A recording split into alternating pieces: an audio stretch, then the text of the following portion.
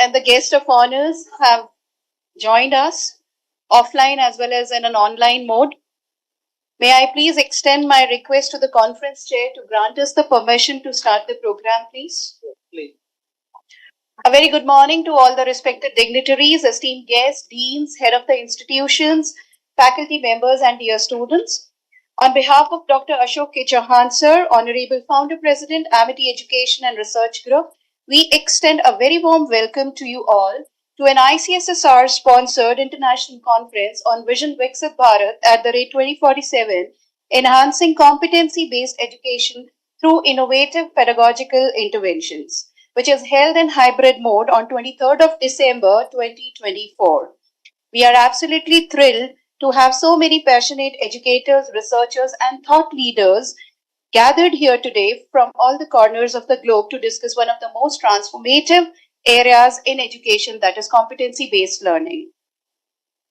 We hope that this conference will challenge and motivate the innovative zeal in all of us.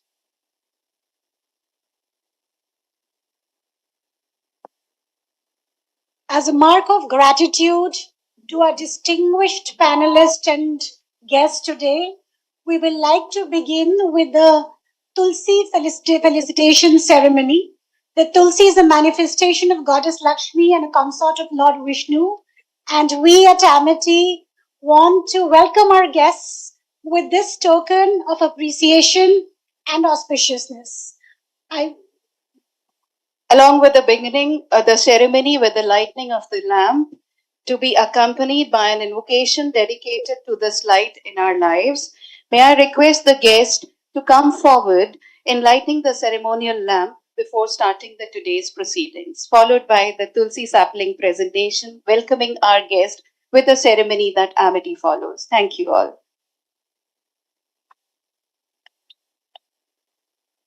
Goddess Saraswati, the authority on academics and the arts. Everybody from musicians to scientists, they pray to her for guidance and knowledge. One who is so fair, like a garland.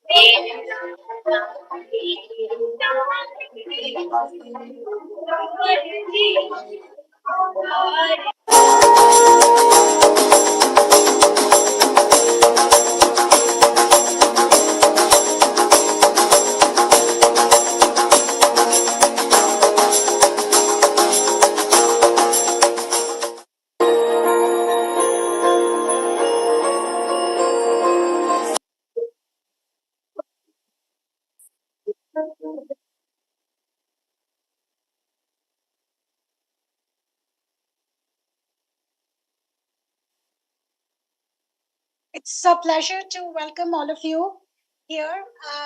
I'm Dr. Bidisha Banerjee, and I am with Dr. Rasna Sehrawat, who is the co-convener of the conference. We will begin with the Tulsi felicitation. I would now like to invite Dr. Harish Kumar to please present the Tulsi sapling to our chief guest of the conference, Padma Shri Professor J.S. Rajput, former director of NCERT.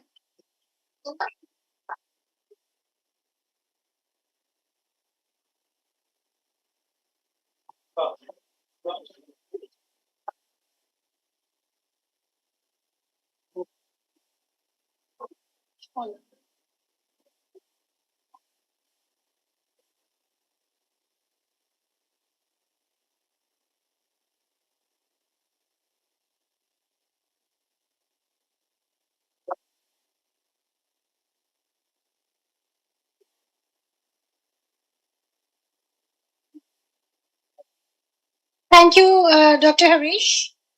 May I now request Dr. Kalpana Sharma, Head Aspis, to please present the Tulsi sapling to our guest of honor of today, Professor C.B. Sharma, Director, School of Education, IGNOU.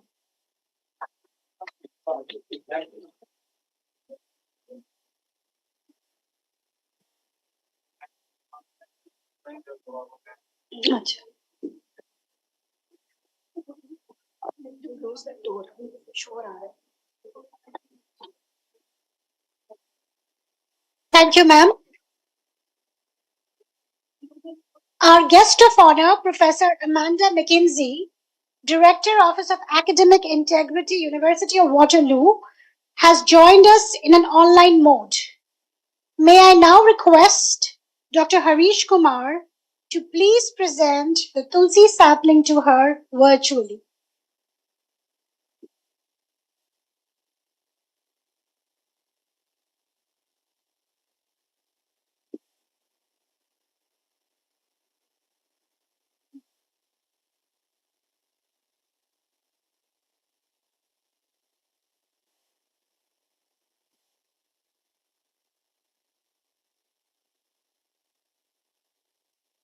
Thank you, Dr. Harish.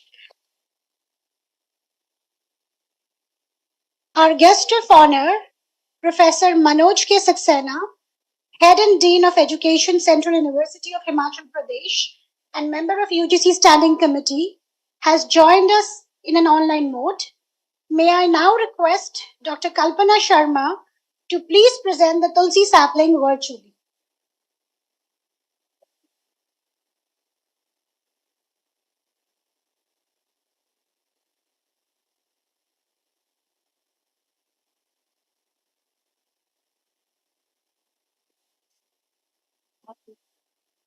Okay. May I now request Dr. Anil Sehrawat to please present the Tulsi sapling to Dr. G.N. Tiwari, who has joined us today. He's the head of teacher education at Nagaland University.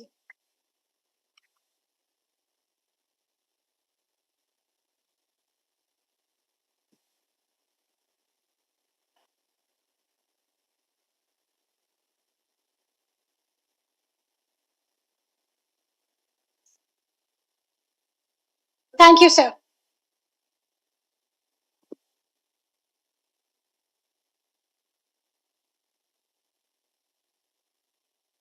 Now, before we dive into our exciting sessions, it is my privilege to invite Dr. Priyanka Singh Niranjan, the conference convener, to deliver the welcome address and officially open this conference. Thank you so much, Dr. Rasna. Good morning, distinguished guests, respected speakers, esteemed delegates, and dear participants. It is with great pleasure and a deep sense of responsibility that I welcome you all to the International Conference on Vision Viksit Bharat at the rate 2047, enhancing competency-based education through innovative pedagogical interventions.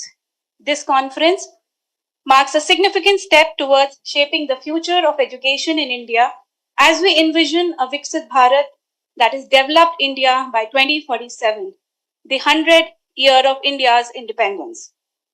The theme we gather today to explore is not only timely but also crucial. As we look ahead to the next few decades, our commitment to providing an education system that is just not relevant but transformative for future generations remains our guiding principle. Our vision for 2047 focuses on equipping every learner with the competencies required for success in a rapidly changing world.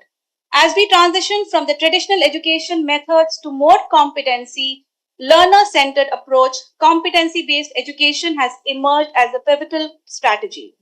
CBE emphasizes the development of specific skills, knowledges, attitudes, and learners that can apply in real world situations rather than just a focus on theoretical knowledge. It is through this approach that we aim to enhance employability, critical thinking, problem solving abilities in our students.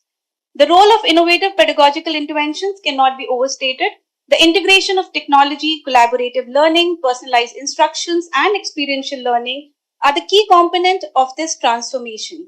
It is through these innovative methods that we hope to bridge the gap between classroom learning and practical applications, preparing students for the demands of a globalized world. This conference brings together scholars, educators, policymakers, and practitioners from across the globe, each contributing unique perspective and expertise. So today we'll engage in stimulating discussions, share insights, and collaborate on strategies to reshape education to meet the needs of the 21st century. We will explore the latest advancements in the CBE, discuss its practical implications, and highlight the best practices in pedagogy that are empowering educators to deliver education that truly makes a difference. I extend my heartfelt thanks to all the speakers, panelists, and experts who have taken their time out from their busy schedules to be with us. Your participations and invaluable contributions will help us pave the way for creating an education system that fosters holistic growth, prepares students for future challenges, and contributes to the larger vision of a prosperous and self-reliant India. Finally, I would like to thank all the delegates and participants for being here today.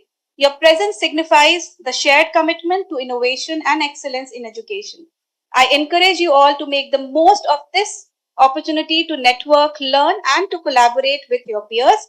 Let us work together to turn the vision of a Viksit Bharat into a vibrant reality through a renewed focus on competency-based education and innovative pedagogy. I once again welcome you all to this exciting conference and look forward to the inspiring conversation and outcomes that will emerge from our collective efforts. Thank you so much.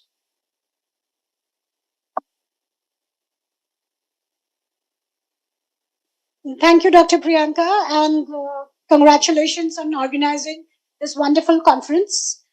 I would now like to invite the chair of this conference, Professor Harish Kumar, who is the head of the institution at Amity Institute of Behavioral and Allied Sciences, to the dais. Professor Harish has over 30 years of experience and is a quantitative techniques of education specialist. And the Baraktullah University in Bhopal has awarded him the National Award for the Innovative Researcher of the Year. He has also been recognized by the NCERT and received the National Award for Innovative Practices and Experiments in Education for schools and teacher education institutions in 2019. With great pleasure, I invite Professor Harish Kumar to the dais.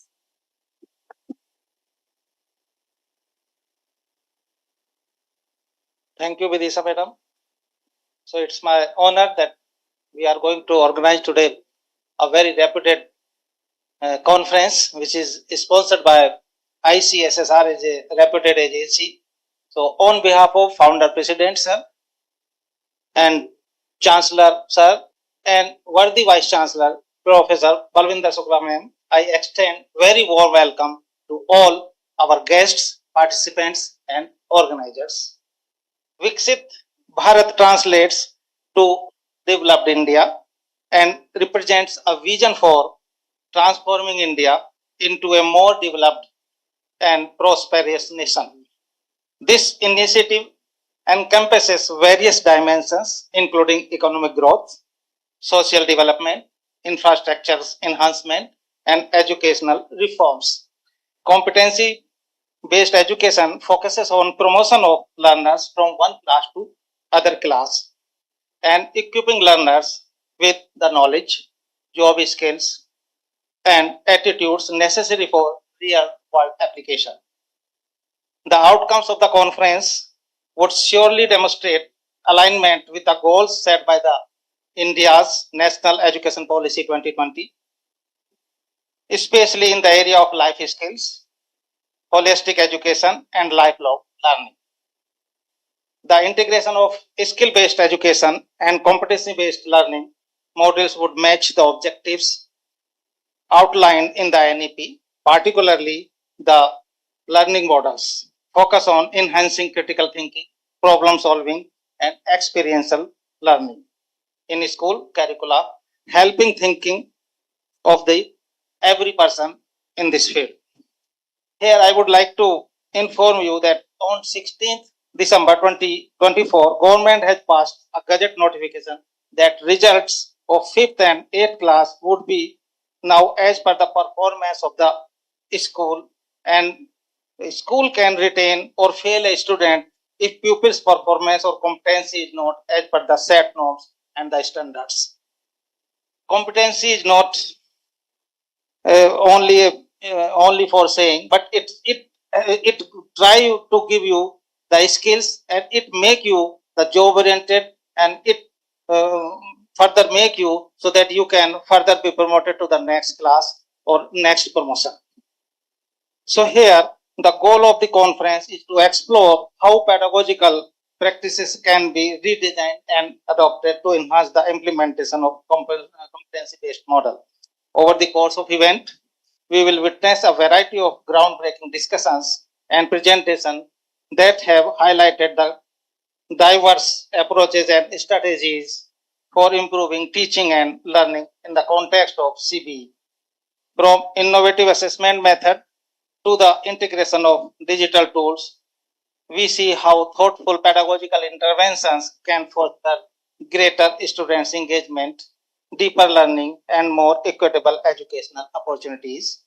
The emphasis on competency-based education through innovative pedagogical interventions align with India's evolving educational policies and country's need for more skilled, employable workforce. It can foster a generation of learners who not only excel the theoretical knowledge but are also equipped with the practical skills necessary to thrive the increasingly complex and competitive global economy. We encourage all the participants to reflect on the discussions, exchange ideas, and continue exploring the exciting possibilities that emerge with pedagogical interventions which are thoroughly aligned with the principles of competency-based education. By the end of this conference, participants will be equipped with practical tools, collaborative networks, and a deeper understanding of how the effectively implementation pedagogies intervention that enhances the competency-based education. Once again, I welcome you all and seek your utmost blessings for the desired outcome. Thank you.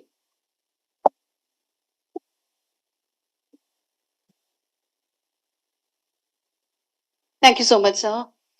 It's our absolute pleasure to introduce a very special guest who has gone above and beyond to join us today. Our esteemed guest of honor, Professor Amanda Mackenzie, Director, Office of Academic Integrity, University of Waterloo, Canada. She has graciously agreed to address us despite the time difference which is there in her home country, where it's already a midnight, 12 a.m. And this truly reflects her dedication and commitment to the cause of enhancing the competency-based education and her support for the initiatives like ours. Amanda Mackenzie oversees the Office of Academic Integrity at Waterloo. Academic integrity integrally tied to ensuring quality assurance and is part of both the university undergraduate degree level expectations and the graduate degree level expectations. Mackenzie is active with the Academic Integrity Council of Ontario. She also has a long history with the International Centre for Academic Integrity. Ma'am was one of the co-founder of ICAI Canadian Regional Consortium and was also an officer and board member of the International Centre for Academic Integrity. We are incredibly honored to have her with us today. Her willingness to join us through an online mode at such a late hour in her time zone is a testament to her passion for advancing the cause of education and her belief in the importance of this conference.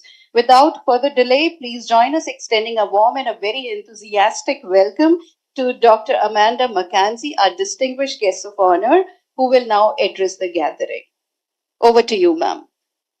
Thank you so very much. I am honored to be able to join you this morning, and thank you for the opportunity to speak to you about this exciting topic. And I'm really excited for your conference to focus on competency-based education.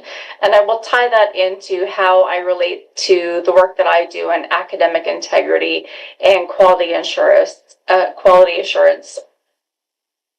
Just to recap, I just want to go back to where education has been over the last few years. And I think we can all appreciate that at some point for the last few years, students have really felt the need to be getting a degree to get a degree and have a job. And that's really been a commodification, a transactional way to look at education. And then unfortunately we had the pandemic come, and then we had a global shutdown, and teaching and learning really changed. And I don't think we had quite recovered from that. And then we had global generative AI come out in November 2022. And when that happened, we really had to step back and think, again, what would our teaching and learning look like? So for educators, you've been in a very unique situation, which has been really challenging. And I'm going to talk a little bit about those challenges. In some ways, we might think, oh my gosh, the sky is falling, right?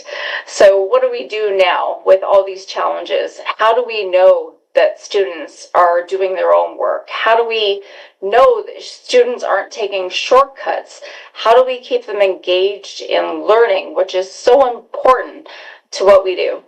How do we nurture their critical thinking so they're not reliant on things that are like ChatGPT and other tools? How do we make sure that they're doing it themselves? And how do we verify that they have these competencies, which you're going to spend a lot of time talking about, and I'm so thankful that you are. And how do we prepare students for the future work? These are all really good questions, and I think that your conference is going to tackle all those things. So I'm very excited for you to engage in those conversations, share with each other, and learn about the ways that you can do things differently than maybe you have done in the past. I'm going to talk a little bit about cheating, because that's a little bit about where I come from academic integrity, and how it ties into competency-based learning. So students are going to cheat or take shortcuts when they feel the list of things here that I have on this slide. So when they're not connected to their instructor, they feel like they don't have any buy-in. So if they don't have that buy-in to what you're teaching, it's going to be a tough sell for them to stay engaged. Also, if they don't value the course, that's going to be a tough challenge as well. So again, competency-based education will be really great at tying those students in to make sure that they value the course. If they don't understand the value of the materials or the concepts or the way that you're going to assess them, these things are also going to cause potential roadblocks for those students. So they really need to know why this content is valuable and why you're assessing them the way that you're assessing them. Two other points that are really important is that if they think that their peers are able to shortcut anything with competency-based learning, they're going to think that it's okay for them to take those shortcuts too. And we don't want that to happen. We want to make sure that students are engaged and realize that what they put in is what they're going to get out. So the way that we demonstrate that as instructors is that we make sure that they know that we value integrity. They know that we value the competencies that they're going to demonstrate. So I'll now talk a little bit about competency-based education, which will ultimately deter your students from cheating or taking shortcuts. So as you go through this conference, you're going to learn more about competency-based education. Some of you might know a bit more about it than others, and it really focuses more on what students can do with the knowledge than what they know. It's really an emphasis on the practical skills that they can bring. And this is not just like at this point in time, but it's a lifelong learning of what they can contribute. Also looking at things with experiential learning, critical analysis, reflective thinking, and a deeper understanding. And that's really crucial when we have the temptation of artificial intelligence, which students can use to shortcut these things. So really focusing on them to not be tempted by these tools and think about what critical thinking can you use in my course to demonstrate your competencies and your skills. That's going to mean that you're going to need flexible learning environments and you're going to need new pedagogical interventions, which I'm sure you're going to share with each other in this conference, which again is really exciting and hopefully something new that you will embrace. You'll also think about continuous assessment. So it's not just the standardized testing that maybe have happened in the past or the rote learning. Memorization is great, but how do you apply that memorization? You might be able to speak to it from what you can memorize and acknowledge, but how do you apply it? How do you critically know where that knowledge fits in? And that's going to be very important going forward. Those will be the future parts and the most important piece for your students as they go forward into their jobs and into their future careers. So ultimately, this is focusing on the real world application and what your workforce needs are going to be as you go forward towards a developed India. A couple more things about community or competency-based education is that you're going to want to focus to specific learning outcomes, and those outcomes will be assessed in multiple different ways. And the beauty of that is that it promotes inclusivity, and you're looking at learners at all different levels. So it's very accessible and equitable, and that's a key difference compared to where things have been in the past. And also, you're going to make sure that these students demonstrate these things before you move them forward. So it's important that these students can demonstrate these competencies, and therefore that reinforces the credibility of all the degrees that you confer for your programs. That means that you can ensure that your students know the skills that they are demonstrating are the ones that they are going to need in the workforce and in their future careers. These things also support academic integrity and quality assurance, because if you cannot demonstrate this kind of learning, then you don't really have quality assurance or academic integrity. So from my background, it's really important that you're doing this work, and I really applaud you for taking the time to learn more about it and spend the time to develop these skills and support your students in this way. So as I come to wrap up, what I'm bringing to you is that obviously the world is constantly changing, and education has to change too.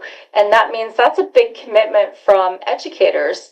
That means that you need to take the time and effort to learn about competency-based education. And this will require some time. It will move you outside of your traditional comfort zone.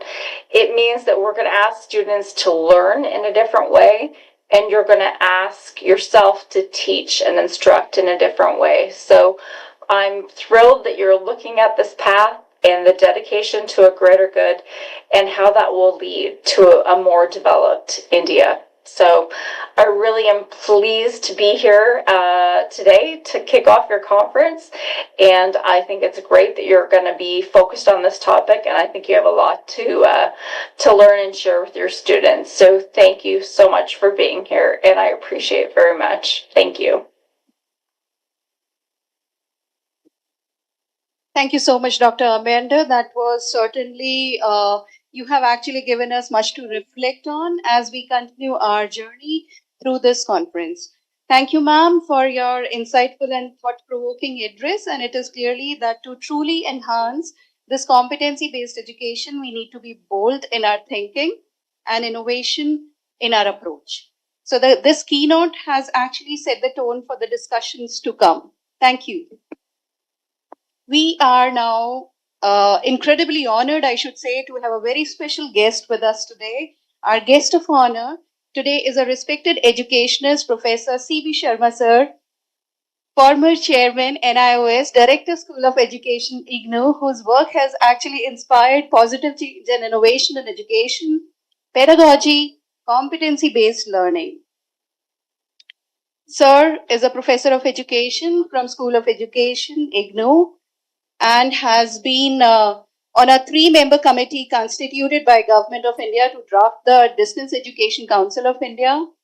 Then Sir has been the director of Distance Education Program as well of Sarv Shiksha Abhiyan, an MHRD IGNOU project.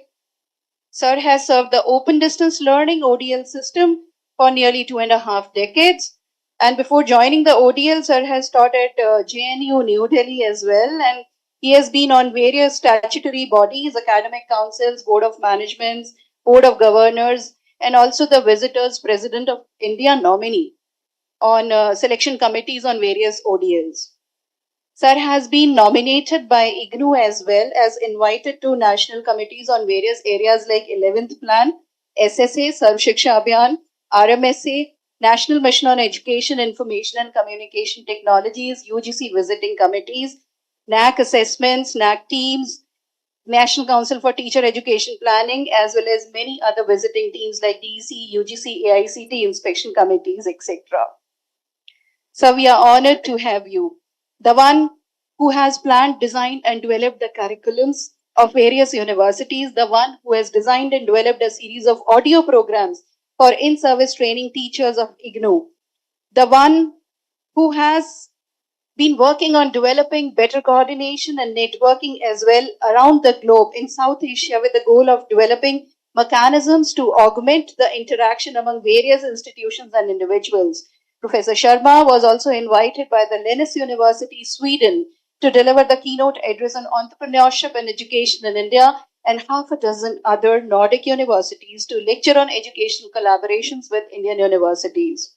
Sir has also offered Korean government scholarship to the research at the University of Seoul. Sir has been involved in editing of various journals, including associate editor of the staff of the Educational Development International, SEDI. We are thrilled that he has taken the time from his busy schedule to join us today. His insights, experience, and leadership have greatly influenced the way we approach, and we are excited to hear from Sir. It's a great pleasure to have you, sir.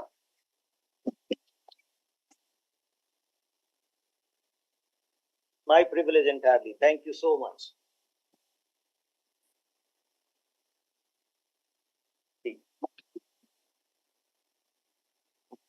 मंच पर विराजमान परम आदरणीय professor JS Rajput, जिनको आप अभी सुनेंगे, शायद पहले सुनने का मौका लगा ना लगा हो, हम सब इनके शिष्य हैं, तो इनके सामने बोलना थोड़ा मुश्किल होता है। हम सब इनके चरणों में बैठ करके सीखे हैं और सीख रहे हैं। हमारा सौभाग्य है कि आज इनके साथ हम मंच शेयर कर रहे हैं। सबसे पहले आपका नमन सर, आपको नमस्कार। Thank you.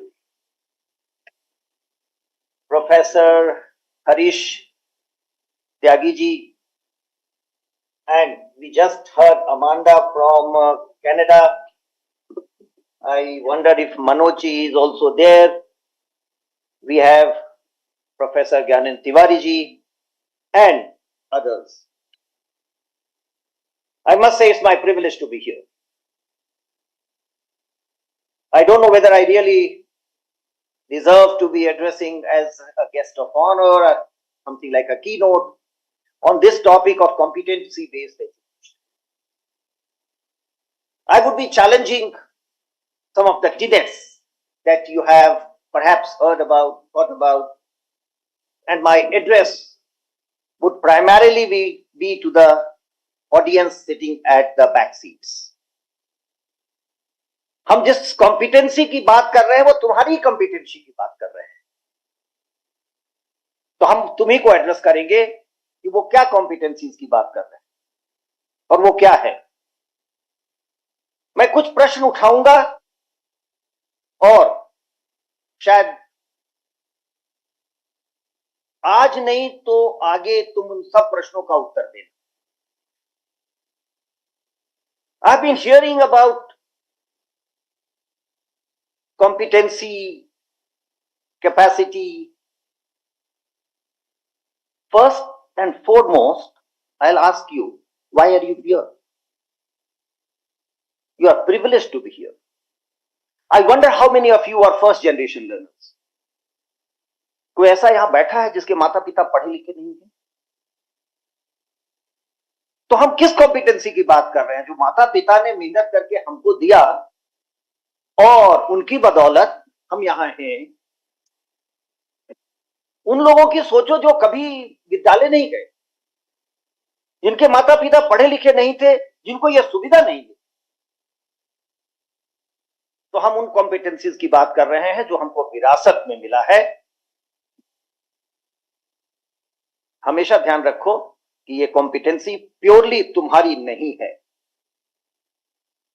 ये तुमको परिवार ने दिया है, तुमको विद्यालय ने दिया है, तुमको तुम्हारे शिक्षकों ने दिया है, तुम्हारे संस्थानों ने दिया है, और उसकी बदौलत तुम यहां हो। तो पहले अपने को एसेस करो, पहले अपने को एसेस करो। What am I capable of? What am I capable of? We are in a tough world. It's a very, very competitive world. And nothing comes for free. There are no free lunches. You will have to work hard. We often say learner-centric education. Sometimes teachers are also given that position of privilege. My first question, I believe you have noted and you will answer this later on. हम किस competency की बात कर रहे हैं? तुम competent हो क्या? तुमने क्या किया है इसको प्राप्त करने के लिए? कितनी मेहनत की? और बड़े ईमानदारी से आंसर करना कि जितने कॉम्पिटेंट हो उसमें क्या मिल सकता है। So, don't over demand. I'm saying these, I'm reflecting on it because I know you need to answer. I've served education for more than 3 decades, nearly 4 decades, and I have seen many, many students, and I'm speaking from experience. एक प्रश्न अगर पूछें, क्या करना चाहते हो जीवन में? क्या करना चाहते थे? क्या कर रहे हो? Red shirt. Yes, बताओ. Good. And what did you study in school? Physics, chemistry, mathematics. Huh? Let me ask you a difficult question. IIT क्यों नहीं गए? बस बैठ जाओ, आंसर मत देना, आंसर मत देना, बैठ जाओ. We have nurtured the whole nation. We prepare every student right from class 1. बेटा फिजिक्स केमिस्ट्री मैथमेटिक्स पढ़ना और किसी तरह आईआईटी पहुंच जाना, मेरी इज्जत बन जाएगी समाज में. तुम्हारा क्या सपना था? मैं जब राष्ट्रीय शिक्षा नीति बन रही थी, मेरा सौभाग्य था कि मैं उसके साथ जुड़ा हुआ था, और मैं जाकर के बच्चों से देश भर में विद्यालयों में पूछा क्या करना. मैं कई तबके के बच्चों से पूछा. एक लड़की खड़ी हुई रांची के डीपीएस में कही, सर अगर मेरा चलता ना तो मैं केवल डांस करती. मुझे डांस में बड़ा शौक है, मैं डांस सीखती, मैं डांस के बारे में पढ़ती, मैं डांसर बनना. मैंने पूछा डॉक्टर राम सिंह, अब दिल्ली के डीपीएस के प्रिंसिपल हैं, वो रांची के प्रिंसिपल थे, ये कौन लड़की है? उन्होंने कहा ये रांची के 2 लीडिंग डॉक्टर्स की अकेली बेटी. इसके माता पिता का एक बड़ा नर्सिंग होम है और वो चाहते हैं कि डॉक्टर बने ताकि उस नर्सिंग होम का चार्ज ले सके. वहां से मैं गुवाहाटी गया, गुवाहाटी के गवर्नमेंट स्कूल. मैंने फिर यही क्वेश्चन पूछा. एक लड़की सामने बैठी थी उसी जगह पर, उसने भी यही उत्तर दिया.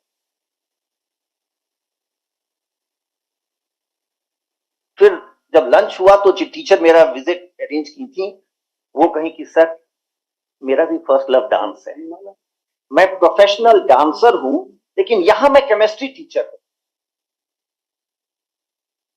I don't think you really wanted to go to IIT. Your heart was somewhere else. But you were studying physics, chemistry, mathematics because the society wanted, your parents wanted, somebody else wanted. हम उस competency को कैसे जज करें जो जिसको तुम परसू ही नहीं कर रहे हो, but you are not at that age where you can possibly do it.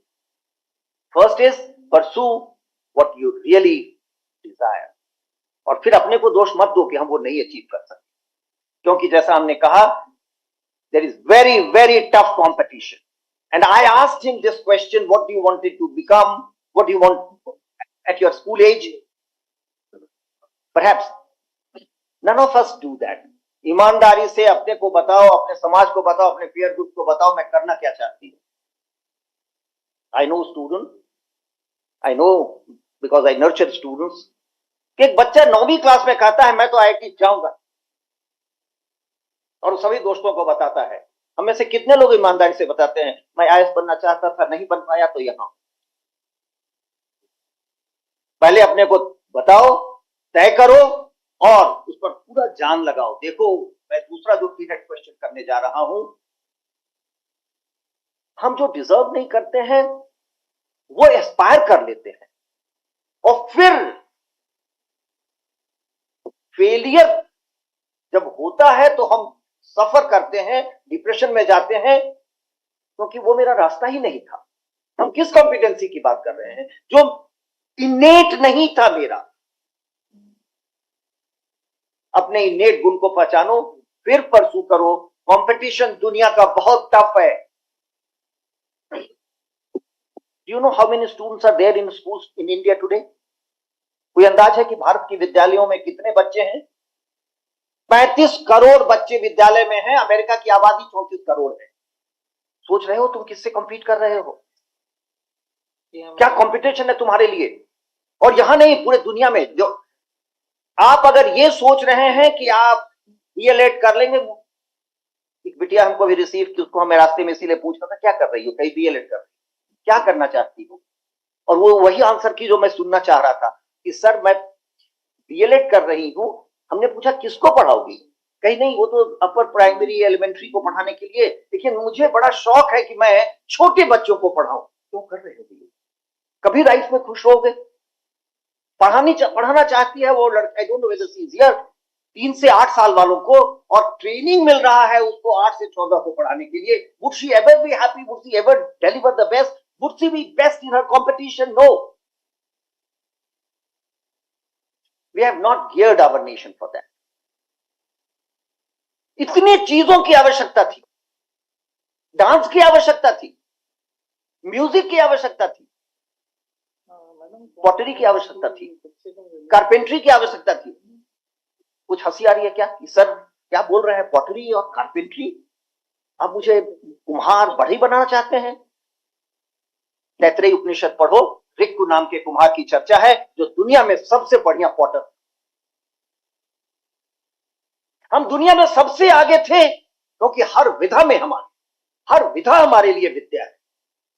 There's so much knowledge in dance, there's so much knowledge in pottery, there's so much knowledge in carpentry.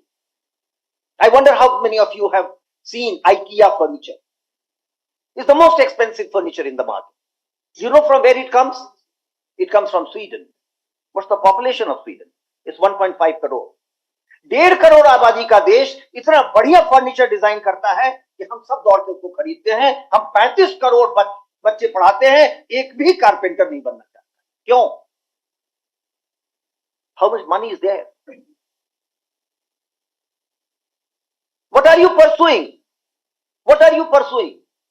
IIT, then IAS, if not some government service. Not more than 1% or less than 1% will get it. राष्ट्रीय शिक्षा नीति यही करना चाह रही है कि हमने जो लिंक कर दिया था डिग्री को जॉब से, उसको खत्म कर रहे हैं. हम किस कॉम्पिटेंसी की बात कर रहे हैं? Survival of the fittest in the society. If you are a very good potter, you would survive. If you are a very good carpenter, you would survive. If you are a very good dress designer, how many of you would like to become a dress designer? Competency पहले अपने तो तय करो क्या करना है, पहले अपने देखो कि मेरा दिल कहां बसता है। हमको लगता है कि ये क्वेश्चंस मैं इसलिए कर रहा हूं क्योंकि जैसा कहा गया कि मैं नीति बनाने में, समझने में लगा रहा हूं, मुझे लगता है मेरी नीतियां बहुत गलत। I was so very happy to enter your campus today. I was telling, I think, Yanendra as well, that when I entered the campus, it's so vibrant. It's so vibrant. A few days back, I shouldn't be saying, but I have to say, I was in Delhi University. Your campus is more vibrant than other university campuses. That is required of a campus. तुमको एक वातावरण मिल रहा है जहां सीख सकते हो और पश्चिम के परिभाषाओं पर मत जाना। Learner centric learning or education. What is that? I remember attending a seminar more than 3 decades back in Amsterdam, and I have been quoting this all through my life. And the conference president opened the conference with a remark which you must hear. Fortunate are those who could sit at the foot of those who are learned. Fortunate are those who could sit at the foot of those who are learned. हम सौभाग्यशाली हैं कि हम राजपूत साहब के चरणों में बैठ करके इससे सीखें. No less fortunate are those who could sit at the foot of those who sat at the foot of those who are learned. बिना गुरु के शिक्षा कैसे होगी? ये पश्चिम की परिभाषा नहीं चलेगी. हम सदियों से बोल रहे हैं गुरु गोविंद दोनों ही खड़े एकाकी लग. बिना गुरु के गोविंद मिलेंगे कैसे? कौन बताएगा? हमको ये 3 को क्वेश्चन करना ही पड़ेगा. The teacher-centric education, learner-centric education, it has to be teacher-student-centric learning. Question करना पड़ेगा इसको. ये कॉम्पिटेंसी कहां से आएगी? कौन देगा? अब जाके पश्चिम में देखिए, कोई टीचर नहीं बनना चाह रहा क्योंकि आपने पूरे चीज को उलट दिया. वो है नहीं. भारतीय वाङ्मय में बड़ा बढ़िया श्लोक है एक, सहना नावतु सहनो भुनक्ता सहवीर करवा वह. टीचर भगवान से प्रार्थना कर रहा है, हे भगवान मुझे और मेरे विद्यार्थी दोनों को मौका दो कि हम साथ साथ ग्रो करें. हम ग्रो नहीं करेंगे, तुम कैसे ग्रो कर? तुम ग्रो करोगे बिना मेरे कैसे कर जाओगे? हम पश्चिम के प्रभाव में ये पूछना बंद कर. Question this during your seminar. How are we going to acquire those competencies which we require? Who is going to handhold us? So we must question that. We must question that. And we must adopt a new pedagogy. What do we want to do? आप बहुत बड़ी आबादी हैं, आपको नौकरी नहीं मिलने जा रही है, आप मान लीजिए. और fortunately, we are the youngest country. पूरे दुनिया को हमारी जरूरत है, लेकिन हमको वो कॉम्पिटेंसी चाहिए जो दुनिया जिसकी आवश्यकता है. आप नॉर्डिक कंट्रीज को देख लीजिए, आप यूरोपियन कंट्रीज को देख लीजिए, वहां काम करने वाला कोई भी नहीं बचा है. तो वहां काम किस चीज की आवश्यकता है? हमको क्या पैदा करना पड़ेगा, क्या सीखना पड़ेगा, और कड़ी मेहनत करनी पड़ेगी. भूल जाओगा कोई कहता है कि नहीं, हम बिल्कुल इसके विरोध में हैं कि हार्ड वर्क नहीं. एक 21-22 साल के लड़के को हम कलेक्टर बना करके डिस्ट्रिक्ट थमा देते हैं. वो बिना मेहनत के आता है क्या? तो जो बहुत मेहनत किया है वो वही वहां पहुंचता है. इसलिए तुमको बारी बारी से कहने नहीं बेटा बहुत मेहनत करने की जरूरत नहीं है, अरे इतना नहीं करो, मेरा बच्चा तो इतना मेहनत नहीं कर सकता. I have one son and I made him really slog. I really made his blog. Now he is 31 years old and he tells me, Daddy, आप बहुत hard task master हैं. But I must tell you, at 31, he is amongst the richest 1,000 people of the world. You have to work hard. He has written a small book and where he says कि मैंने 10वीं class में ये तय किया कि मैं IIT जाऊंगा और मैंने डिक्लेयर किया स्कूल को. तभी हम मेहनत कर पाए. हम सब झूठ बोलते रहते हैं कि हम IIT नहीं जाना चाहते, हम IAS नहीं बनना चाहते, हम करते रहते हैं चुप चुप के, बिल्कुल मत करो, अनाउंस करो, मेहनत करो, वहां पहुंचो। नहीं, एक्सेप्ट करो कि no, I was not worthy of it, इसलिए नहीं हो पाया, हम कुछ और करेंगे। हम किस कॉम्पिटेंसी की बात कर रहे हैं ये तय करो और अनाउंस करो। I know these are hard words, these are hard words, challenge लगेगा ये, लेकिन इसको फेस करना ही पड़ेगा। अब फ्यू थिंग्स, हमारा जो वांग्मय रहा है, हम जिस प्रोसेस से पहुंचे थे, I hope and believe you know, we were the richest country of the world right up to 18th century. 18वीं शताब्दी तक हम दुनिया के सबसे अमीर देश थे। कैसे थे? आप जितना भी साहित्य देखें, जितना भी ज्ञान की धाराएं देखें, उस सब में हम आगे थे। हम सबसे बढ़िया जहाज बनाते थे, वेसल्स बनाते थे, समुद्र के रास्ते। कई बार आप पढ़ेंगे वास्को ड गामा भारत आया, वो रास्ता खो गया था। वो रास्ता खोजा कैसे? थोड़ा पढ़ना वास्को ड गामा के बारे में। एक गुजराती ट्रेडर, उसको अफ्रीका में मिला, कान्हा नाम था, जो उसको लेकर के सीधा कोचिन पहुंचा। हमारे पास वो विज्ञान था कि हम समुद्र में भी ऐसी यात्राएं कर सकते हैं। थे 18वीं शताब्दी में ब्रिटिश पार्लियामेंट में ये कहा गया है, we cannot travel through the high sea because we have no way to find our way. हम विज्ञान में 2000 साल पहले सबसे आगे थे, 2000 साल सबसे पहले आगे थे। प्लिनी को पढ़ो, ancient India history notes of Pliny. It's 2000 years old and he writes, India is swallowing the gold of the world. How? The sky is the limit, friends. The sky is the limit. अब राष्ट्रीय शिक्षा नीति जो आई है, आप slightly उस उम्र से बाहर निकल गए हैं, लेकिन फिर भी मौका है, जहां दिल बसता है वही करो। ड्रेस डिजाइनिंग में मन लगता है, पॉटरी में मन लगता है, क्या करने का मन करता है? हम फंस गए हैं उन विषयों में जिन विषयों को वुड्स डिस्पैच ने 1854 में हमारे ऊपर थोप दिया था कि आप यही पढ़ेंगे, बाकी चीजें नहीं पढ़ेंगे। कॉम्पिटेंसी समझने के पहले, अपने को समझने के पहले कि हम कैसे, मुझे लगता है कि सेमिनार का मकसद यही है कि आपको बताएं कि आप अपनी कॉम्पिटेंसी कैसे डेवलप करें, या संस्थाओं में कॉम्पिटेंसीज क्या होंगी, कैसे डेवलप होंगी। सबसे पहले अपने को समझो, अपने ऑब्जेक्टिव को ध्यान में दो, उसको परसू करो और जान लगा के। There are no free lunches, I will say again, nothing comes for free, you have to work hard, you have to slog, मेहनत तो करना ही पड़ेगा। हम अभी बताया गया कि मैं कई संस्थाओं में, कई विश्वविद्यालयों में सिलेक्शन कमेटी वगैरह में बैठता हूं, और मैं अपनी बात ये कह के खत्म करूंगा।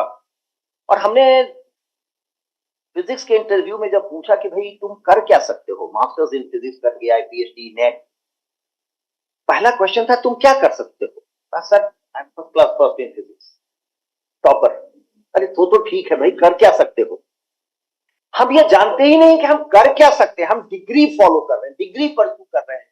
आपकी डिग्री से कुछ होने वाला नहीं है आगे आने वाले समय में।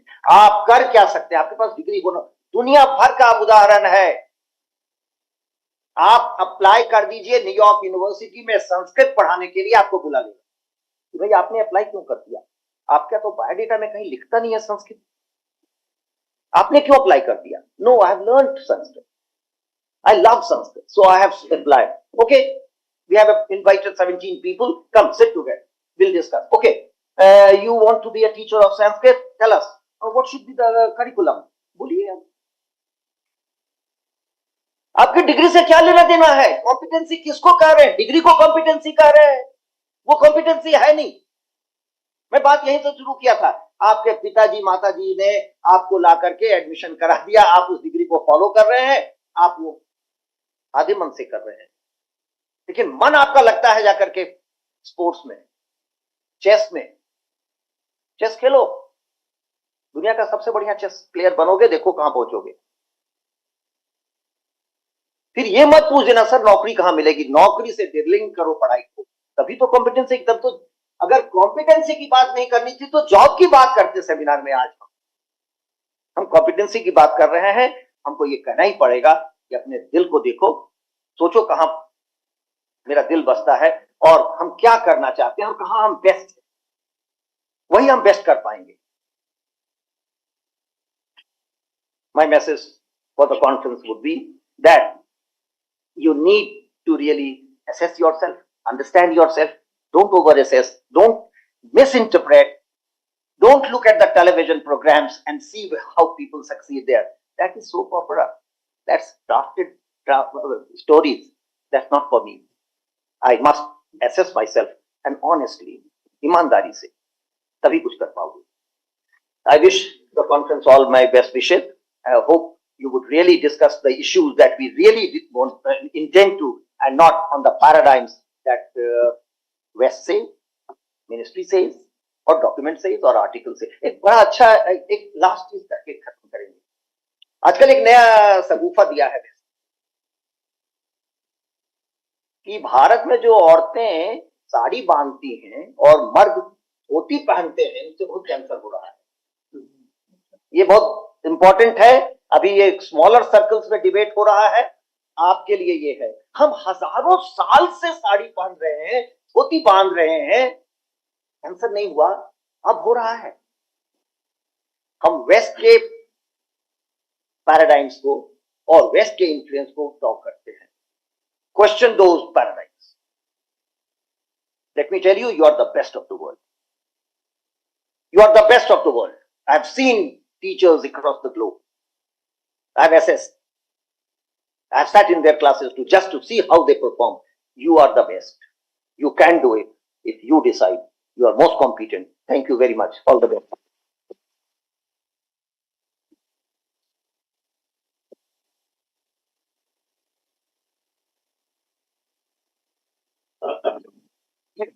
Professor Sharma, what a lecture, what an address, how invigorating and how provocative.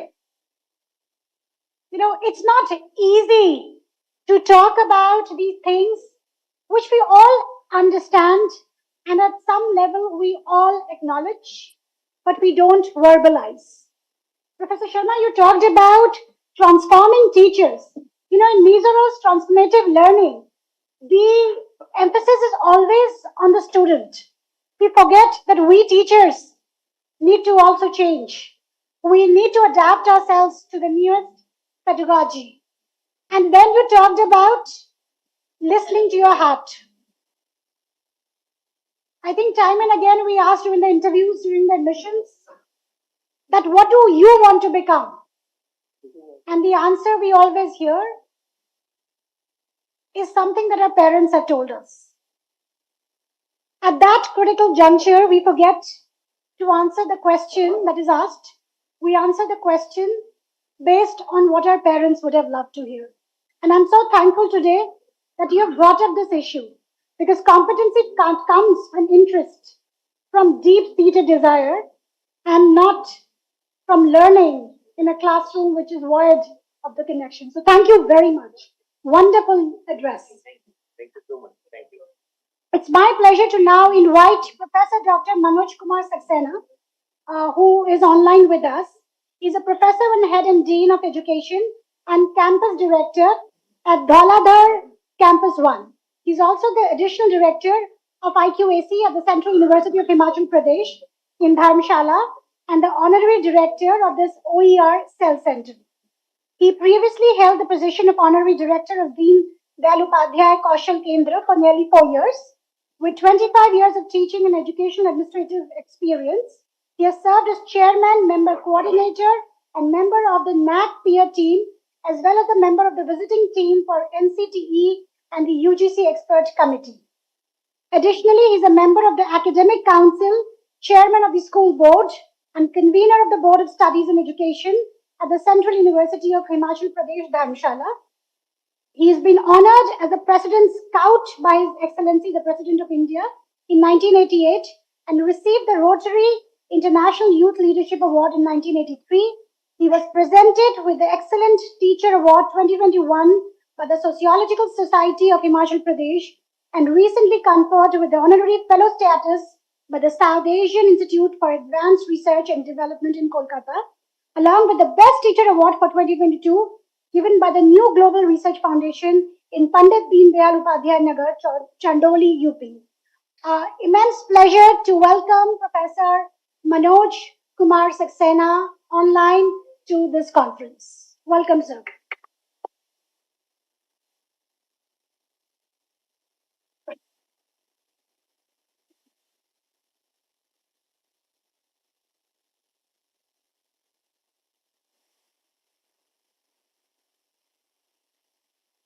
Thank you very much, madam, for introducing me with the galaxy of stars of education.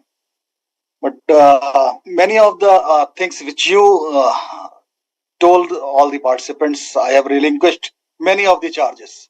I believe that the CV with you, it is almost a year ago it was there. Anyway, thank you for introducing me. The Honorable Chancellor, MIT University, Uttar Pradesh, Dr. Atul Chauhan ji, Chief Guest of this inaugural session, Padma Shri Professor J.S. Rajput Sahab, Honorable Vice Chancellor Professor Balvinder Shukla ji, my co-speakers Professor Amanda McKenzie, Professor C.B. Sharma ji, Convener Dr. Priyanka Singh, my friend and Conference Chair Professor Harish Kumar, and Dr. Rasna Shirawat. Dear participants, guests, ladies and gentlemen, let me congratulate to the organizing committee to host this international conference on Vision Viksit Bharat at 2047, enhancing competency-based education through innovative pedagogical intervention. The subject is having much importance in the current scenario. It is my privilege to be here amongst the galaxy of stars of education, though online mode. Actually, I was very much interested to attend this international conference in face-to-face mode, but due to some family front, I could not make it. So, I missed the opportunity to have the direct blessings of Professor J.S. Rajput Sahab and Professor C.V. Sharma ji. You know that Viksit Bharat at 2047 envisions a developed and self-reliant India by the year 2047, making the centenary of the nation's independence. This concept embodies aspirations of a progressive India that leads in innovation, inclusivity, and sustainable development while preserving its rich cultural heritage. It emphasizes transforming every sector, including education, to create a skilled, empowered, and globally competitive population. At its core, the vision seeks to harness the power of youth and technology, foster equitable opportunities that ensure that Bharat becomes a beacon of knowledge and growth in the global arena. Education, especially competency-based education, stands as a pivotal pillar in realizing the transformative journey. Competency-based education is a transformative approach crucial for achieving the vision of Viksit Bharat 2047, as it focuses on equipping learners with the skills, knowledge, and attitude needed to thrive in a dynamic and rapidly evolving world.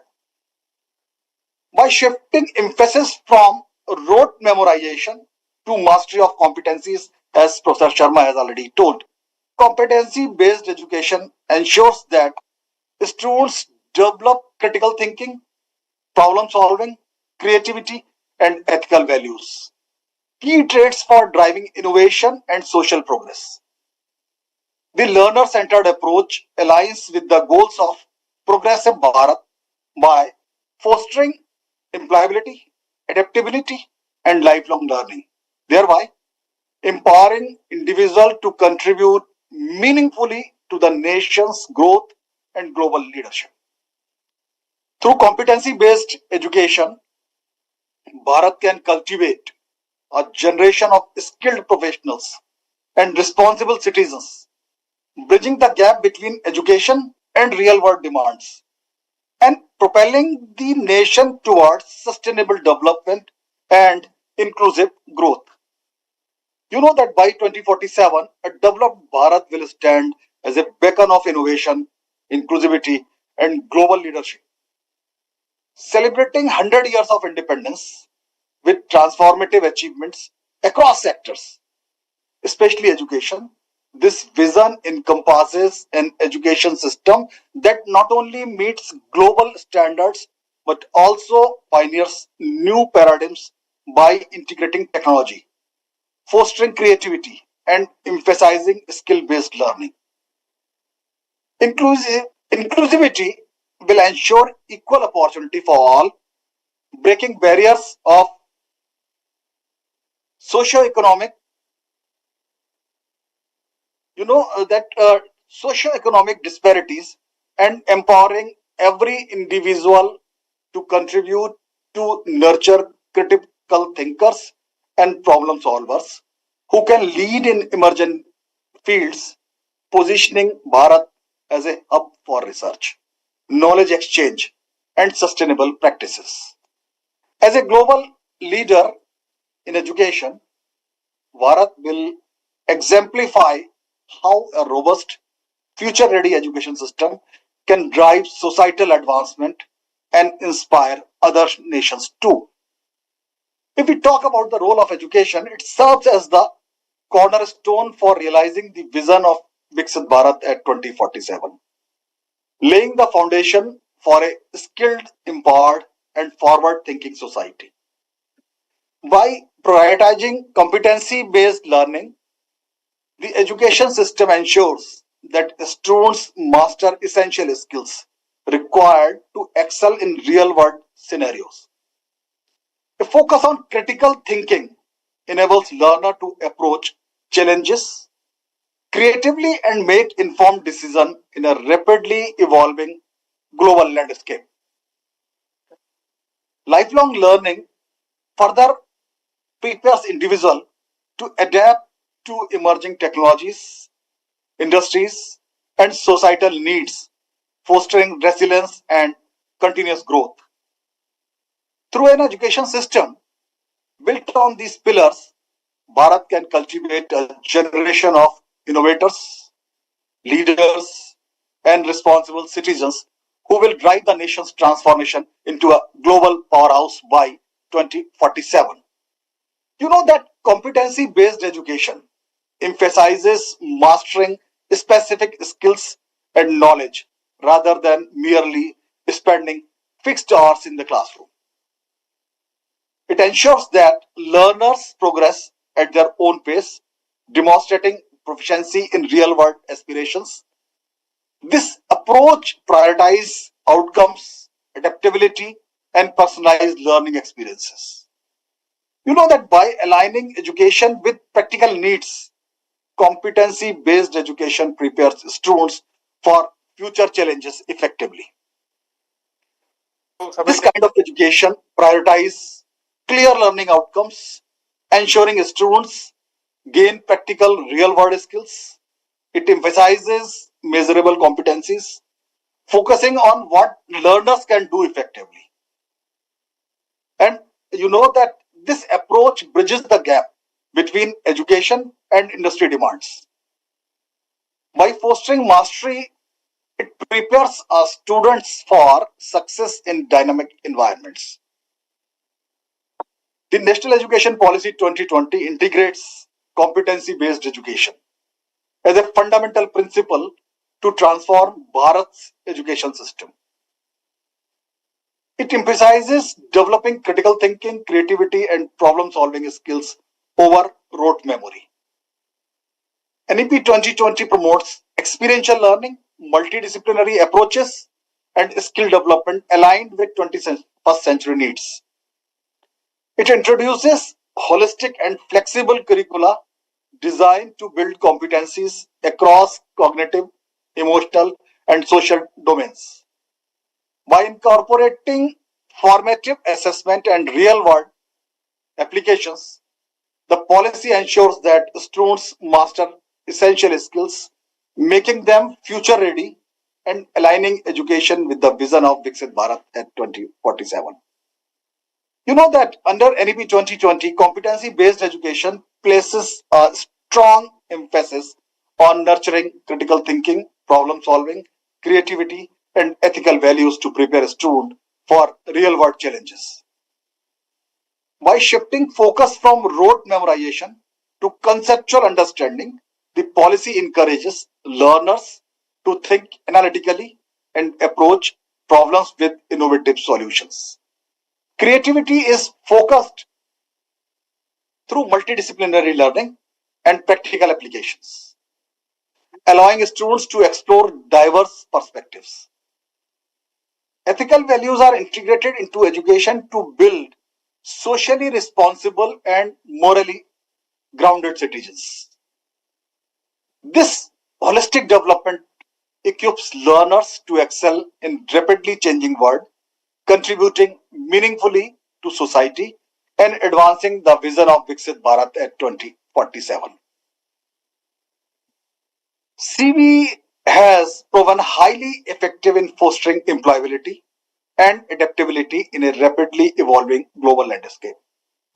By focus on skilling, mastery, and real world applications, competency based education bridges the gap between academic learning and industry needs, ensuring students are job ready.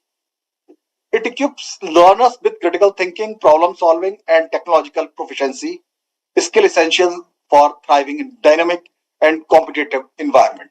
Moreover, its emphasis on lifelong learning enables individuals to continuously upskill and adapt to emerging trends. This adaptability not only enhances personal career growth but also strengthens the workforce, making nations like Bharat more competitive on the global stage. You know that project based learning, a key active learning strategy in competency based education. It involves students working on real world projects to solve local or global challenges. This approach encourages learners to apply their knowledge and skills to tackle practical problems, fostering deeper engagement and understanding. By collaborating on projects that address societal issues and industry needs, students develop critical thinking, creativity, and problem solving ability. Additionally, project based learning nurtures teamwork, communication, and leadership skill, all of which are vital for success in today's interconnected world. This strategy not only prepares students for future careers but also empowers them to become active contributors to societal practices. Inquiry based learning, a key active learning strategy in competency based education, encourages students to take an active role in their learning by asking questions, exploring new ideas, and seeking solutions independently.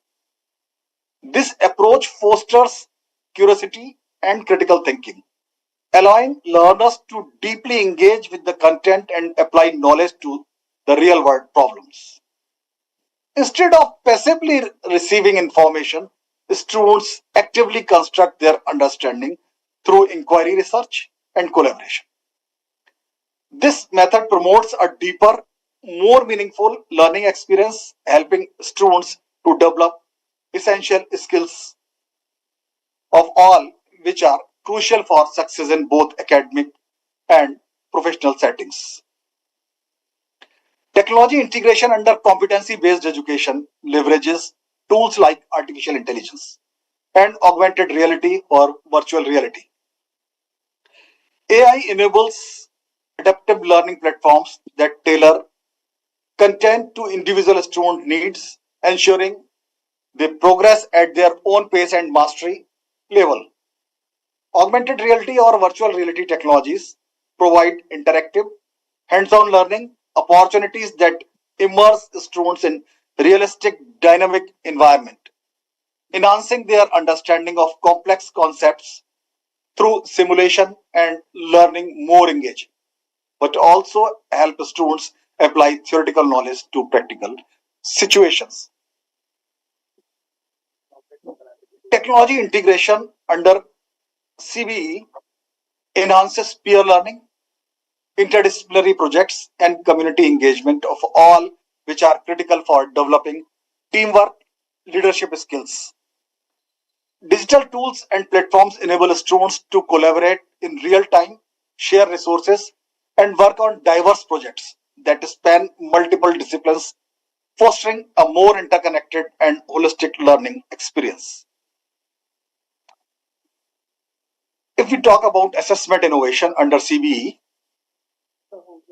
it marks a significant shift from traditional road based testing to more comprehensive, formative portfolio and performance assessment.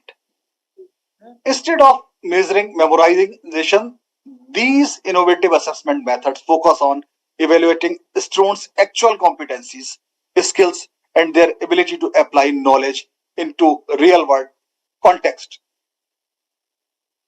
Innovating teaching methods to equip students with the skills and competencies essential for success in future.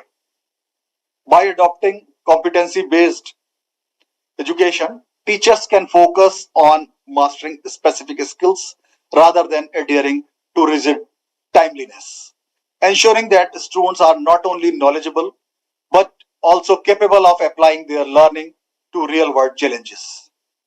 Embarking active learning strategies, technology integration, and continuous assessment allows educators to create dynamic, engaging, and personalized learning experiences. These methods empower students to develop critical thinking, creativity, and adaptability, the key qualities needed to thrive in an ever changing global landscape. By embarking these approaches, educators play a pivotal role in preparing the next generation to lead and innovate a rapidly evolving world. Let me conclude with the words that a confident and capable youth is at the heart of realizing the vision of Viksit Bharat at 2047. Equipped with the knowledge, skills, and values fostered through a modern competency based education system, Bharat's youth will drive the nation towards innovation, inclusivity, and global leadership. Empowered by critical thinking, problem solving abilities, and adaptability, they will be the architects of a progressive and self reliant Bharat.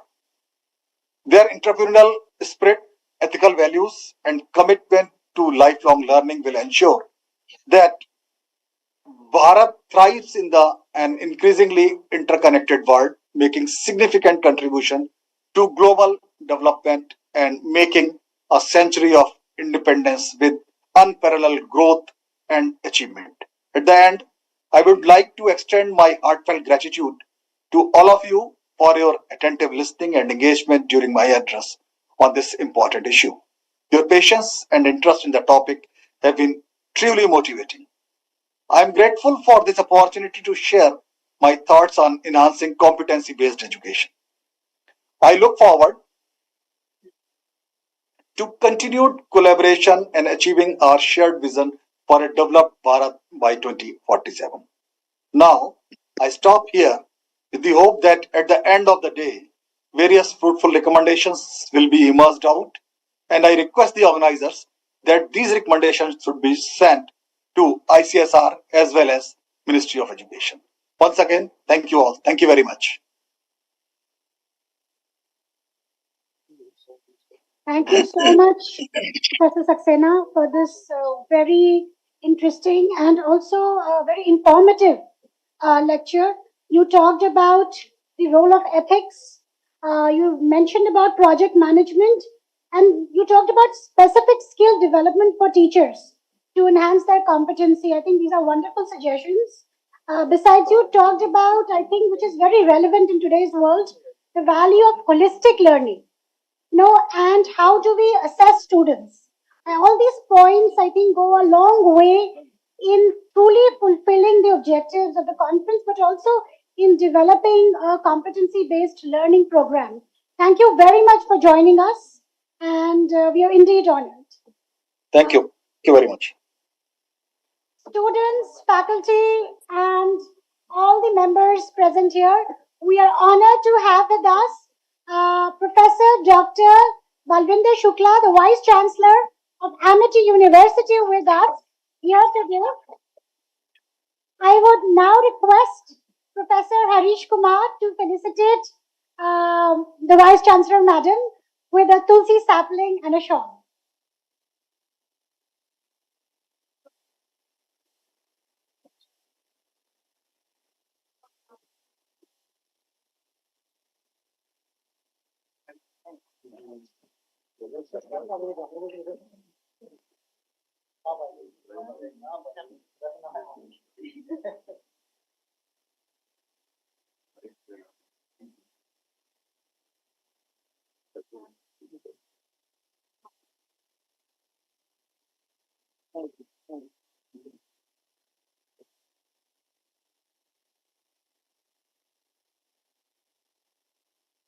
Thank you so much, ma'am, for making your presence over here.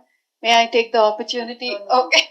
Thank you. And I think you're running behind the schedule. I think almost, on the 1 hour.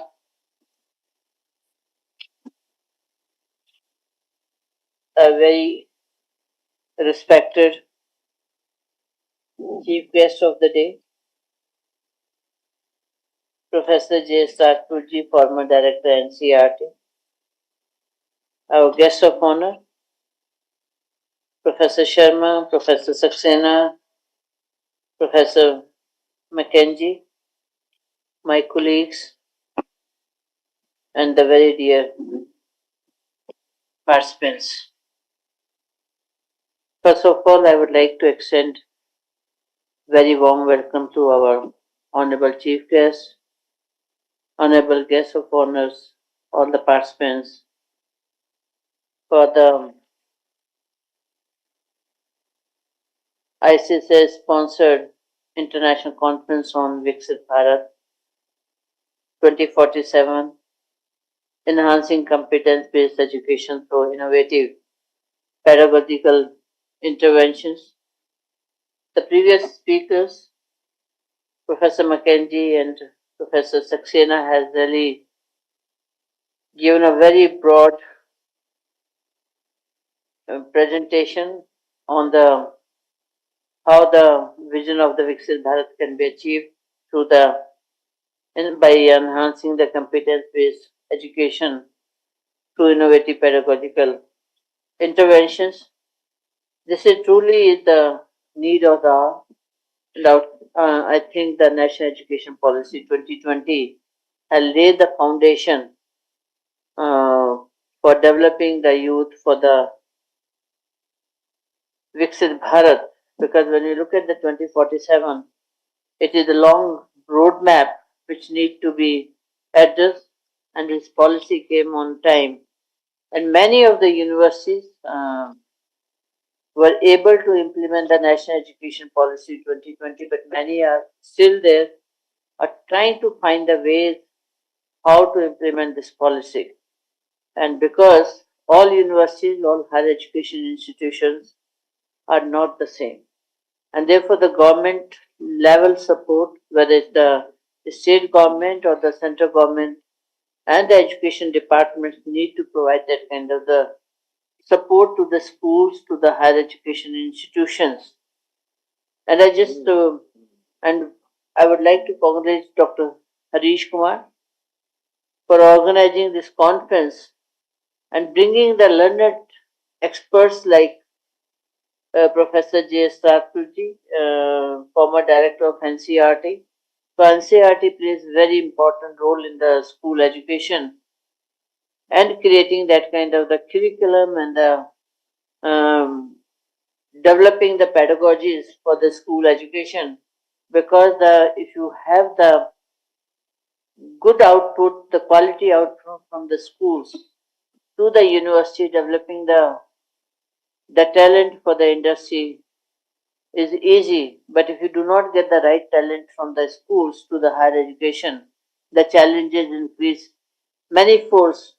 Recently, in the state of Uttar Pradesh, the Honorable Governor and her office has been looking at to inviting all the vice chancellors and seeking their inputs that how the education in Uttar Pradesh can be the top class education and what all is needed. So one of the aspect has come because the number of schools, the number of higher education institutions when we look at in the UP, and because when Honorable Governor Madam invited and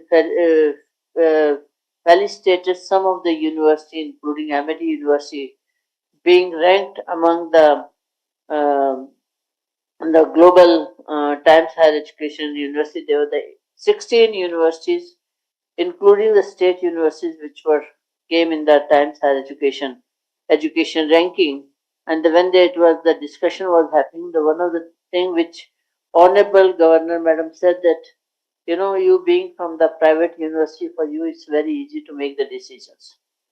But when it comes to the state-run universities and higher education institutions, they have many challenges.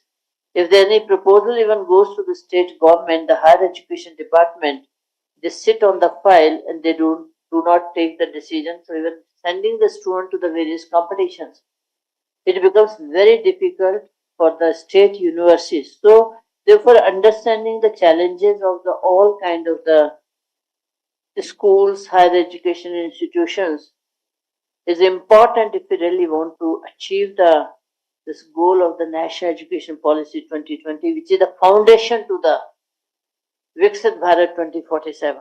So there is a strong linkages. So therefore, correcting the education aspect is very important. We at Amity University in 2021 implemented the National Education Policy, and when we were mapping what is the requirement of National Education Policy 2020 and what is the existing system of Amity University, we found that 95% of the components of National Education Policy are already in Amity University, whether when you talk about the fully flexible credit system or you look at the multidisciplinary education, the choice-based credit system, the outcome-based education, or the skill development or project-based learning or the field-based learning, all those aspects were there. And therefore, we did not have to make too many changes in our curriculum at that time. But engaging and integrating the more of the industry-specific skill-based educations are very important because of technological developments, emerging technologies. Every day the changes are coming at the workplace. Therefore, capturing the requirements of skills, the job roles which are required in the next 4 to 5 years is important because the today's graduate, they will be passing out after 3 years or 4 years. So their curriculum has to be upgraded so that the right skills and competences are developed by the time they graduate. The curriculum need to be again re-looked at, upgraded for the next set of the student will be passing out. So there will be the continuous process of upgrading the curriculum and the pedagogies. Gone are the days when you can deliver the course curriculum 100% in the classroom. You need to have the field-based component, project-based component, self-learning based component. Those all have to be integrated. And this year the Amity University took the initiative that integrated project where all the faculty of that particular semester sit together, design the integrated project and give to the students in the groups so that the student integrate their learning of all the courses of that semester as well as the prerequisites from the previous semesters, and they integrate and then they find the solution to the problems which have been assigned to the students. Very important. Therefore, as Professor Saxena was saying, that the creativity, innovation, problem solving, that are the key skills irrespective of the discipline, whether you come from the arts, humanities, social sciences or from the hardcore engineering. Everywhere these skills are very much needed, and I'm sure that today's deliberations will bring out those more forcefully, and that will not only be for the benefit of all the participants who are sitting here or the learning of the faculty who will take this thing to their classes, but it's important responsibility of the organizers that they submit the proceedings and the learning and the proposal to the ICSAR and the UGC, so that can be shared with others and the benefit, the larger community of the educators and the students benefit from it. With this, once again, I thank our honorable chief guest, guest of honor, and all the future speakers who are going to be in the subsequent sessions for giving their valuable time. And I know that the session has really delayed very much. And so thank you very much, and we really value your being here. Thank you. Thank you so much, ma'am. Under ma'am's leadership, Amity has really made tremendous strides in educational innovations with a very strong focus on competency-based learning and pedagogical advancements, fostering definitely a learning-centric environment in terms of the integrated projects that ma'am has focused upon in her speech, which actually aligns perfectly with the objectives of this conference. Thank you so much, ma'am. We are always charmed by your sharp fluency, and your encouragement means a lot to us. Over to you, Bidashma. On this auspicious occasion, we will now have the launch of the conference proceedings of this ICSR-sponsored international conference on Vision Viksit Bharat at 2047, enhancing competency-based education through innovative pedagogical interventions. I'll request all the members in the dais to please go ahead with the book launch. The book is in front of you. This is an embodiment of the effort of all the faculty members and participants of this conference.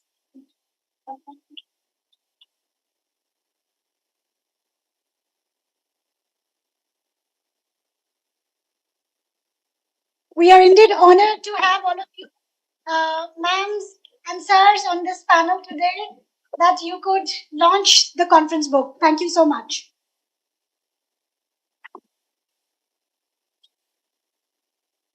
And now, the creme de la creme, a stalwart of education, someone who India is very proud of, the chief guest of this conference inaugural session.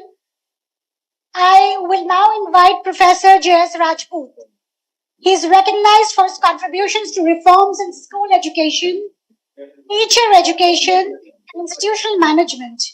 He was appointed a full professor of physics at a very early age of 31 in July 1974 and served as the principal of the Regional Institute of Education in Bhopal from 77 to 1988.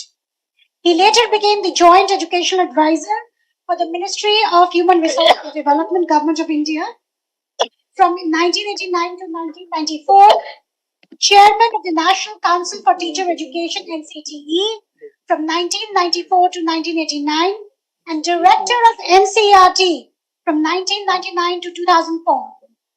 As the first chairman of NCTE, he effectively regulated B.Ed corresponding courses and introduced innovative two-year B.Ed programs in 1999. He chaired the groups that prepared the curriculum framework for teacher education for NCTE in 1998 and for school education with NCERT in 2000.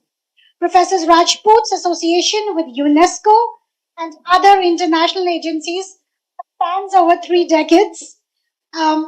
Okay, so I don't think I need to go on. It is very evident that we have someone of such immense stature with us, and it is our good fortune, and we are, sir, very honored to have you today.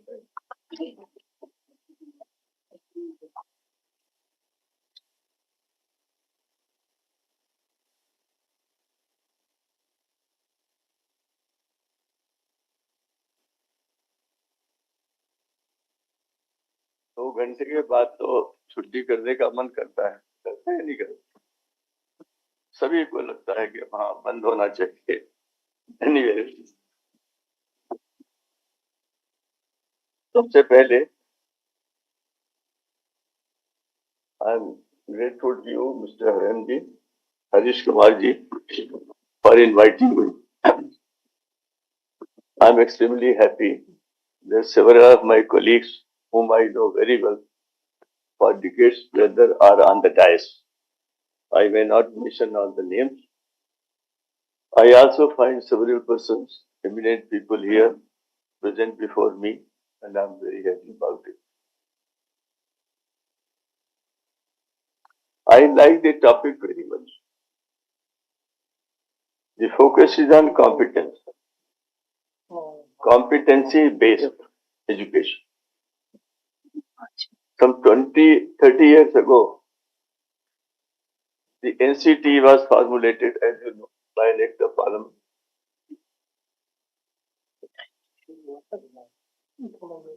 And NCT discussed for quite some time competency-based education, particularly competency-based teaching. And we identified 10 competencies that a teacher must possess. They could be 12, they could be 13, but 10 were identified and published. I would like to mention them because in an academic conference, serious academic discussion requires certain aspects that have been discussed earlier also to be reflected back upon in the current context. This was a 30-year-old context. And we identified 10 competencies. हर एक अध्यापक के पास होनी चाहिए. He should know the context. He is teaching in Nagaland. He should know the context. If he is teaching in Trivandrum, he should know the context. NCERT की एक किताब नहीं बता सकती. You have to do it. Teacher has to do it. Concept. Naturally, one has to be competent in concept. Content. Then transactional competency. Those related to other education expertise. Capacity to develop teaching learning material. Capacity to develop curriculum. Manage institutions and schools. Working with parents. Working with developing agencies, and so on. I can go on this thing, I will not. But why I have mentioned this is, we thought being competent is not sufficient. A person may be very competent. मैं थोड़ी हल्की बात कह रहा हूं. मुझे बताया गया कि ऐसे लोग हैं बड़े कॉम्पिटेंट है सब्जेक्ट, सब कुछ जानते हैं, लेकिन काम दूसरा करते हैं. रियल एस्टेट का बिजनेस करते हैं, दिन भर करते हैं, सुबह से शाम तक. That is not sufficient. Something more is required. And we searched out through all the country. क्या हो चाहिए? कमिटमेंट चाहिए. कमिटमेंट में भी हम लोगों ने आइडेंटिफाई किया. आपको भी लगेगा कि चाहे हम आज बात कर रहे हों, चाहे 30 साल बात करें, this commitment will always remain the part of education, and I am mentioning why. The first commitment is commitment to learn. Understanding the learning, knowing the learner, उसके बारे में जानना, आगे पीछे, घर, परिवार, social, culture, economy. This is a necessary ingredient to the competence. Then a teacher has to be competent enough to know his obligations to society. Then to profession. I am very much convinced. I was the first chairperson of the NCT. I was the person who formulated the act of the NCT in the Ministry of the Joint Secretary with the Government of India. But I know NCERT earned a poor reputation because non-commitment to one's own profession. You must know that the National Education Policy 2020 has at point number 15.2, it has reproduced a statement by the former Chief Justice of India, Justice J.S. Verma. Justice J.S. Verma was former Chief Justice of India India. कुछ तो बोलो भाई, अगर सुन रहे हैं तो बोलेंगे. भारत के पूर्व मुख्य न्यायाधीश थे जस्टिस J.S. वर्मा. 2012 में उन्होंने लिखा कि इस देश में करीब 17-18 हजार टीचर ट्रेनिंग इंस्टीट्यूशंस हैं, यूनिवर्सिटी डिपार्टमेंट्स हैं. उनमें से 10,000 क्वालिटी की तरफ कोई ध्यान नहीं दे रहे हैं, कॉम्पिटेंस पे कोई ध्यान नहीं दे रहे हैं, बच्चे क्या सीखते इस पर कोई ध्यान नहीं दे रहे हैं. They are selling degrees. ये वाक्य उसमें लिखा हुआ है 2012 में, और यही वाक्य 2020 में नेशनल एजुकेशन पॉलिसी के पॉइंट नंबर 15.2 पे रिप्रोड्यूस हुआ. इसका मतलब 8 साल ये सब ऐसा ही चलता रहा. क्या हुआ होगा अगर 10,000 बीएड कॉलेजेस डिग्री बेच रहे हैं और साल भर में मान लो 50 को ही बेचते हैं, एक साल में कितने हुए जरा हिसाब लगाइए. बोलिए कोई पीछे कितने हुए. अगर 10,000 स्कूलों ने 50 लोगों को डिग्री बेची तो कितने हुए. 5 लाख. कितने हुए. 5 लाख हुए ना. और 8 साल में रहे तो कितने हुए. 40 लाख. ये सब कहाँ है. मेरे देश में. अध्यापक होंगे बहुत से, इसमें पढ़ा रहे होंगे, और इनको हम कॉम्पिटेंसी की बात बताएंगे, कमिटमेंट की बात बताएंगे, क्या प्रभाव पड़ेगा. इसलिए मेरा वाक्य है, every profession loses its credibility because of its own members. कोई भी संस्था का जो घटाव होता है वो बाहर से नहीं होता, अपने लोगों से हो. इसलिए सबसे पहली बात है कि ये हमारे जो 10,000 बीएड कॉलेजेस थे वो ठीक से चलें. और वो कब चलेंगे. जब टीचर एजुकेटर्स अपना कर्तव्य कर रहे होंगे, कॉम्पिटेंट होंगे, कमिटेड होंगे, committed to learner, committed to profession, committed to excellence होंगे, एंड कमिटेड टू वैल्यू. 2 मैंने नहीं बताए. मैं जहां पर हूं, जितना मैंने पढ़ा है, अगर अगले 10 दिन में मैं उसके आगे नहीं बढ़ा तो मैं कॉम्पिटेंट टीचर नहीं हूं. मेरी उम्र चाहे 70 साल हो, चाहे 80 साल हो, चाहे 50. If I have committed to become a teacher, यावत जीवेत अधीयते विप्रा. विप्रा का अर्थ है समझदार व्यक्ति, विद्वान व्यक्ति. जो व्यक्ति जीवन को समझता है वह सारे जीवन कुछ न कुछ सीखता रहता है, और जो नहीं सीखता है उसके बारे में कुछ कहने की आवश्यकता नहीं. कॉम्पिटेंसी की बात हुई, कमिटमेंट की बात हुई. हमने कहा 5 हम लोगों ने निकाले, बहुत बड़े कंसल्टेशन करके. फिर किसी ने कहा साहब ये भी काफी नहीं, कॉम्पिटेंट भी होगा, कमिटेड भी होगा, मगर आवश्यक नहीं है कमिटमेंट इन्हीं एरियाज में हो. एक काम और करिए, परफॉर्मेंस की बात. वो कक्षा में जाता तो है कि नहीं, तैयारी करके जाता है, अपना कर्तव्य पूरा करता है. उसके बाद क्या वो ये सोचता है कि मेरा आज का जो लेक्चर है वो पहले वाले से अच्छा हुआ है या अच्छा नहीं हुआ. और अगर अच्छा नहीं हुआ है तो कहीं न कहीं कमी. इससे आप सब लोग मानेंगे। आप देखते होंगे आपके टीचर तैयारी करके आए हैं नहीं। मैं इलाहाबाद यूनिवर्सिटी में पढ़ता था, हम लोग रिसर्च स्कॉलर थे। हमारे एक बड़े सीनियर प्रोफेसर शाम को चाय पर हमारे साथ बैठते।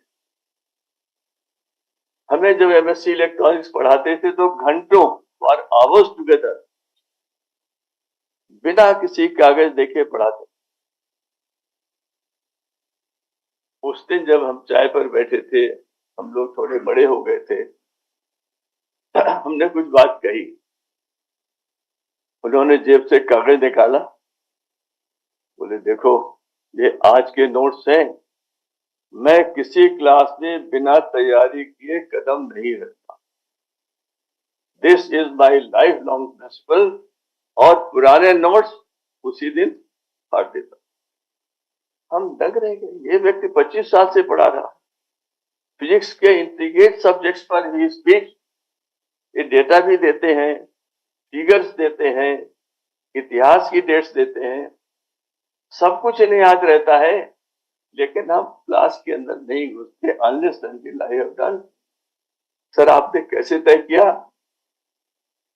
मेरे गुरुजी ने कहा था कभी क्लास में मत जाना बिना तुम्हारा तैयारी किए हुए, और हमेशा ध्यान रखना पहला लेक्चर जैसा था उससे दूसरा अच्छा होना चाहिए। ये एक कॉम्पिटेंस आप मन में रख लीजिए, you will become an excellent teacher.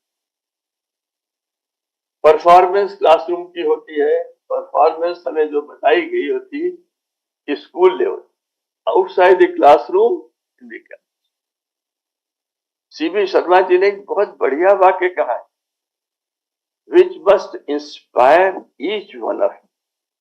आपके अंदर आपका मनोबल बढ़ जाना चाहिए। उन्होंने कहा मैं इस विश्वविद्यालय में जैसे ही एंटर किया, आई सॉ वाइब्रेंस, मैंने लाइफ दी, something was happening, something dull नहीं था। और जिसने ये अचीवमेंट कर लिया, and I must refer to Ashok Chauhan ji, कि उन्होंने सारा क्रिएट कर दिया। बिल्डिंग बना देना एक बात है, उसके लिए आर्किटेक्चर चाहिए, कॉम्पिटेंट चाहिए, लेकिन कुछ और चाहिए, which has created life here, and that is what matters. हमने ये भी लिखा था कि performance of a teacher includes parent related performance. How do you deal with the parents? How you draw the essence from the parents? How do you interact with other agencies which are associated with the growing up of children? जो बच्चों के से के बड़े होने में, केवल degree प्राप्त करने में नहीं, growing up is a much bigger term than getting educated. जो उनके बड़े होने में मदद करते, they can be developmental agencies, they can be health agencies, they can be nutrition agencies, they can be those who are working value ethics and norm. क्या शिक्षा ऐसी हो सकती है जो इन चीजों की तरफ ध्यान न दे? ये 30 इयर्स पहले की बात है, यूनिवर्सिटी की किताबों में शायद कहीं ये चीजें मिलेंगी, लेकिन मेरे यहाँ कहने का अर्थ यह है कि change is a law of nature.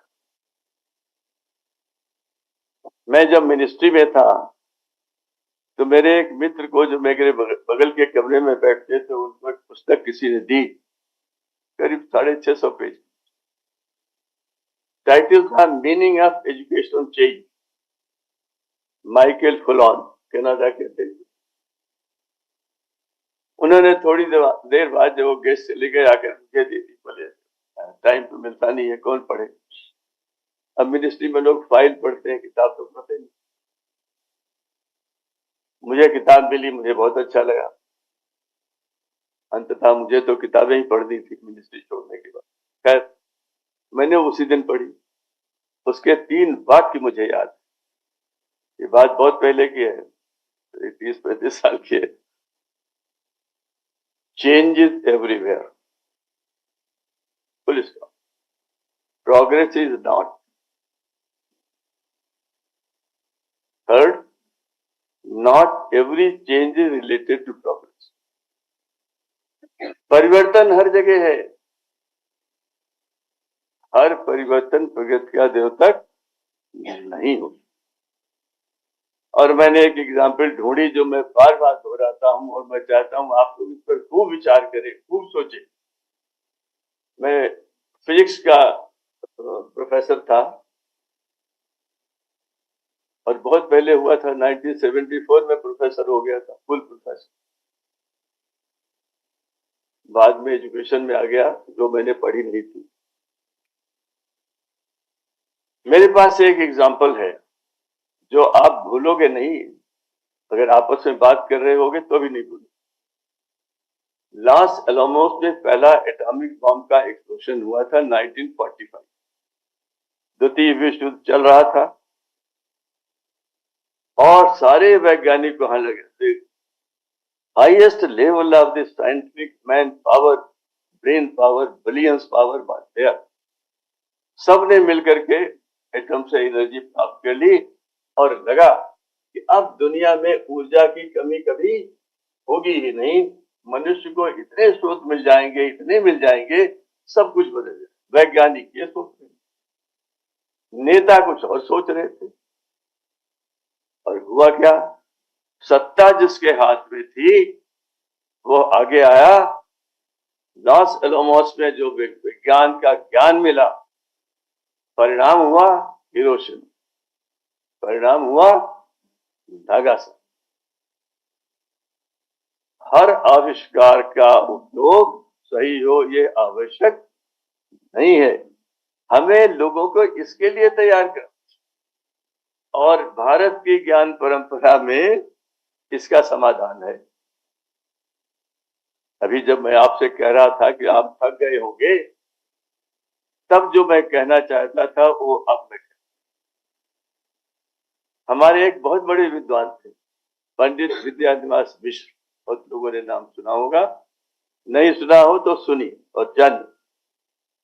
मैं उनके पास गया जब मैं एनसीटी में था, चेयरमैन था, और मैंने कहा पंडित जी मुझे एक ऐसी पुस्तक अध्यापकों के लिए चाहिए जो ये बताए कि भारतीय ज्ञान परंपरा में, भारत के ज्ञान, Indian tradition of knowledge quest में ऐसा क्या था जो आज भी सही है और आगे भी रहे, which has eternal value of persistence and existence। पंडित जी वयोवृद्ध थे, बड़ी मुश्किल से माने।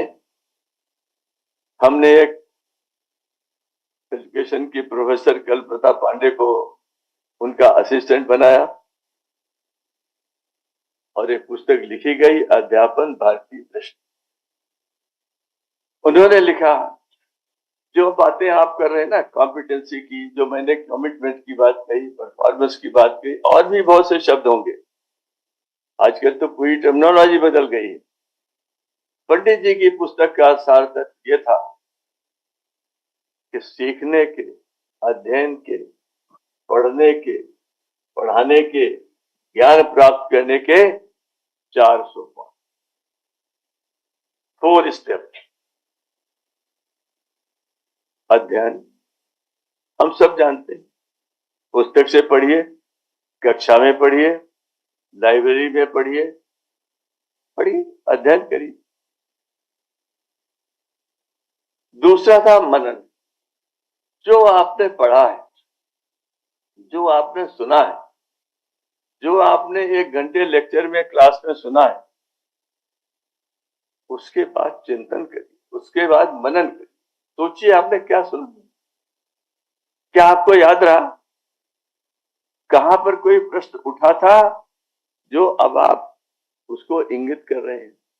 ऐसा कभी नहीं होगा कि आप 40 मिनट 30 मिनट किसी का भाषण सुने और आपके अंदर प्रश्न उत्पन्न न होंगे। क्यों होंगे वो मैं बताऊं।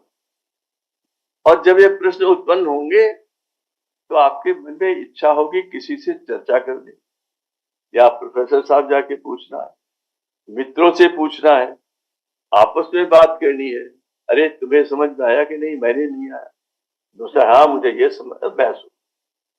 अध्ययन, मनन, चिंतन। चिंतन इज इंटरेक्शन, एक दूसरे के साथ बैठकर बात। और उसके बाद सबसे महत्वपूर्ण है उपयोग। अध्ययन, मनन, चिंतन, उपयोग।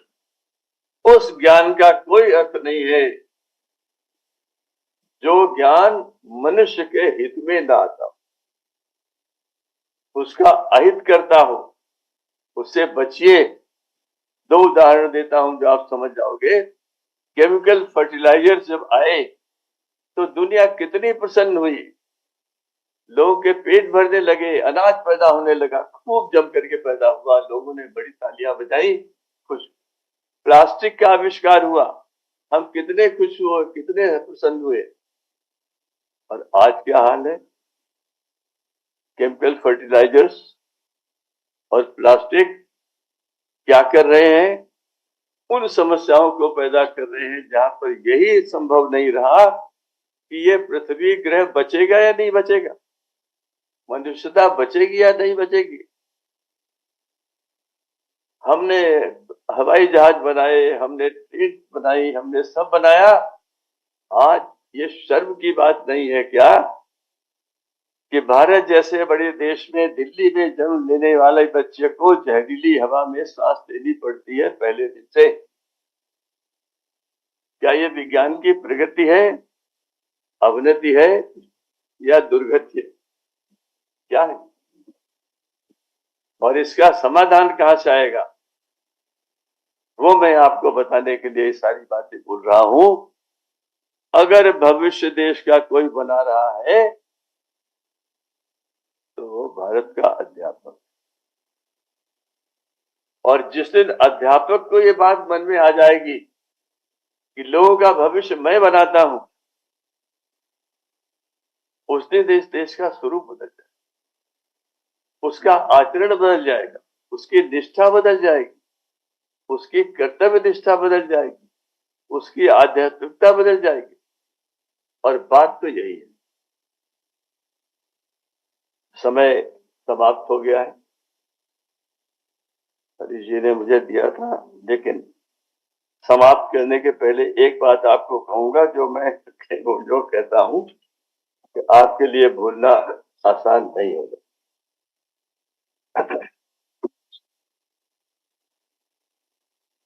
आपको याद है द्वितीय विश्व युद्ध में सबसे ज्यादा अपमानित देश कौन सा था? किसी को पीछे से बोलना चाहिए, तब बात आगे बढ़ेगी। दूसरे विश्व युद्ध में सबसे ज्यादा अपमानित देश कौन सा?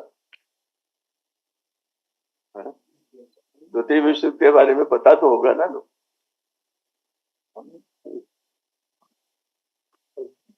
जर्मनी था, जापान था, कौन सा? जर्मनी और जापान में कौन सा? हाँ, जर्मनी। गुड। जर्मनी जितना अपमानित कोई देश।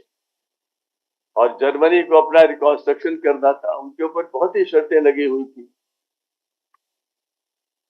मैं ये जानना चाहता था कि जब 1955-54 के करीब मैं उत्तर प्रदेश में गांव में सुनता था, मार्केट से कोई चीज खरीद कर आती थी और खराब निकल जाती थी, टूट जाती थी, ओ क्या लाए हो, जापानी माल है, जापानी माल है, मतलब बेकार। और 1985 में क्या हुआ? दुनिया में सबसे अच्छा प्रोडक्ट कहां बनता है? जापान में। इस परिवर्तन को समझने का प्रयास मैंने किया, बहुत पहले से था, लेकिन हाँ, जब मुझे वहां जाने का मौका मिला तो मैंने वाकई उसको जाना और समझा। और जानते हो मुझे क्या मिला? उन्होंने कहा, जब हमने अपने देश को दोबारा बनाने का प्रयत्न किया तो हमें लगा एक ही जगह से हम शुरू कर सकते हैं, और वो है प्राइमरी स्कूल के अध्यापक। अगर प्राइमरी स्कूल के अध्यापक को हमने मनुष्य बना दिया, अगर हमने उसकी कॉम्पिटेंस बढ़ा दी, उसका कमिटमेंट बढ़ा दिया, और उसकी परफॉर्मेंस लेवल बढ़ा दिए तो मेरा देश फिर से बनना शुरू हो जाए और सारा कुछ फोकस प्राइमरी एजुकेशन पर हो। 4-6 साल बाद ऊपर के स्कूलों में वो लोग पहुंचे फिर हुआ। अब आप कल्पना कीजिए कि अगर किसी टीचर एजुकेशन इंस्टीट्यूशन में, यूनिवर्सिटी डिपार्टमेंट ऑफ एजुकेशन में हर अध्यापक समय पर आता है तो वहां से पढ़कर जाने वाला विद्यार्थी जब डॉक्टर बनेगा तो क्या वो समय से नहीं जाएगा? जाएगा या नहीं जाएगा? वहां से पढ़कर निकलने वाला डिस्ट्रिक्ट मजिस्ट्रेट क्या उन लोगों की कदर नहीं करेगा जब जिसकी देखभाल उसके अध्यापक ने की हो जब उसको चोट लगी? सब कुछ सिखाया जा सकता है। Total bunch of commitment can be performed in a primary school अगर आपको सही टीचर एजुकेशन मिल जाए। therefore the future of a nation is generated in university departments of teacher education, in teacher training institutions, in institutions that prepare teacher educator। अगर teacher educator समय से जाएगा तो अध्यापक भी समय से जाएगा, वो प्रॉक्सी अध्यापक नहीं करेगा। अगर आपने यहाँ सब सुधार कर लिया तो आपके बाकी सुधार अपने आप आते जाए और यही सुधार आपको चाहिए। इन सुधारों के लिए आवश्यक होगा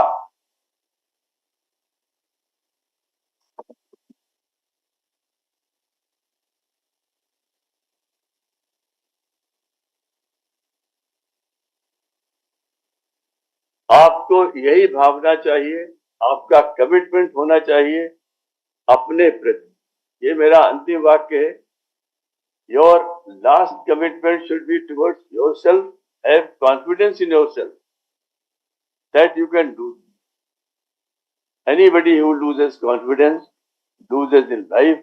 Anybody who gains confidence gains in life, and this is how it happens. Mahatma Gandhi से एक सवाल पूछा गया था कि आजादी के बाद आपके लिए आपकी सबसे बड़ी चिंता क्या हो?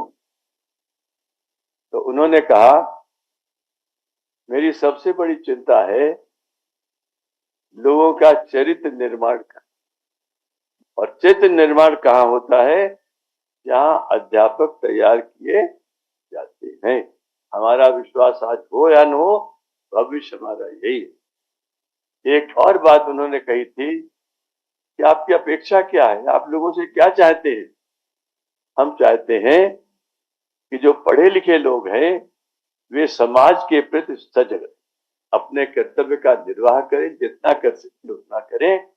आप समाज के प्रति सजग रहें और ये मानकर चले कि हमारी सभ्यता में आप 3 ऋण लेकर आए हैं।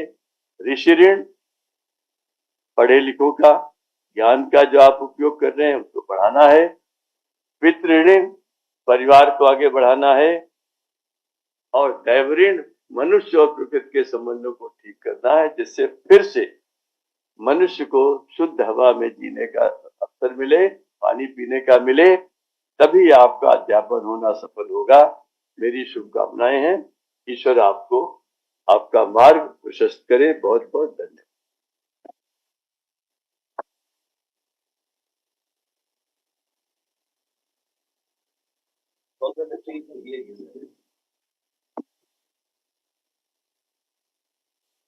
Professor Rajput, it has been our good fortune in this conference to hear you.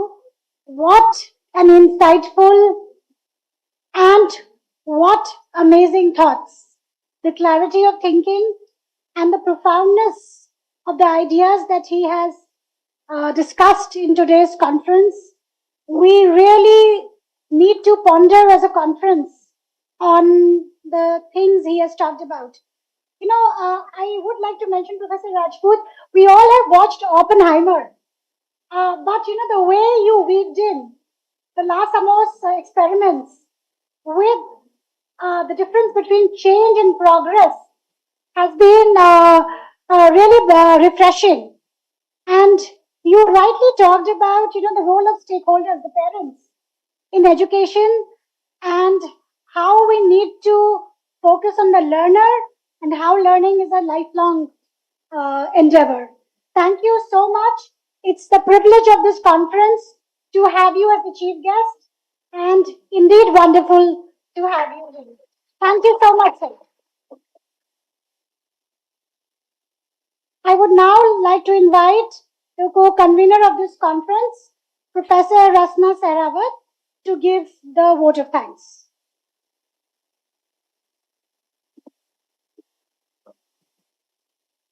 Thank you so much, Dr. Bidisha. Although to become a professor, I still have to work very hard. In coming years, definitely I would be the one. Thank you so much. So proposing the vote of thanks, the official vote of thanks. So good morning, respected dignitaries, esteemed speakers, distinguished delegates, my fellow colleagues and dear students. I stand before you today with a heart full of gratitude as we draw the curtains on this insightful and enriching inaugural ceremony of ICSSR sponsored international conference on Vision Viksit Bharat at the rate 2047, enhancing competency-based education through innovative pedagogical interventions. First and foremost, I take an honor to thank our Honorable Founder President, Sir Dr. Ashok K. Chauhan, Sir, whose vision has given us the drive to contribute in the human service. I'm also grateful to respected Chancellor Dr. Atul Chauhan, Sir, who is the guiding light for every action we take. The strength of our university, Professor Dr. Balwinder Shukla Ma'am, Vice Chancellor, Amity University, Uttar Pradesh, for her guidance and support that we always cherish. It's my privilege to have been asked to propose vote of thanks.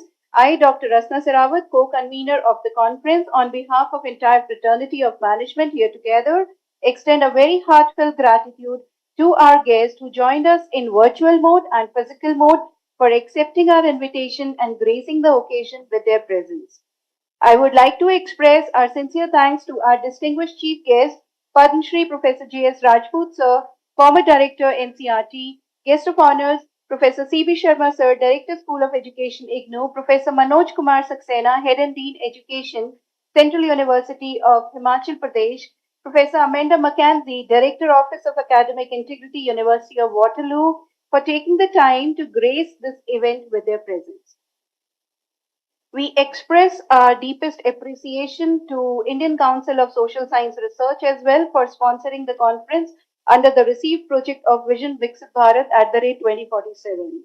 I also take the privilege to express our heartfelt gratitude to the esteemed members of our advisory board, Professor Harjeet Kaur Bhatia, former Head Department of Educational Studies, Jamia Millia Islamia, Professor Anup Kumar Rajput Sir, NCRT, Professor Debarshi Mukherjee, Department of Commerce and Business Studies, Jamia Millia Islamia, Professor Zonge Wu, Professor, Stanford College of Education, San Diego, US, Professor Priya Rao, Professor of Finance, Business School, Tecnologico, Mexico, Dr. Bharti Pandya, Higher College of Technology, UAE, Dubai, Dr. Varapak Metrepon, Prince of Songkla University, Thailand, Dr. Zafrul Alam, University of Bahrain, for your unwavering support and invaluable contributions. I would like to take a moment to express our sincere gratitude to Professor Arshad Ikram, former Head, Department of Educational Studies, Jamia Millia Islamia, Professor T.P. Sharma, NCRT, Professor M. Ashak Malik, Associate Professor and Head, Department of Botany, Asmara, State of Eritrea, Dr. Mohammad Shakir, Department of Education, Aligarh Muslim University, to being the members of the editorial board. It is my privilege to express our deepest gratitude to the esteemed session chairs, Professor Gyanendra Nath Tiwari, Sir, Head Department of Teacher Education, Nagaland University, Kohima Campus. Sir is there with us in the inaugural session as well. Thank you so much, sir, for your presence. Professor Sharad Sinha, Head Department of Teacher Education, NIE NCRT, Dr. Mohammad Shakir, Department of Education, Aligarh Muslim University, for their presence and contribution for making this conference a success. And it is a privilege to have you as part of this event, and we look forward to your continued engagement in future endeavors aimed at advancing education in our country. Thank you so much. Now I request Professor Shrutikant sir to please come on the stage, and we request for the felicitation ceremony to start with.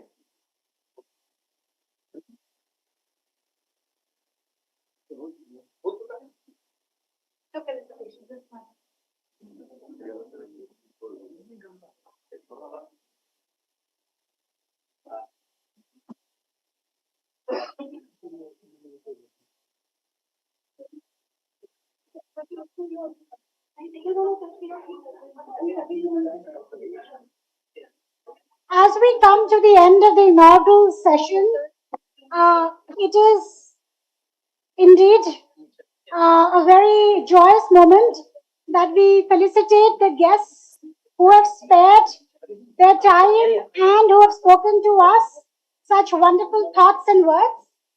I would now invite Professor Harish Kumar to felicitate our chief guest, Padma Shri Professor J.S. Rajput sir.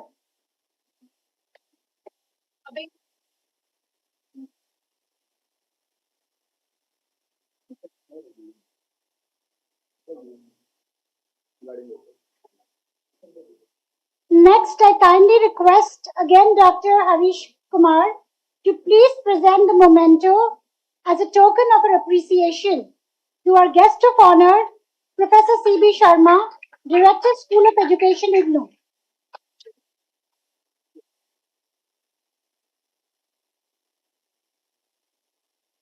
I would now request Professor Anil Sehrawat to please present a memento to Professor J.N. Tiwari.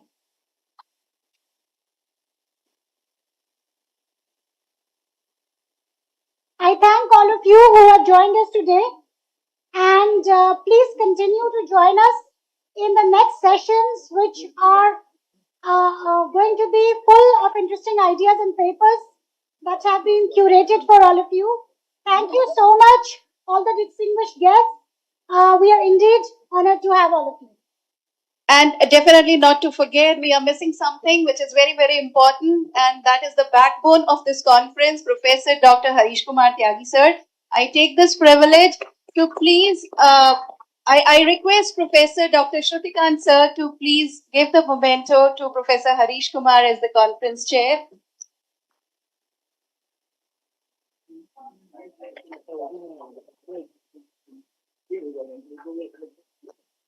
Thank you so much, everyone.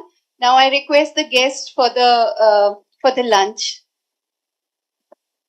And I request all the audience, all the attendees, my dear lovely attendees who are being patient enough to please be seated over here only for another 5 minutes. There are certain important instructions for the presenters as well.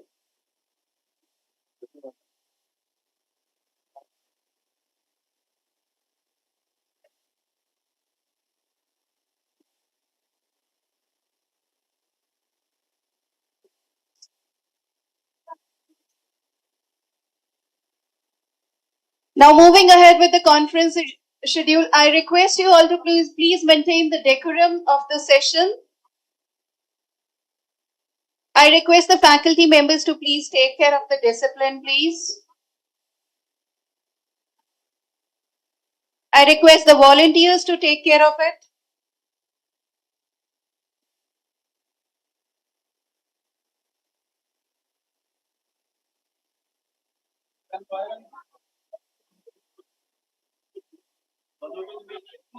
I request the students to be seated, please.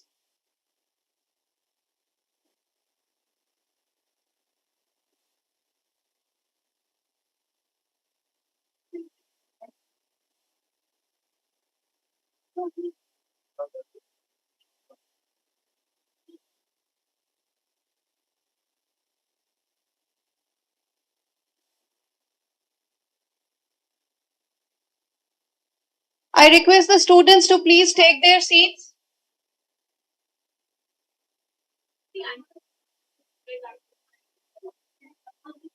I didn't know.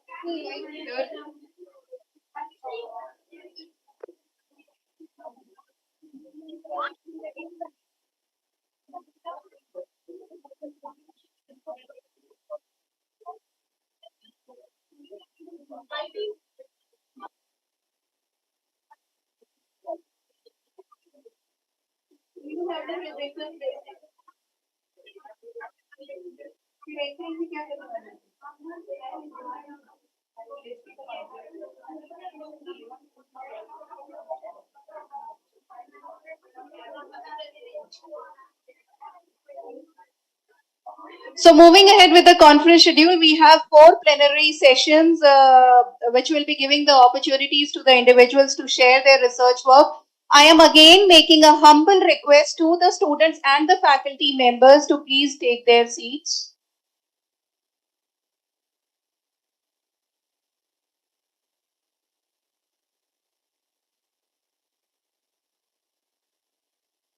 There would be 4 session chairs. 4 sessions would be there to be chaired by the session members, to be chaired by Professor Gyanendra Tiwari sir, Dr. Sharad Sinha from NIE NCRT, and Dr. Mohammed Shakir. So all the paper presenters, they are already allotted with their sessions. They have joined, many of them have joined in an online mode also, many of them have joined in an offline mode also. And thank you for joining us in time, the ones who have turned up at 8:40, 8:45. Thank you so much. And now we are going to start with the first plenary sessions. I am going to request the presenters, if you have not submitted your PowerPoint presentations, to please come and submit it over here so that a sequence can be followed and a proper flow can be made. So the first paper presenter is Mr. Kantha Swami Abhilash. Mr. K. Abhilash, are you there online? Mr. K. Abhilash, yes, he is there. Okay, Please switch on your camera and check for your audio as well. If you have to share your PPT, then please share it. Yes, miss. Just for yeah. We are not starting it right now, but it's check. Then next okay, is miss. Mr. Adil Hussain. Mr. Adil Hussain and Zafrullah Rashid. So Zafrullah Rashid has also joined. Third, we have Miss Urmi Mala Bhoyan Bora. Okay. Share your PPT. Okay. And the fourth one is Miss Rajrani and Dr. Anjali Shaukin. Miss Rajrani is there. Your PPT, ma'am.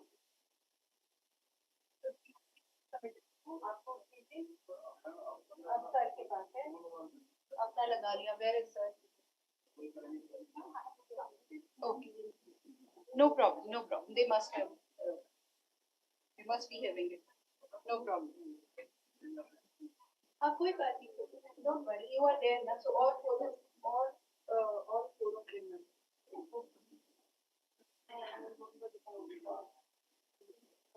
Sir would be, the session chair would be joining us very soon in another 5-7 minutes. Thank you so much once again for your patience.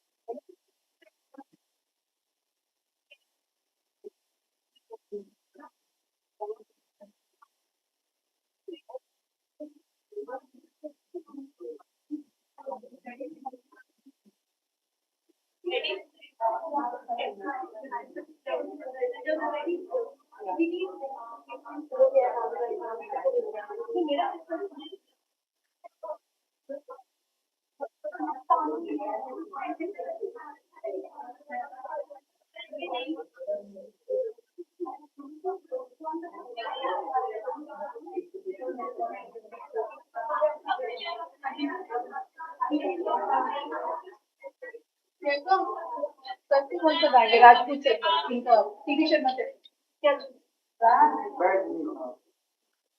आप आ जाएंगे कोई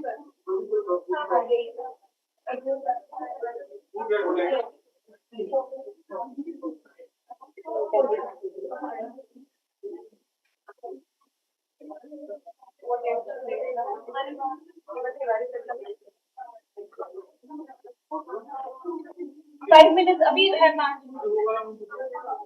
sir 5 minute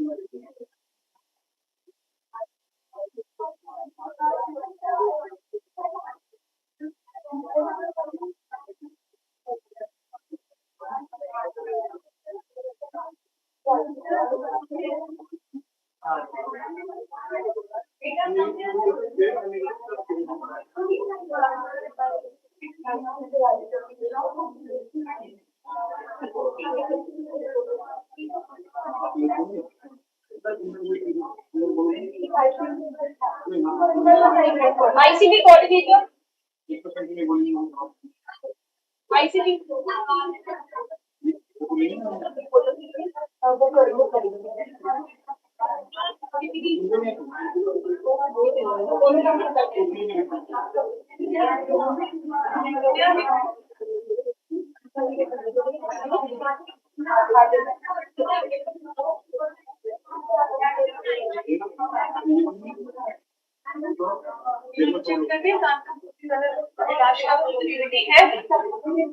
चारों लोगों का है हमारे पास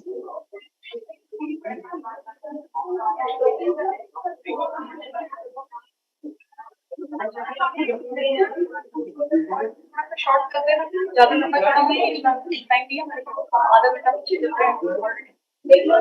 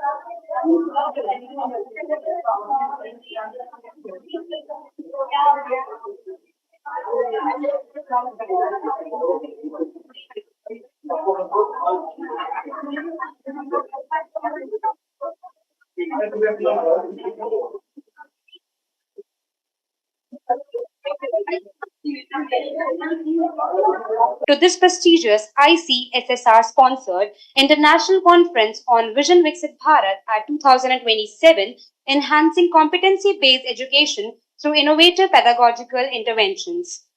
It is an absolute honor for us to be hosting this pivotal session today, where educationalists and thought leaders from around the globe will converge to exchange groundbreaking ideas and innovation in education.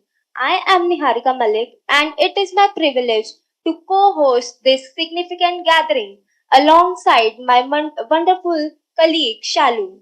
Today we stand at the threshold of meaningful discussion that aim to reshape education in India by 2027. Indeed, Niharika, this conference is more than an academic gathering. It is a platform where ideas are born, cultivated, and shared to achieve the vision of a competent and prosperous Bharat. This session stands as a testament to our collective commitment to shaping the future of education by fostering inclusivity, innovation, and competence. And it is with great pride and reverence that we introduce the session chair for today, a scholar, a visionary, and an exceptional educator, Professor Gyanendra Nath Tiwari. Professor Gyanendra Nath Tiwari is the name synonymous with innovation and dedication in teacher education. As a professor at Nagaland University, his contribution to pedagogy and research have set benchmark in the academic world. It is our utmost privilege to introduce our esteemed guest of honor, Professor Gyanendra Nath Tiwari, a name synonymous with excellence and innovation in the field of education. Professor Tiwari, currently serving as a professor at Nagaland University, has been a pioneer in redefining pedagogy through his groundbreaking contribution to teacher education and curriculum development. Let us delve into the journey of this extraordinary individual. Professor Tiwari academic brilliance began with a Doctor of Philosophy in Education from the prestigious University of Allahabad, where his research focused on evolving competency curriculum in science education for in-service primary school teachers. His exceptional academic credentials also include an M.Ed education with a gold medal and a master's in chemistry, both from the University of Allahabad. He has left an indelible mark across institutions such as Amity University and Mangalyathan University, earning accolades as a lecturer, reader, and a head. His current role as a professor at Nagaland University further cements his dedication to shaping the future of education. But what truly set Mr. Professor Tiwari apart are the innovation he has spearheaded. From the choice-based credit system to the learning management system and the transformative flipped classroom model, his initiatives have revolutionized the way education is delivered. His work on the mentor-mentee system and the integration of Moodles and MOOCs exemplifies his forward-thinking approach to modern pedagogy. Professor Tiwari influence extend to research, where he has guided 8 PhD scholars and 61 M.Ed dissertations, and to publication with 15 books, 43 research papers, and a patent for a computer-based curriculum assessment system. Recognized internationally, his research on inclusive education and spiritual intelligence continues to impact educator and student globally. In addition, Professor Tiwari professionally contributes are unparalleled. He has been a resource person for NCERT, NIOS, and IGNOU, and has delivered keynote address in national and international seminars, leaving audience inspired and empowered.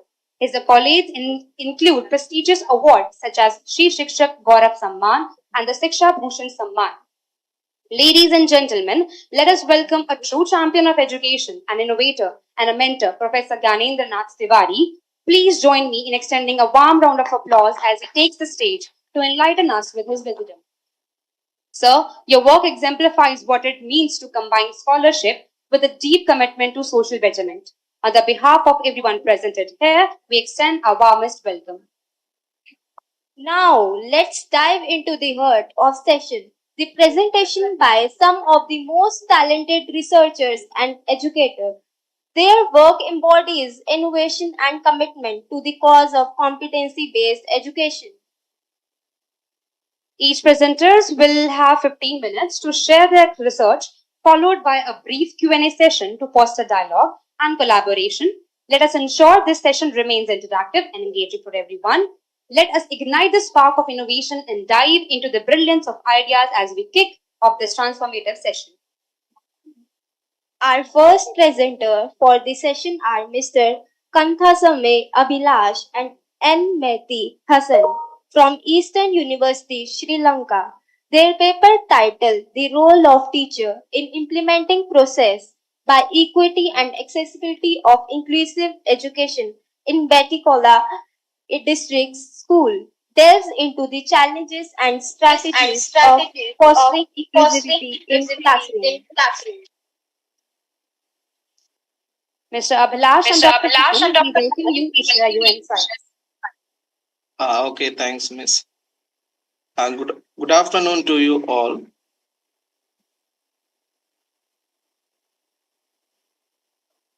Good afternoon to you all. First of all, introduce myself. I am Abhilash. I am from Sri Lanka. I am in SLTS 2 teaching for 4 years.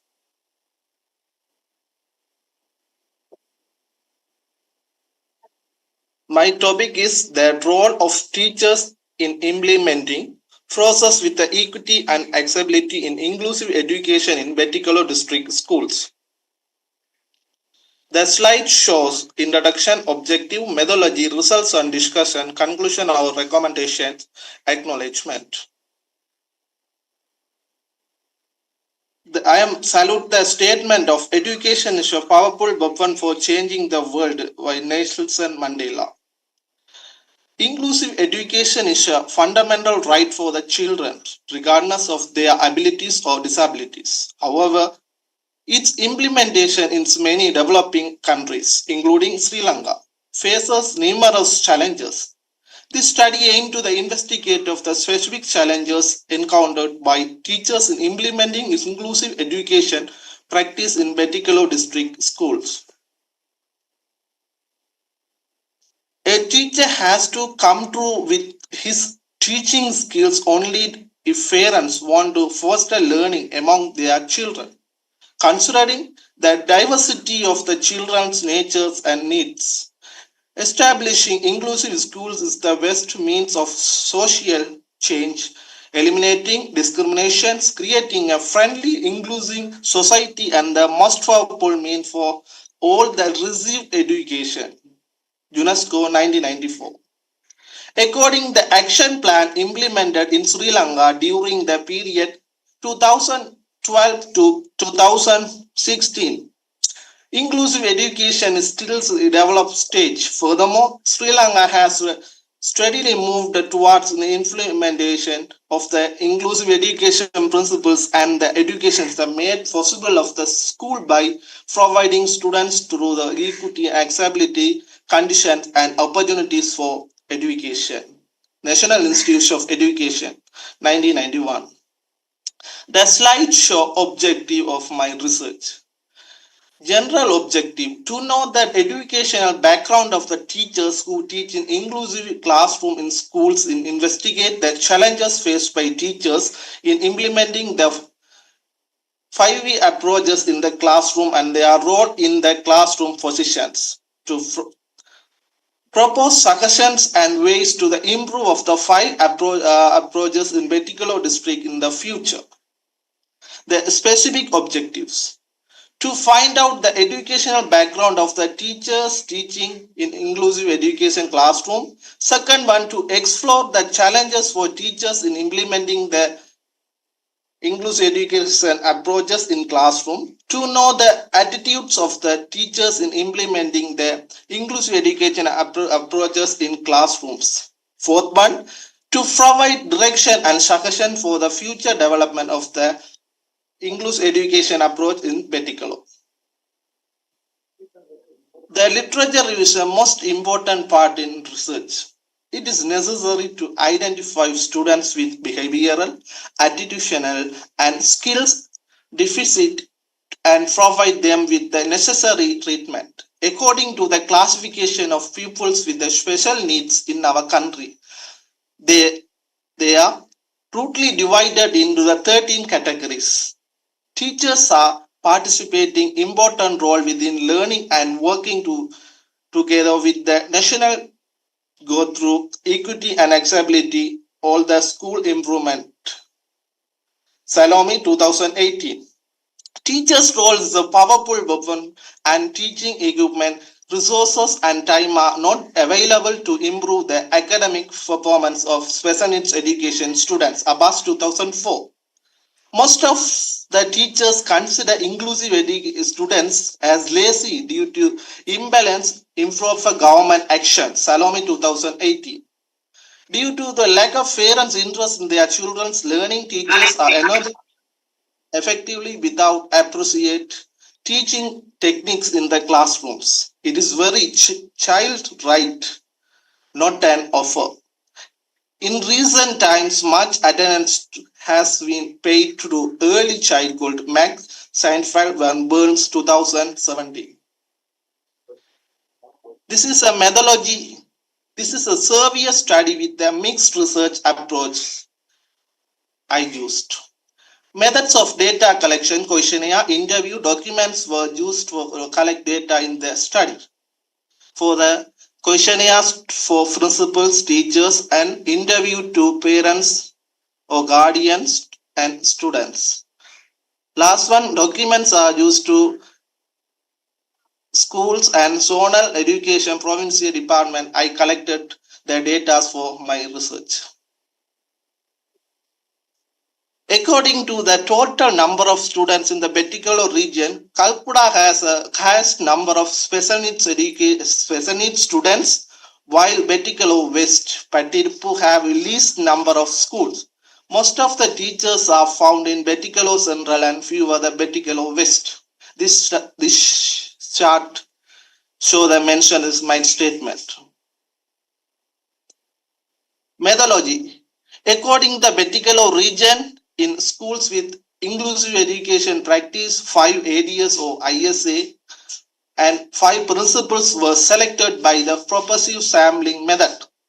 Similarly, 150 students, 120 class teachers and 300 subject teachers selected by the stratified random sampling method and 75 parents from each zone of 5 schools were selected for study by method symbol random sampling. Results and discussion.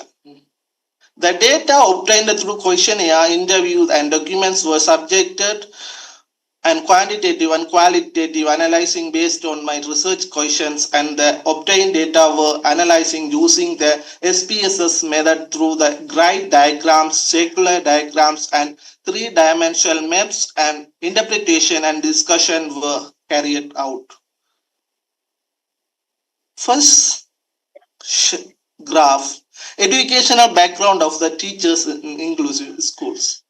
According to the figure, most of the inclusive teachers found a particular area graduates 29.20%. However, only 3.25% teachers have master degree and 25% teachers have special courses in particular district. Second graph is figures. Teachers trained to teach in inclusive education schools. According to this figure, Among the subject teachers, 55% and class teachers, 60% who teach in inclusive education schools in Betikalo area. They were found an untrained masters teachers in Betikalo district. I used the data analyzing, Likert 5-type scales and Spearman mean chart I used to data collection.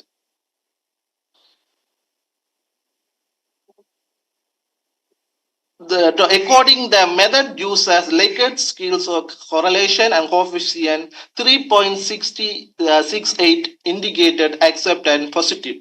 So the teachers agree on the practical plan and the implementation of school-based program in classrooms for inclusive education and special needs students.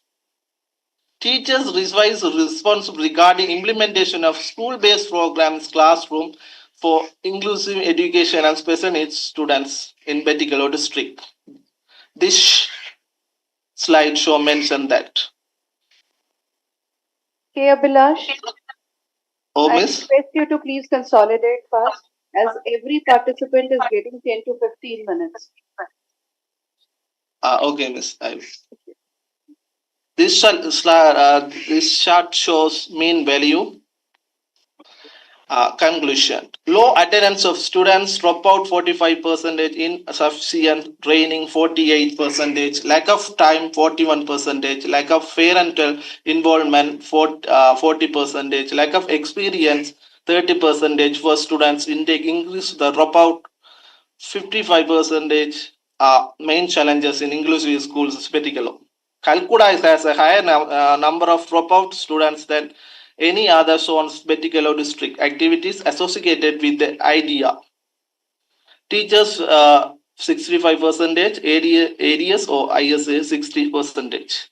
There are little support for feedback for teachers regarding curriculum, restructuring activities, fair and collaboration, skills called supported, 5S approaches, 3H inclusive exercises, student achievement and co-curricular activities in 5S classroom teaching. Support and empowerment of teachers in United Nations related practice in schools in insufficient in United Nations implementation. Therefore, there is a need to formulate of mechanisms and implement some action plans to improve the teaching these students Betikalo district. The recommendation of my research, all the teachers who carry out of classroom teaching activities should be the best friend of the students and teach with the self-confidence only after understanding the interest level, family background and readiness of the students. It is a good to conduct short and long training courses, seminars and awareness activities in continuous reinforcement. The idea of the noble service should be the ingredient every teacher beyond the effect of the teaching is a job. Facilitator subcommittees can be formed and implemented and organize the adequate human and physical resource for inclusive development. Every parent should be encouraged to see themselves to parents into the educational process. So there will be such as cooperation between the schools and the parents because teachers or parents are valuable resources in the school. Acknowledgement for I use my researchers of the various multi supervisors and mentors and research participants and institution funding and agencies for gathering data, the Provincial Department of Education Planning Division and Ringomali, zonal offices in Betikalo. Especially thanks to them. This is start off of the show the references of my research. Thank you. Thank you, Mr. Abhilash and Dr. Hassan, for such an enlightened presentation. Your work is a valuable contribution to inclusive education practices. Next, we have Mr. Adil Hussain Mir and Mr. Zafarullah Rashid from Annamalai, Tamil Nadu. Their presentation from passive learner to active participant, analyzing student-centered learning strategies in modern classroom, showcase how innovative strategies can revolutionize students' engagement. Mr. Mir and Mr. Rashid, the stage is yours. And I request the presenters to please abide by the timings. Next, we have one presenter, Miss Urmi Mala Bhuyan Bora. Be ready, please. And then we'll have a lunch. And after that, we'll follow up with the next technical sessions. Thank you so much.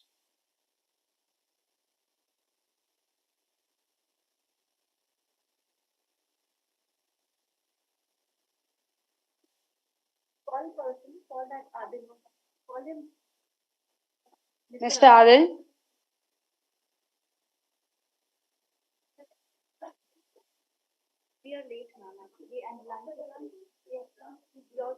Mr. Adil Hussain, please unmute yourself and start with your presentation. Good afternoon, respected dignitaries. Switch on your camera, please. We can't see you.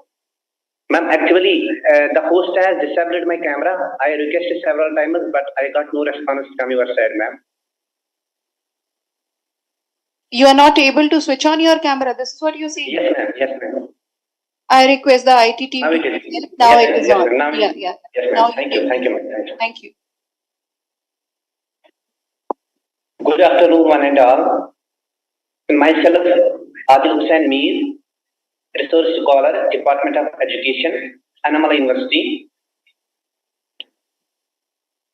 First of all, it gives me immense pleasure to be here with you in this conference organized by Amity University, one of the prestigious university in the entire India. Today, the title of the topic is From as Learners Active Participants, Analyzing Student-Centered Learning Strategy in Modern Classroom.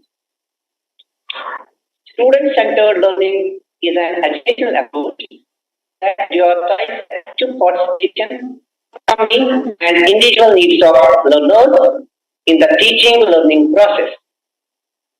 Unlike traditional centered methods, while instructors serve as the primary source of knowledge, student-centered learning emphasizes the role of students as active participants in constructing the collaboration, critical thinking, and experiential activities. By placing learners at the center of ownership of their education and develop competencies that extend beyond academic success, including critical thinking, problem solving, and collaborative active abilities. Objectives of the study. The primary objective of this paper is to explore and critically analyze the concepts, methodologies, and impact of student-centered learning approach in modern education. Methodology. As the research is qualitative in nature, as my title is From Passive Learner to Active Participant, Analyze Student-Centered Learning Strategies in Modern Classroom, is based on a comprehensive analysis of secondary sources, including scholarly articles, books, journals, magazines, and educational reports. Key principles of student-centered learning. There are the various principles of student-centered learning, but due to the shortage of time, I am able to here express only three, that's autonomy, collaboration, and relevance. These serve as the foundation for designing effective and meaningful educational experience. First of all, when we discuss about the autonomy, it means that the student should be totally free without any restriction, without any interference on the part of educational management or on the part of teachers. Collaboration, since we are living in the 21st century, in the ancient time, when we talk about the educational learning process, it is all about teacher-centered dominated. Teacher was alone the soul of knowledge and student was supposed to receive the knowledge. No matter whether the student have achieved something or not, it was not the in the ancient time. But nowadays, whatever the student will learn, he or she should learn it with the cooperation. And when we are talking about the research is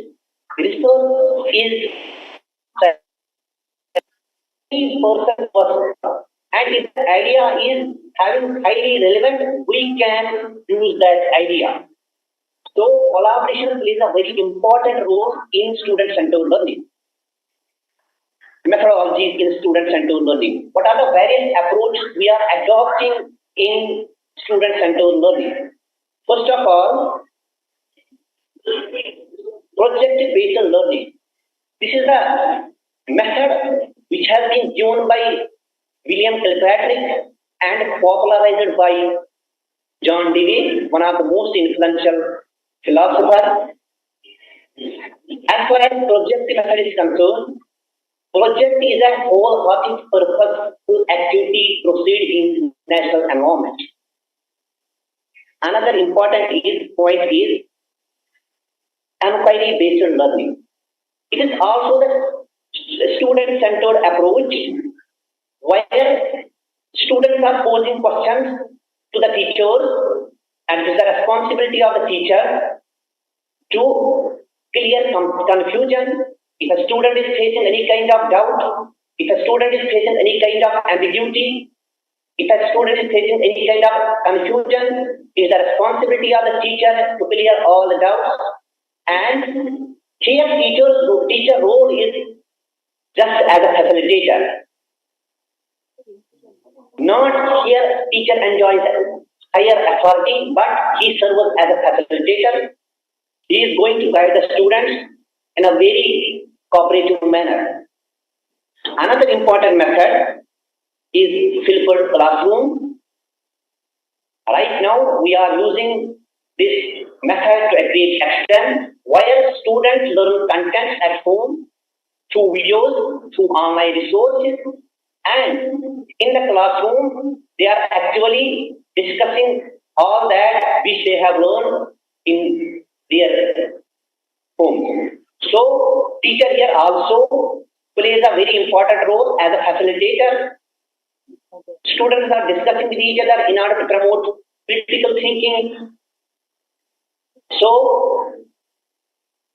in order to avoid monotonous of the classroom, this flipped classroom plays a very important role. So I am handing over this session to my co-author, Mr. Chief. Please proceed. The rest of the Mr. Zakulra, please.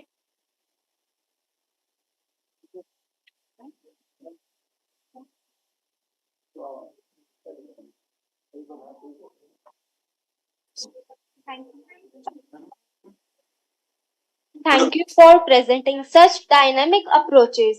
It's inspiring to see how active participation can reshape education. Our next speaker are Ms. Urmila Bhuyan and Dr. Rasna Sherawat from Amity University, Noida. The paper titled Enhancing Learning Competency Through Craft-Based Pedagogy emphasize creativity and innovation in education. Ms. Bhuyan and Dr. Sherawat, we invite you to present your work.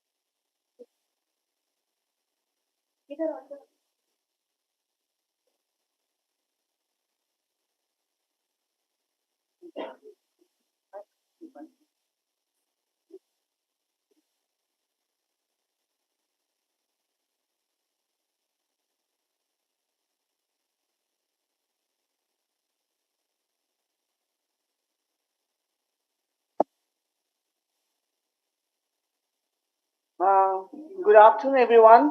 Good afternoon, honorable guest. And my dear friends out there, I know it's lunchtime. And don't worry, I'm not going to take much of your time. Just in 10-15 minutes, I'll wrap up with very crisp presentation with images so that at least you would be engaged. You know, where there is image and contents, I think there'll be so much to look forward to. Thank you, and I'll really appreciate if you kindly pay some attention in the presentation. Thank you. So, as you can see, craftsmanship and design, the role of craft design pedagogy in interior design education. I know all of you are here in education, but my specialization is on design education. And this is something which is really hands-on work and, you know, very activity-based learning. So, in one way, it is aligned with the NEP. So, the role of craft-based education, so here,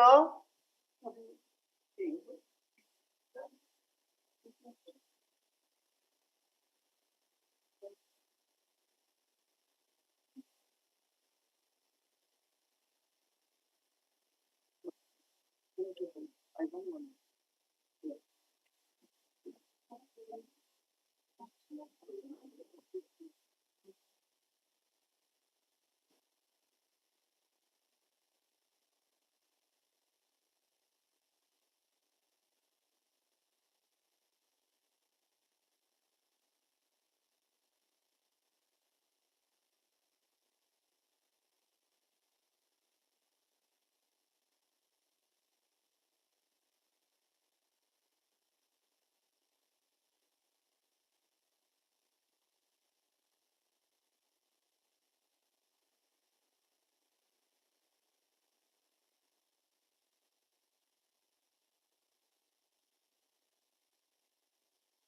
Just bear with us for 2 minutes.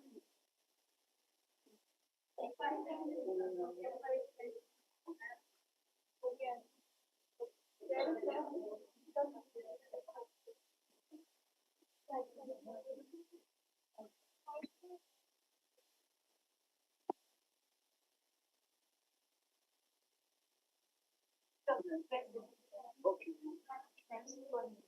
Yeah. So this study is about, you know, this study is driven by the desire to empower interior design education to be more comprehensive, culturally rooted, and forward thinking. It is about creating a harmonious blend of traditional craftsmanship and modern design methodologies to prepare design students to lead and innovate in their careers. So this is my abstract where the craft-based pedagogy offers a strong, groundbreaking way to deal with design thinking that arises from above traditional techniques.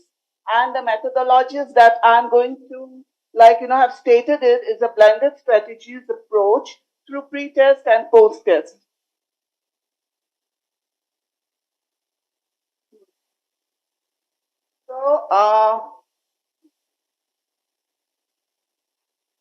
So, the importance, what we find is importance of configuration, culture, and craftsmanship in design thinking.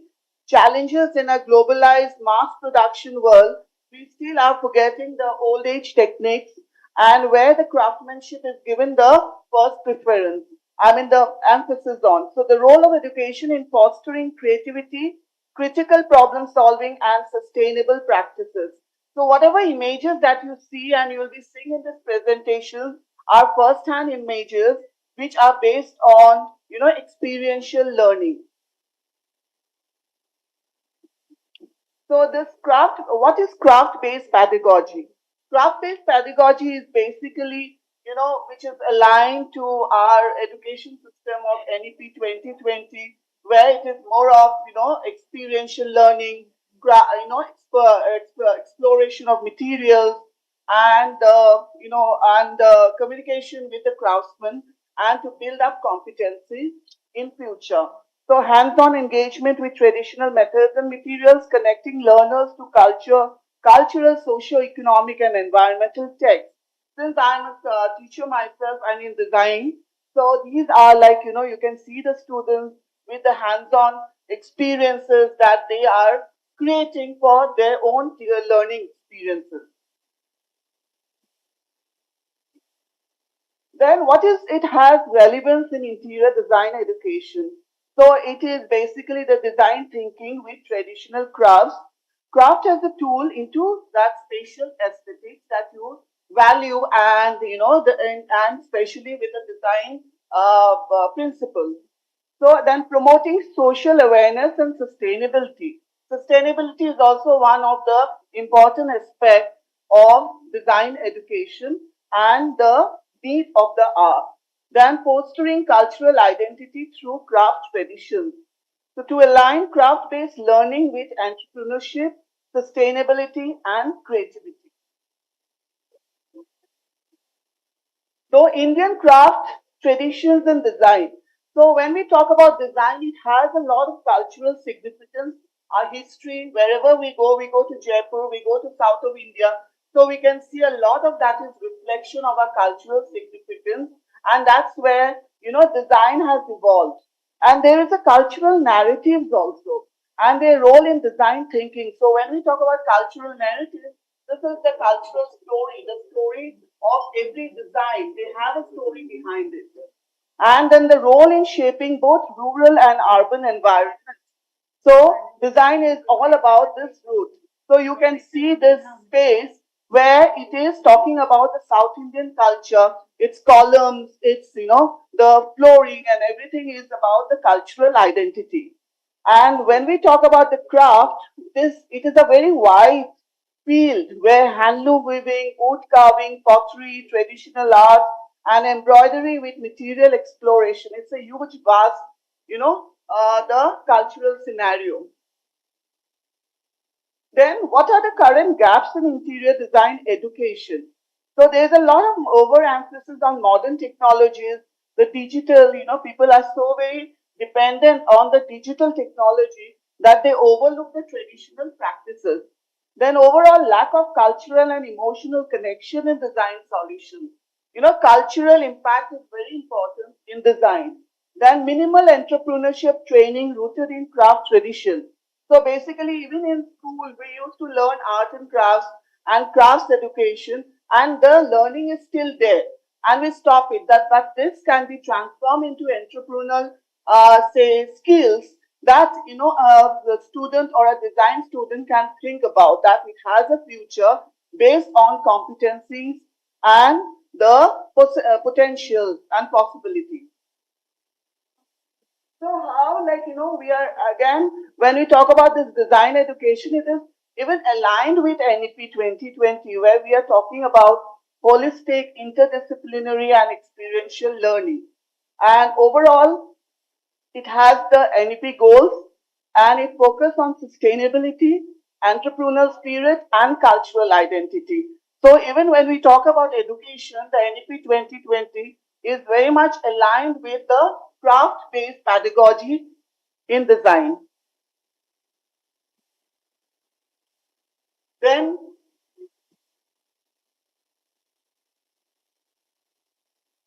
so what are the benefits of craft-based pedagogy? So this you can see, the craftsman is engaged with the traditional technique of designing a lamp.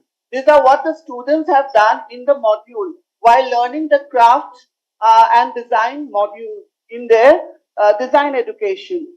So it has a lot of creativity that encourages innovative problem solving. So while the student has been designing this lamp, she came with a lot of challenges, and that's where the problem solving comes in. She found out ways in what way the lamp would stay straight and how the lamp would work. So this is how the problem solving happens in the situation where you are in the situation. You try to solve that problem. Then the cultural awareness. So this is a traditional craft from Assam, cane, and the student has learned and the background of the craft that helped her a deep understanding of the heritage and social significance. Then, of course, the materials that is being used are eco-friendly, locally sourced materials, and eventually it leads to entrepreneurship. when you get appreciation of your design and your product, or like it naturally comes to you that how can you build in your entrepreneurial skills. Then comes the role of culture in interior education. So the values, traditions, and identities. Importance of engaging with local and indigenous craft. And there is a lot of inclusivity and cultural sensitivity. So the role of educators in craft-based pedagogy is to facilitate workshops, encouraging interdisciplinary learning approaches, and mentoring the students for their success. Then the integration with design thinking. Design thinking is a scientific way of understanding how to work. So it has 3-4 different processes where you are inspire, ideate, and you create. Then comes the entrepreneurial development through craft. So you have an inter-craft business opportunities. Then what is the methodology of doing this? So this is a research approach with a mixed methods with pre-test and post-test.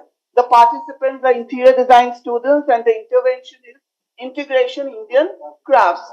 Then the craft-based modules. So these are the intervention and the students, you can see their work, which is after the module, when they are in, intervention in the module, they come up with this design product. Then comes, the data analysis. It is like quantitative and qualitative. And then the anticipated outcomes are, even that lamp that you see is of the students' work. And then the creative problem solving, cultural sensitivity, sustainability, and entrepreneurship. Then lastly, any discussion, and that is the conclusion. That is the craft-based pedagogy as transformative education module, preparing design professionals for global and local challenges.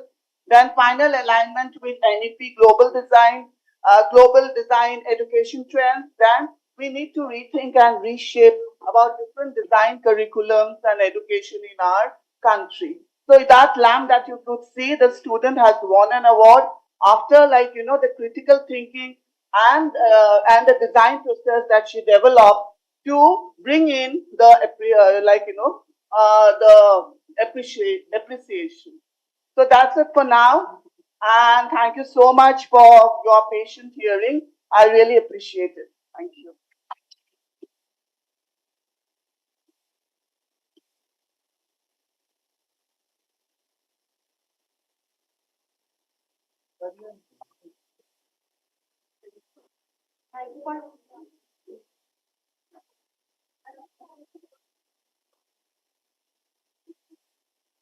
Thank you for such a fascinating presentation. Your work truly brings out the joy in learning through hands-on creativity. Attention everyone, it's lunch break now. Please take some time to relax and recharge. We'll be resume our technical session after 2:10. Yes, all of you are requested to kindly go for lunch and be back exact by 2:10. Presenters, I request you to please go to F1 foyer for lunch. Thank you so much.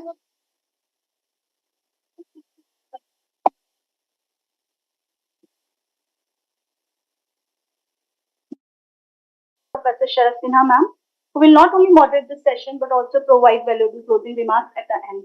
Ma'am, I would like to request you to kindly come on the dais.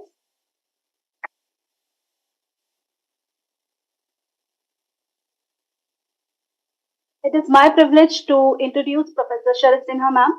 Ma'am's area of specialization interest lies in teacher education, science education, teacher leadership and innovation. Ma'am is currently heading Department of Teacher Education, NCERT, New Delhi. At RBS College of Education, she has worked at... Okay. Though she doesn't need any sort of introduction, so I would like to request Professor Sharaf Sinha ma'am to kindly address our group so that we can start on. May I know how many participants are there? About 4 to 5. 4 to 5 participants. And how much time do we have? Maximum 10 to 15 minutes per candidate. 10 to 15, sir. Okay. Thank you. So,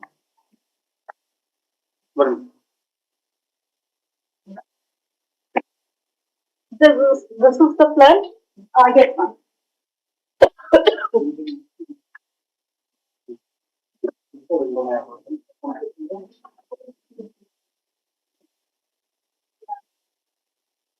A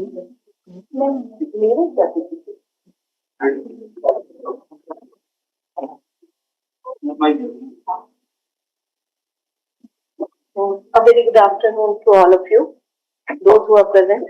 I see there are no listeners, only those who are presenting are present, right? So, anyways, yeah, the topic is interesting. I'm Sharat Sinha. I'm presently heading the Department of Teacher Education at the NCERT New Delhi. And as she said, Dr. Priyanka, Dr. Neha said that this is more on innovative strategies which you will be. So, if it is a research, I would request all of you to just don't go on reading the thing. Focus on what are the findings, okay, and what are on the reflections, and what would be the further implications of your research. Because innovative strategy is something post NEP, that is something which is being talked about at length, and it is very, very interesting. And I hope I won't take much of your time. I hope all of you come up with new strategies and present them well. All the very best to all of you.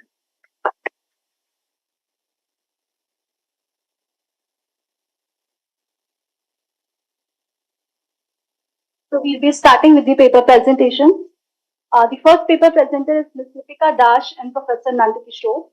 The topic of their research is a comprehensive review enhancing competency-based education through innovative pedagogical strategies for personalized learner, centered learner from Central University of Haryana. May I request Ms. Lipika to kindly share the screen and start with the presentation? Is this online? Yes. Okay. And please ask her to. Good afternoon, ma'am. Am I audible? Yes, you are audible. Ma'am, my co-author is waiting, so can you join her? Sorry, Lipika, can you please repeat? Ma'am, my co-author is waiting, so can you join him? Professor Nandakishore. I'm not getting what you are saying. I joined Lipka. Ms. Lipika, your co-author, Professor Nandakishore sir, has joined. You can start your presentation. And please be brief, and we will give you 10 minutes. And then we'll have 5 minutes for your discussion.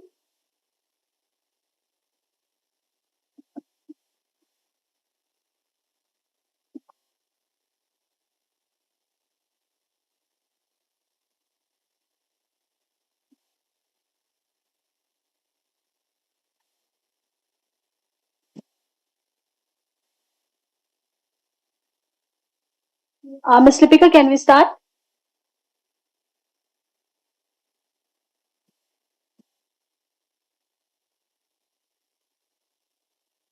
Lipika, start karo.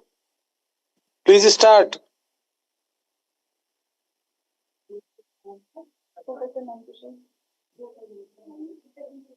Lipika, please start. We are waiting for you.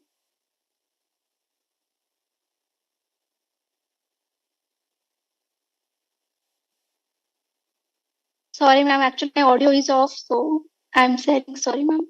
No, you can start. We can hear you.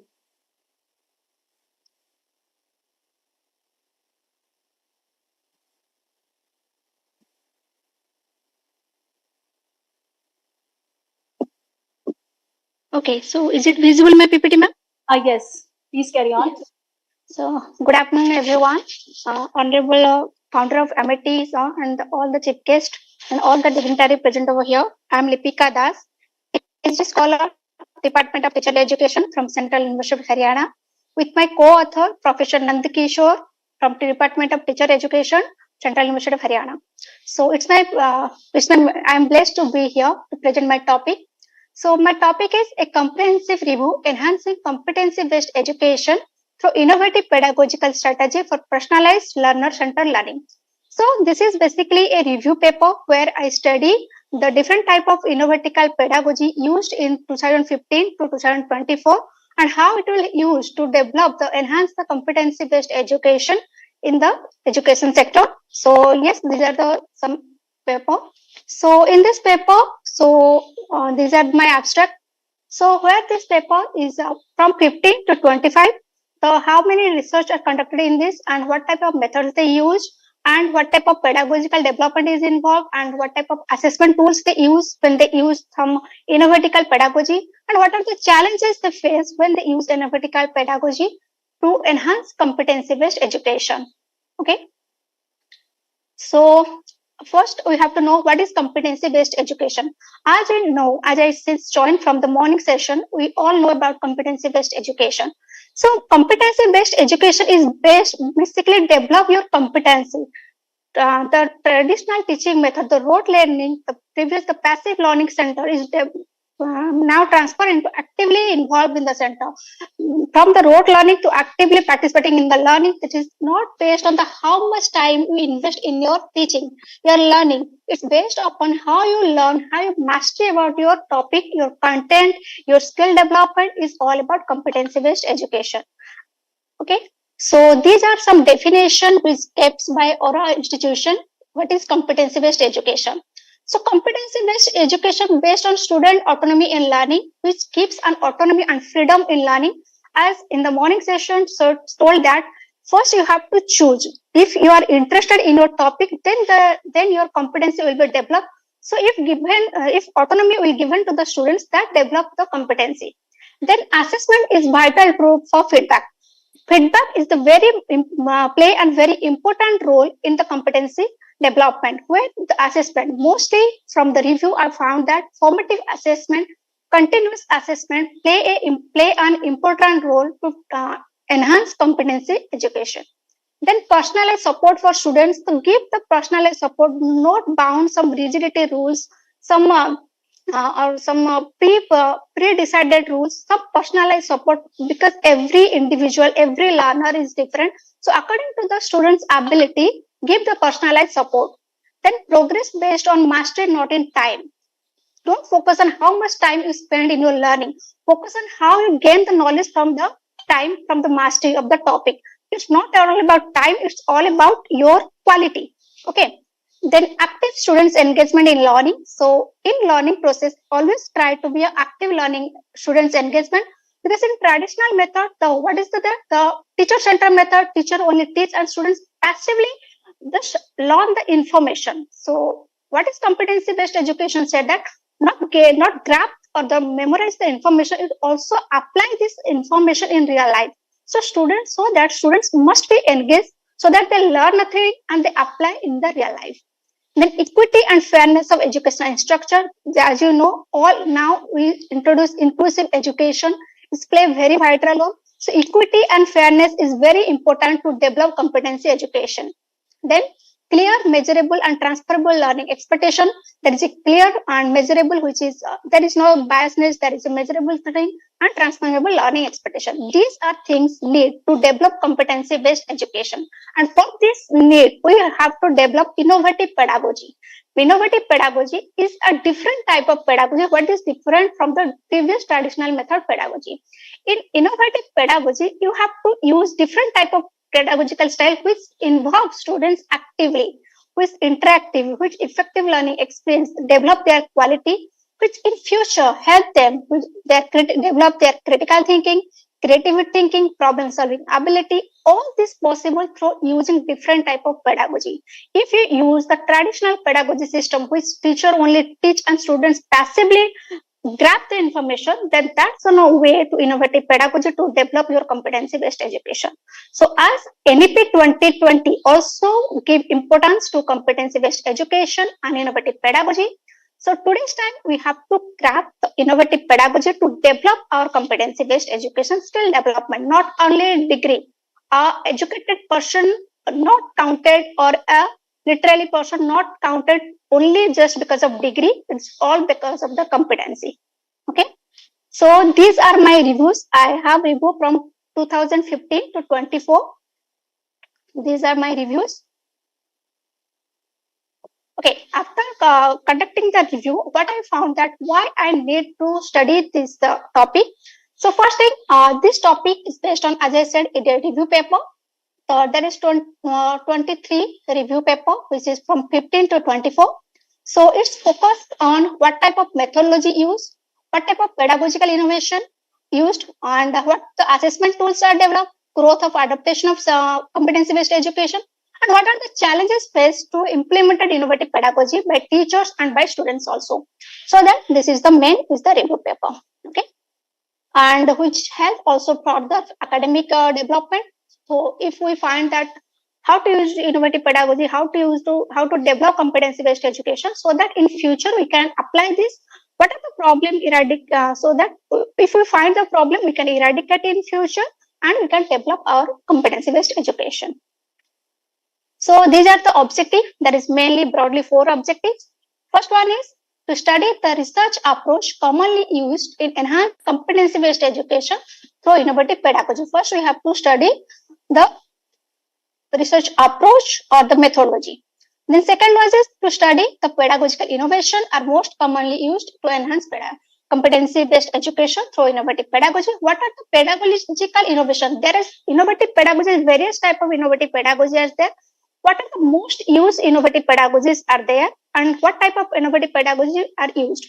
That's the second objective. Third one is to study the assessment strategy are most commonly used in enhanced competency-based education through innovative pedagogy. So as you know, there are different type of assessment strategy. What type of assessment strategy used the most, and what is the percentage? As I told, it's a review paper. I found the frequency, percentage, how much percentage used on one assessment strategy, pedagogical innovation, research methodology, and last one is what are the challenges. Okay, so these are the objectives, these are the research questions. Yes, first question is what methodology are most commonly used in innovative pedagogy? Then what pedagogical innovation are most commonly used in innovative pedagogical research? Then what assessment strategy are most commonly used in innovative pedagogical research? Then fourth one is what effects does the application of innovative pedagogy have students' learning outcome? What are the effects after using the innovative pedagogy?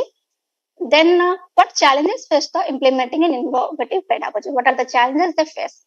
Ms. Lipika, sorry to interrupt you. Please come to your findings.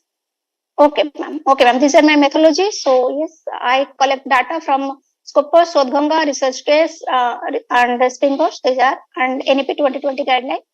These are my findings, ma'am. So yes, mostly used innovative pedagogy are blended learning, project-based learning, fifth classroom, and digital tools, which mainly focus on skill mastery.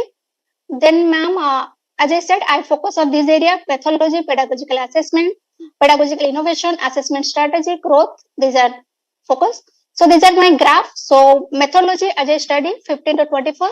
Whatever the research conduct on the innovative pedagogy, the mostly used quantitative research, then which is 35%, then qualitative research 25%, then mix 20%, experimental, which is comes under quantitative research, experimental research used 10%, and ethnography observational research used 10%. And what are the pedagogical innovation? Mostly used pedagogical innovation is blended learning, then flipped learning, which is 25%, then project-based learning, which is 18%, then personalized learning, which is 10%, then social learning, which is 8%, inquiry-based, which is 1%. So these are so from this we found that blended learning and flipped learning as more effective pedagogical innovation which is used. So yes. Then the assessment strategy, as I said, formative assessment is mostly used assessment strategy. So that is 45% formative assessment we used, which help to enhance competency-based education. Then authentic problem performance-based 25. Then summative assessment 20%, self and peer assessment 15%, technology enhancement assessment 15%, and diagnostic 10%. Diagnostic assessment is very low, but for nowadays we also introduce diagnostic assessment in a large scale, because if you identify what is the problem, then you can find the solution, then you can give the formative assessment. The most used is formative assessment. Then what are the growth and adaptation and CBE model? So apart from that, it's mostly used K-12 students from to higher education. Okay, that's what are the differences? Personalized learning and improved learning outcome. As I said, if you use innovative pedagogy, which helps to use personalized learning, then improve learning outcome. As I said, learning outcome is very much important, because what you learn from the institution, you have to apply this in your real life. So learning outcome will improve through use of innovative pedagogies. Then what are the future implications? So innovative pedagogy enhance teaching quality to boost students' engagement and attention. As I said, if we actively engage them, then they can engage them and they can attention and actively grab the knowledge and apply this in a real life, which helps in the problem solving ability and critical thinking.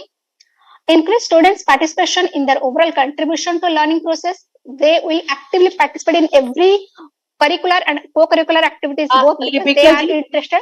Lipika ji, Yes. please don't go on reading. We have Okay. some time for interactions also. Okay, ma'am. No, ma'am. This is my last. Okay, ma'am. This is my last slide. Then if I give you a lot more time, you will be encroaching on the time of others also. Right? Okay, ma'am. Okay, no, ma'am. This is my last slide. This is the challenges. Time consuming, motivation, engagement. As you know, it will take time and motivation. Teacher also need to motivate for herself to apply new methods, and it need time to create videos, to create innovative ideas. So these are the problem. And demonstration mastery. Assess resources, particular resource, and assess not available in everywhere. Teaching technological barrier. Not every teacher know about friendly about the technological innovation. Then social isolation, teacher support. As you know, every teacher, every innovative pedagogy for apply this, so we need trained teacher, competency teacher. So teacher support is very much important. These are the final conclusion is that yes, we need competency-based pedagogy, development of competency-based education through use of different type of innovative pedagogy. Mostly, what review said, blended learning, flipped learning, problem-based learning, these are mostly used. So as I said, NEP 2020 focus on that. So it's the duty of everyone to be focused on different type of innovative pedagogy to enhance competency-based education. Yes, these are my reference, and thank you. Thank you so much, ma'am, for giving me this opportunity. Thank you, Ms. Lipika Das and Professor Nandakishore for such an inviting presentation. Next, Thank you, ma'am. Thank you. we would ask the house. The house is open for questions, and this question answer session will be for 5 minutes. If anybody has to ask any question on the presentation which Lipika ji and Professor Nandakishore ji presented.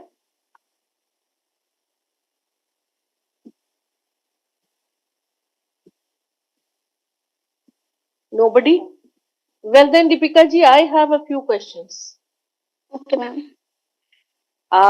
Innovative pedagogy, which you said, and innovative pedagogy for enhancing competency-based education.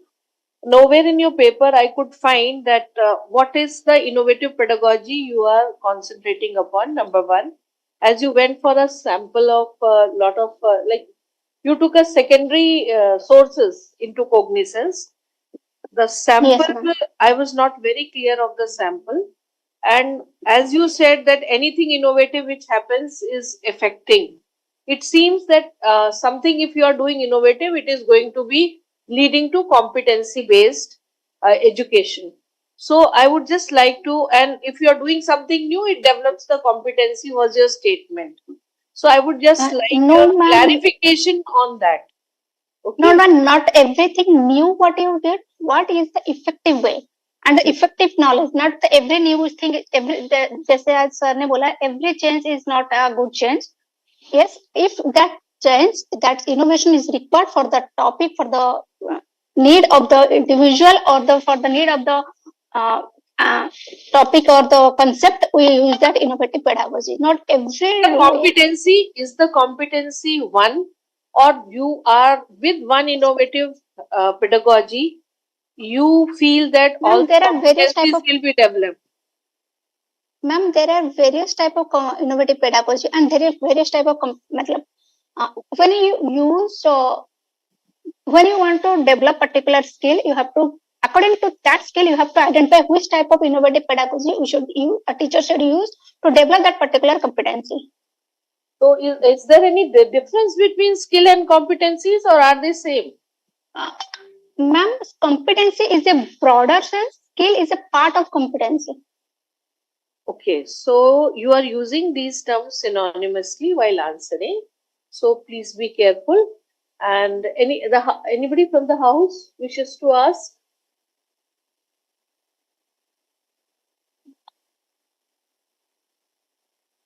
And there was one more thing which I was thinking that I could not get an answer to it. That you talk of development, you have talked of development and quality of learning also. So this developmental aspect you have taken which stage of development? Is it for foundation level? It is for preparatory level? Is it for middle level? Or is it for secondary level? Ma'am, mostly I review the higher education level. Higher education level. It's a secondary source, so mostly I review which I review the article mostly at the higher education. And can I get a sneak peek into the competency you looked for? Can you name a few competencies at the higher level which you were looking for? Ma'am, is the critical thinking. Mostly it's developed by higher education students. Okay. Okay, thank you. Thank you, ma'am. Thank you, Ms. Lipika. Next, we have Ms. Javeria Anwar and Dr. Mohammed Shakir. Ms. Javeria, I hope you have joined online. Yes, ma'am. So Am I audible? Ma'am, am I audible? Yes, you are audible. Okay. Good afternoon, everyone. This is Javeria Anwar, research scholar from Department of Education, Aligarh Muslim University, Aligarh. The topic of my presentation is Ms. Zaveria, I also request you to Yes, please limit your presentation to 15 minutes, 12 minutes, so that we can leave open for discussion for 3 or 5 minutes, right? yes, ma'am. I'll try to complete this. Don't go on reading the within. please. Okay, ma'am. Ma'am, is my screen visible? Yes, it is.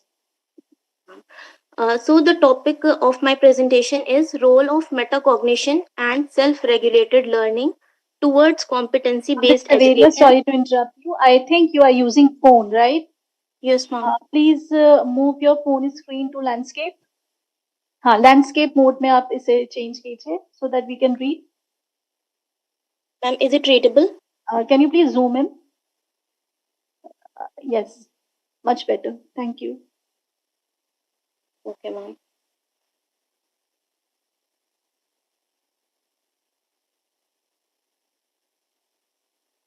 Competency-based education emphasizes personalized learning plans that include the learner's previous knowledge, present advancements, available learning opportunities, and evaluation feedback. Again, sorry to interrupt you, Ms. Anwar.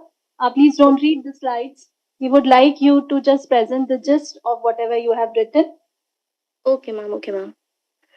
So the transition to learner-centered approaches is accompanied by a change from emphasizing teaching to prioritizing learning.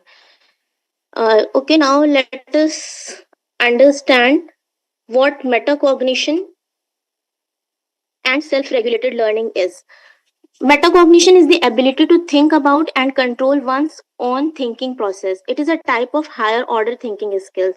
As this concept map is showing that metacognition in very shorter terms, we can say that it is thinking about thinking.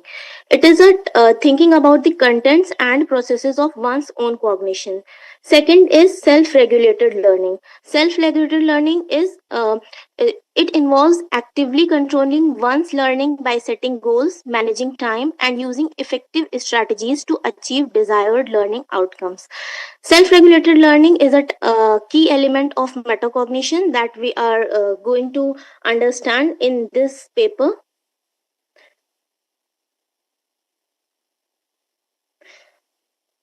This slide shows methodology. The methodology I used in this paper is qualitative literature review, and the inclusion criteria of the paper were studies that examined the relationship between metacognition, self-regulated learning, and competency-based education, and research that provided evidence of best practices or effective strategies for fostering self-regulated learning and metacognition in competency-based education context.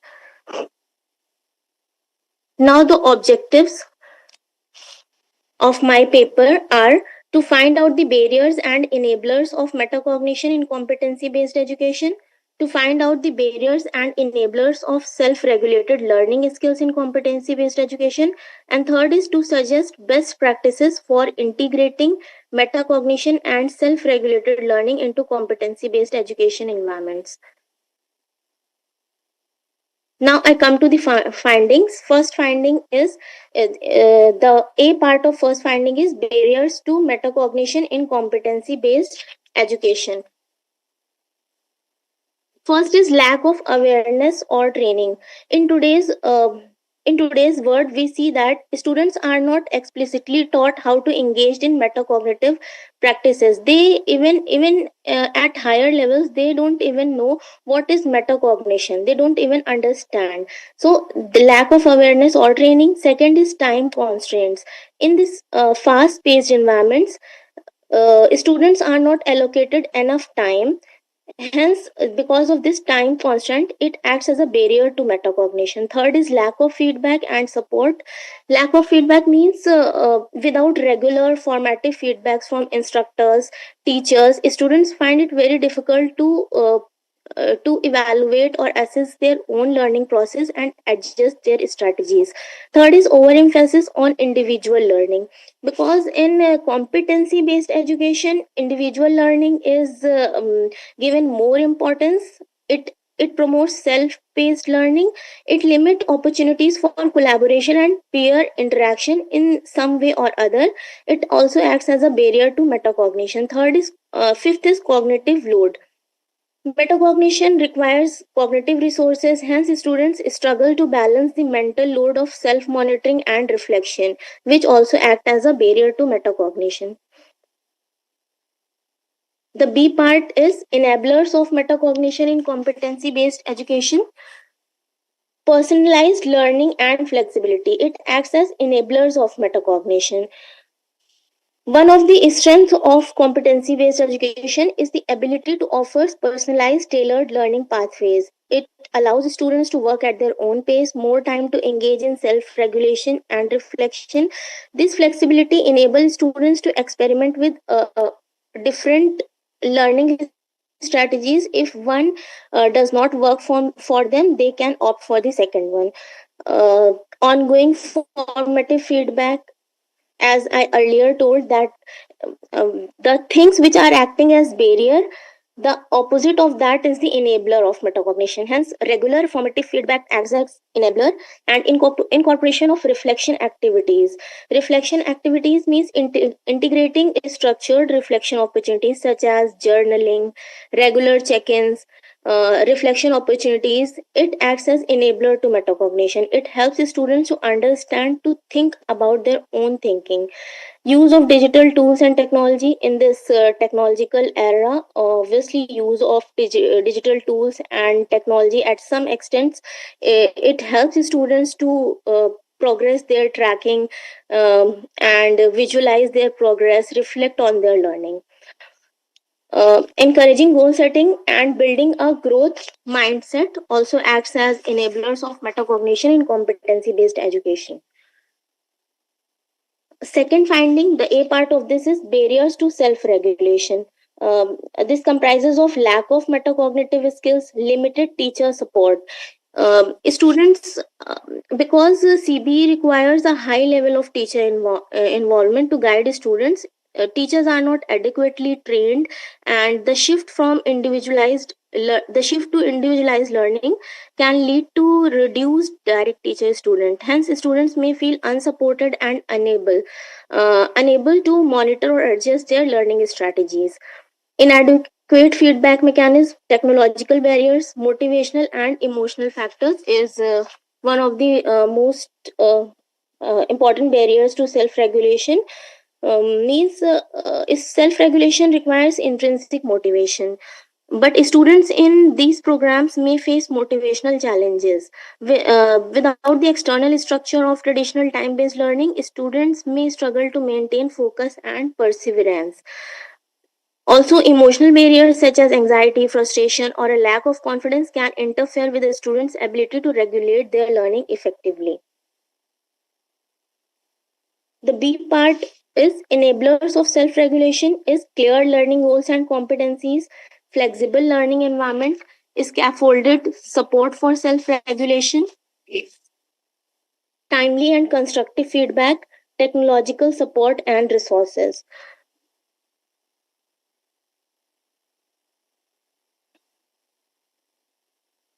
The third finding is best practices for integrating metacognition and self regulated learning into CB environment.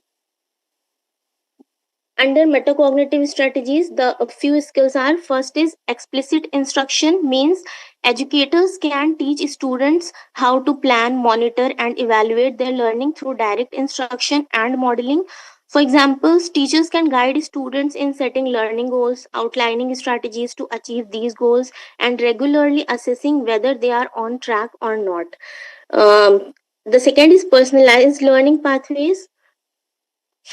Under this, flexible pacing, competency based progression, choice and autonomy of how students want to learn and demonstrate mastery of competencies help foster self regulation. For example, different learning modalities like videos, reading, hands on activities, or allowing students to choose projects that align with their interests is a type that which helps students to integrate metacognition and self-regulated learning into CBA environments.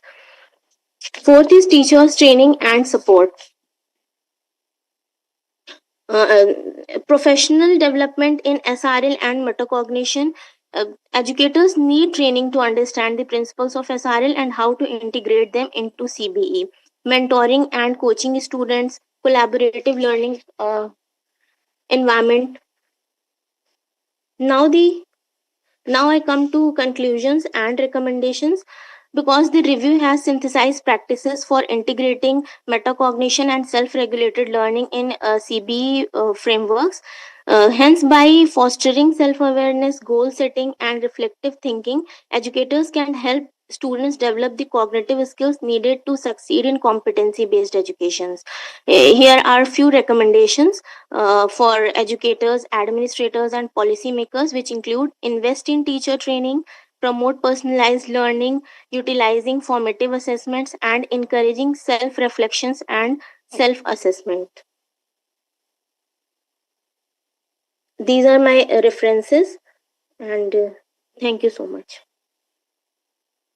Thank you so much for such a fascinating presentation. Now we open for Q&A session. Yes, ma'am. Any question from the audience, online and offline?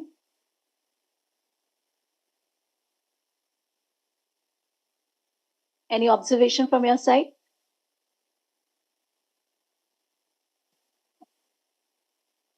No, particularly, yeah. Ms. Daveria, Yes, ma'am.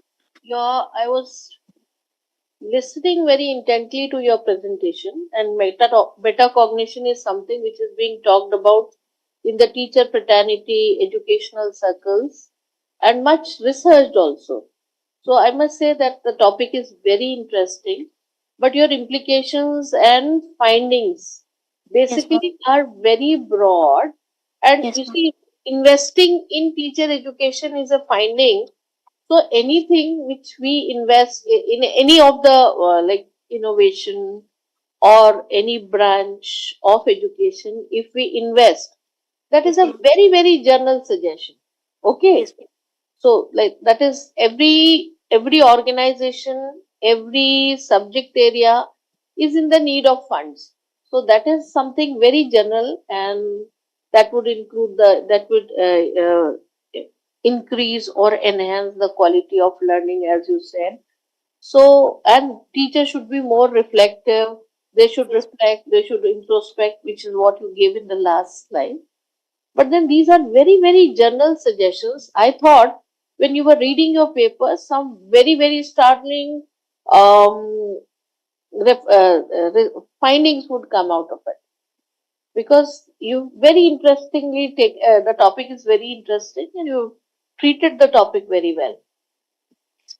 So, some more findings on some more implications which are very practical and doable. This somebody would say without doing a research also, that more money should be funded, and teachers should be reflective, teachers should introspect, teachers should do more activities and look into the innovative part of the teaching and learning. So I would request you to come out with more like doable findings that would add value to your research. Yes, Okay, ma'am. this is a suggestion. This is not a criticism, right? Yes, ma'am. Definitely, I'll try to dig more deeper into the research. Thank you, ma'am. Next, we have Ms. Asha Premananath and Dr. Pushpraj Singh. इनको भी बोल देते हैं online offline हाँ तो बुलाएंगे are they there? No. We can move on to the next presenter. The next presenter is Ms. Deva Tiwari, Dr. Anushaya Kapoor Yadav. The stage is yours. Ms. Divya, I hope you understand how to go about it.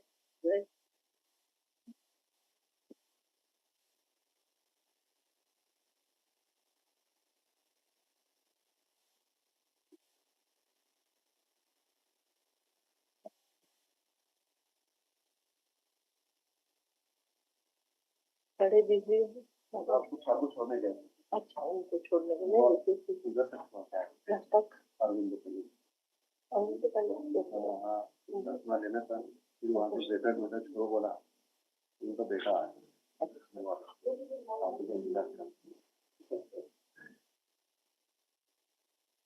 आए थे मनोदर्शन session दिखा है आप आए थे अच्छा मिले नहीं आप मनोदर्शन सेशन लिया तो 4 बजे होता है 4 बजे होता है राइट नए लोग क्या ये पिछले प्रवार को गुरु में लिया है में अच्छा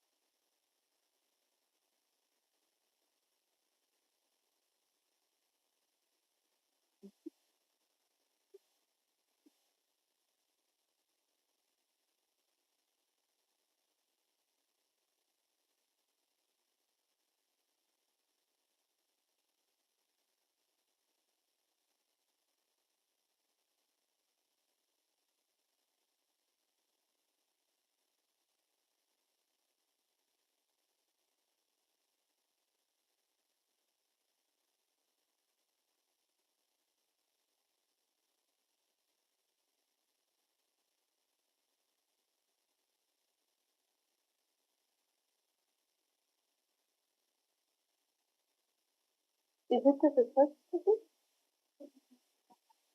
Okay, you can start with some introduction yourself by the time they set it.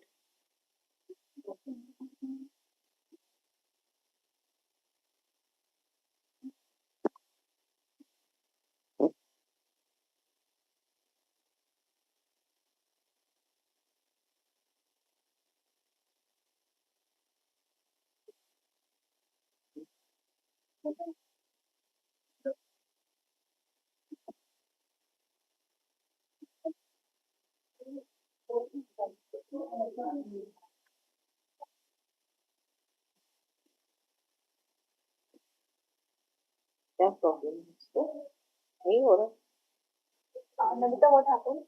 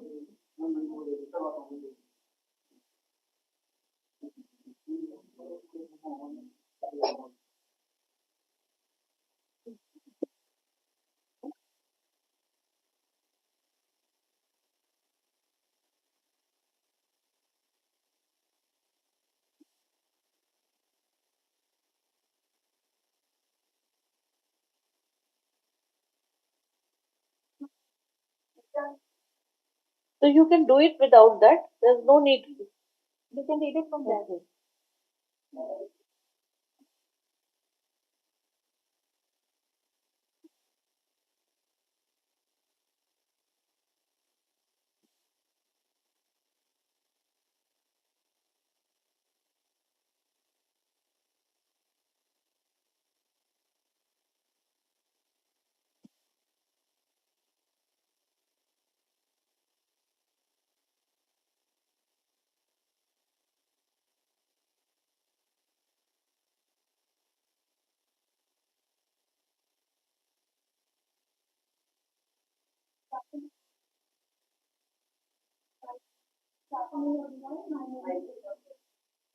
On Hello. Good afternoon, everyone. My name is Divya, and I am an MS scholar.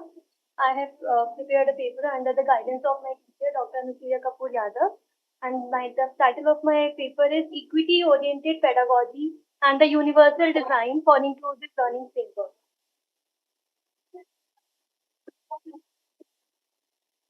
Education is the foundation for sustainable development, and it is a cornerstone for building equitable and thriving societies. Yet millions of learners globally face barriers that limit their potential. The 21st century landscape of education has heightened the need of inclusive learning environment that cater to the diverse needs of learners by ensuring equitable opportunities for all. Inclusive education frameworks aim to provide high quality equitable education to ensure that all learners of diverse learning needs are able to thrive in a society with equal access to quality education in an inclusive setting so that they can reach their full potential. Today, we are going to explore two transformative frameworks, equity-oriented pedagogy and the universal design for learning that aim to ensure no learner is left behind. Equity-oriented pedagogy advocates for fair and inclusive practices that addresses systemic inequalities and promotes social justice, rooted in the principles of critical engagement, structured interaction and transparency, flexibility and academic belonging. It emphasizes valuing diversity, fostering cultural responsiveness, and creating a sense of belonging for all learners, regardless of their background and abilities. On the other hand, Universal Design of Learning Framework offers an inclusive approach to curriculum design and teaching. UDL is based on the premise that every student learns differently and that traditional teaching methods, which often relies on one size fits all, do not adequately meet the needs of all learners. It is built on three main principles: multiple means of representation, multiple means of engagement, and multiple means of expression, where content can be presented to the students through visual, auditory, kinesthetic, and tactile mediums, and students can engage with the content using these mediums and can be evaluated by these mediums only. Both the framework align with global developmental goals like Sustainable Development Goal 4 of quality education and NEP 2020. that emphasize inclusive, equitable, and quality education for all. Sorry for not telling the sub-theme. My sub-theme is access, equity, and accessibility, under which I have made this paper. So this presentation will delve into the effectiveness of these frameworks supported by research to highlight their potential in transforming education system worldwide. The objectives of this research are in the twofold: to explore the effectiveness of equity-oriented pedagogy and universal design for learning framework for fostering inclusive education, and to explore the impact of equity-oriented pedagogy and UDL on student learning outcomes. The research questions are: is equity-oriented and universal design for learning framework effective in fostering inclusive education? And what impact does equity-oriented pedagogy and UDL have on student learning outcomes? A narrative review of literature has been taken as a methodology, and to provide a comprehensive understanding of the framework. Ma'am, shall I skip the review? Please. Go ahead. Skip the review, no? So, based on the reviews of literature that I have done, the major findings were that research highlights equity-oriented pedagogy, ability to promote critical thinking, collaboration, and cultural responsiveness.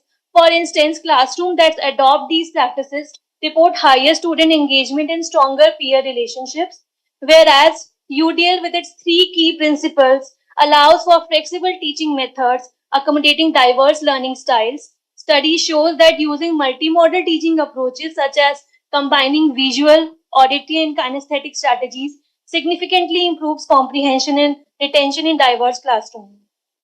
Equity-oriented pedagogy and UDL are complementary frameworks. While the former addresses systemic inequities, the latter ensures flexibility and accessibility in curriculum design. Together, they create an inclusive framework that supports all learners regardless of their backgrounds or abilities.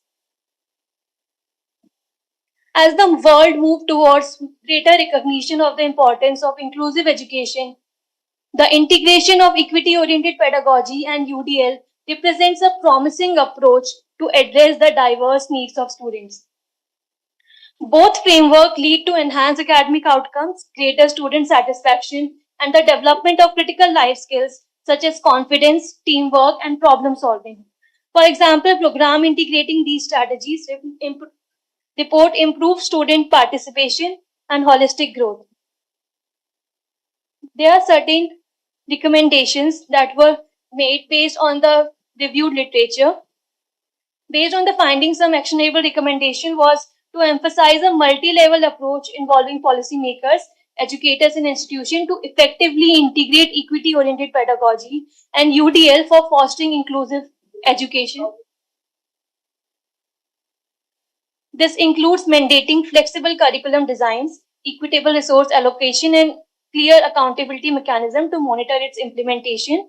Adequate funding and technology is one of the key recommendations found in the research papers. Education institutions should prioritize ongoing teacher training programs, focus on inclusive instructional strategies, equity-oriented pedagogy, culturally responsive teaching, and UDL principles. Teachers must be empowered with professional developmental opportunities, collaborative planning, and access to flexible instructions tools to provide personalized learning for diverse students' needs. And schools and colleges must foster inclusive environment by integrating assistive technologies, adaptive assessments, and student-centered practices that celebrate diversity. So, aligning with SDG 4 and NEP 2020, both these framework, equity-oriented pedagogy and universal design for learning, pave the way for inclusive and equitable education system. They also foster lifelong learning skills, preparing learners to thrive in diverse education and dynamic environment. In conclusion, adopting equity-oriented pedagogy and UDL ensures no learner is left behind. These frameworks not only enhance academic outcomes but also promote social justice and equity in education. Yes, thank you. Thank you. Thank you for such a confident presentation. Now the house is open for the questions. Thank you for the insightful presentation. Your clarity on the topic made it engaging. Now we open for the Q&A session. Anybody? Any observation from our side?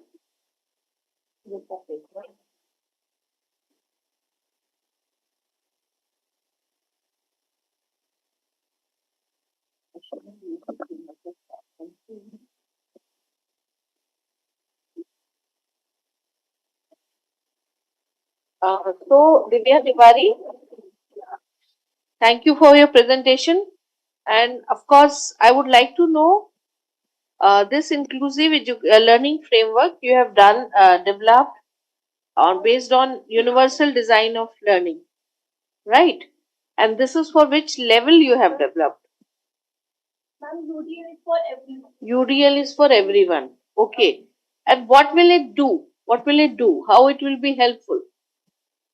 Ma'am, just like the traditional teaching approaches that majorly focuses on one size that fits all, UDL provides multiple means of representation, engagement, and expression where content can be provided through visual, auditory, kinesthetic, and tactile mediums. And student can engage with the content using these mediums, and they can be assessed or evaluated from these mediums. That's right. That's very nicely answered. But I would also like to know, are the teachers oriented and sensitized towards this approach for implementing? Ma'am, that was one of the recommendation that was made, that continuous professional development, integrating more of the UDL practices needs to be there, and equity oriented pedagogies and culture responsive practices needs to be there, so that teachers use these strategies and provide the content to the students in multiple forms. And some culturally responsive pedagogy which you have come across, Ma'am, while your work which you are doing? It was more of the culture that the students are coming from, their language. For example. Ma'am, like the languages that the students are using, the teamwork that they are from the teamwork that they are working with. So all these, the critical engagement and all this. Culturally responsive pedagogy is something much more than that. Just read, okay, no, that will make an interesting read, and that will add value to your paper. Thank you. Thank you so much. Thank you. Next, we have Dr. P. Karthikeyan from Amity University, and their presentation is on competency-based assessment in India, building a future-ready workforce through transformative education practice. Over to you, sir.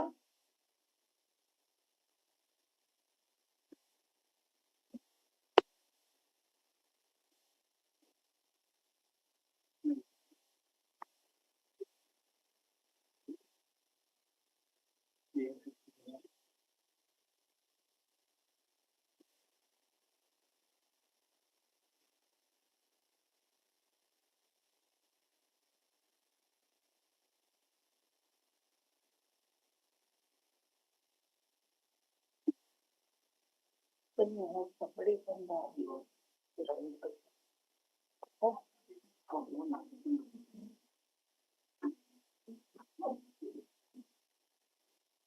Hitakshi.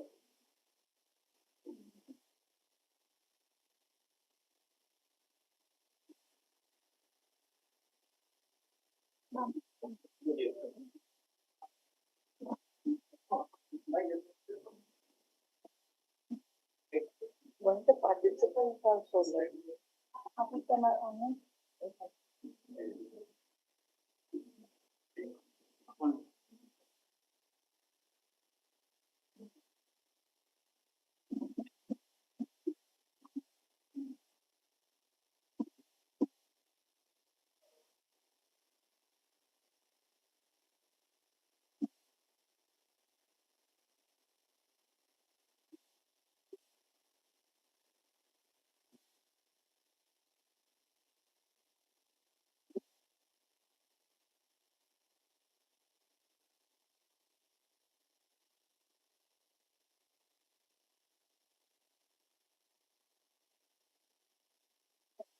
Good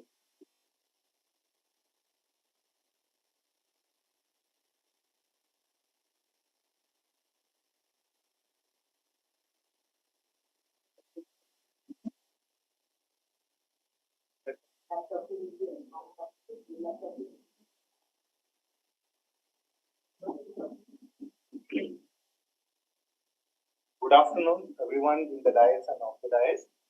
My name is Karthikeyan P, Assistant Professor in Amity Institute of Education. I am presenting a paper on the topic like contemporary based assessment in India, building a future ready workforce through the transformative education practice. Here, my component, my topic is my entire research topic is based on the assessment, that is competency based assessment. So here, before going to the topic, I want to explain few things about the competency based education, as that is the main theme of our international conference. Like here, that is competency based education is more focused on the practical skills and the knowledge and ability instead of the rote memory. That is the main core of this competency based education. So in this, it is a process of teaching. So in this process of teaching, learning and assessment, in this component, in this process, I have chosen one of the component as assessment. So my entire paper is based on the competency based assessment, that is CBA. Okay, so what is this CBA, that is called competency based assessment? Is it mainly aims the learners to evaluate on the demonstrative phases. Okay, so here the thing is the student need to demonstrate the thing which he or she has been acquired by the knowledge. So here the significance of this particular study is to promote the skill development, employability, and aligns with the 21st century skills. Okay, this is the small introduction about my paper. And now we are going to see what is this competency based assessment. A small definition about that. It is an approach to evaluate the learner ability to demonstrate. See, this is a very important thing of assessment of CBA. That is, it demonstrates the specific knowledge, skill, or attitude. See, all these three components the student need to demonstrate it. And also, it is most focused on this practical application, problem solving, and the real world readiness. That is the main thing of about our paper, like how this assessment is going to be useful for their workforce. Okay, so that is the important thing. And also it measures the effectiveness of the learner applying knowledge, not just what they do. So this CBA is morely concentrated about to measure how they are applying their knowledge, not how they acquired this knowledge. And here some of the importance, like how it is aligned to the education with workforce, because there is a main connection of this paper, like how this CBA is connected with the workforce. So there are three important things are there. First is current challenges, because nowadays the student or the individual who is acquiring the knowledge is finding difficulty to cope up with the skills of which the industry is expecting. So this is one of the important current challenges. And also we have to prepare the individual according to their real world challenges. Okay. Next, why we are shifting to CBA? Because this competency based education, the assessment which we are going to do is competency based assessment. So how it is differ from the traditional way? Because in traditional way of assessment, we are giving more important to memorization and theoretical thing, but in CBA we have given more important, and also we are more specific about the demonstration and the measurable specific competency. In the traditional, we have lack of practical application skill. We are giving more important to theoretical one, but here in CBA we will be giving more important to the applied oriented. And also these are some of the key features about the CBA. Like it is, it assesses the knowledge, skill, and values of the specific domain. That is a very important word they are using in CBA. We are going to be assessing you in the more specific way, and also the assessment which they are going to give is a comprehensive way of assessment report. I think everyone know about the 360 degree which is given by the NEP 2020 that we are going to see in the next slide. And also it will be assessing the individual strength and the weakness, and it will be tracking the progress. That is a very important of CBA. Like this type of assessment will be tracking throughout his life. And also here we can see this is the important thing, like how this CBA is integrated with the new education policy.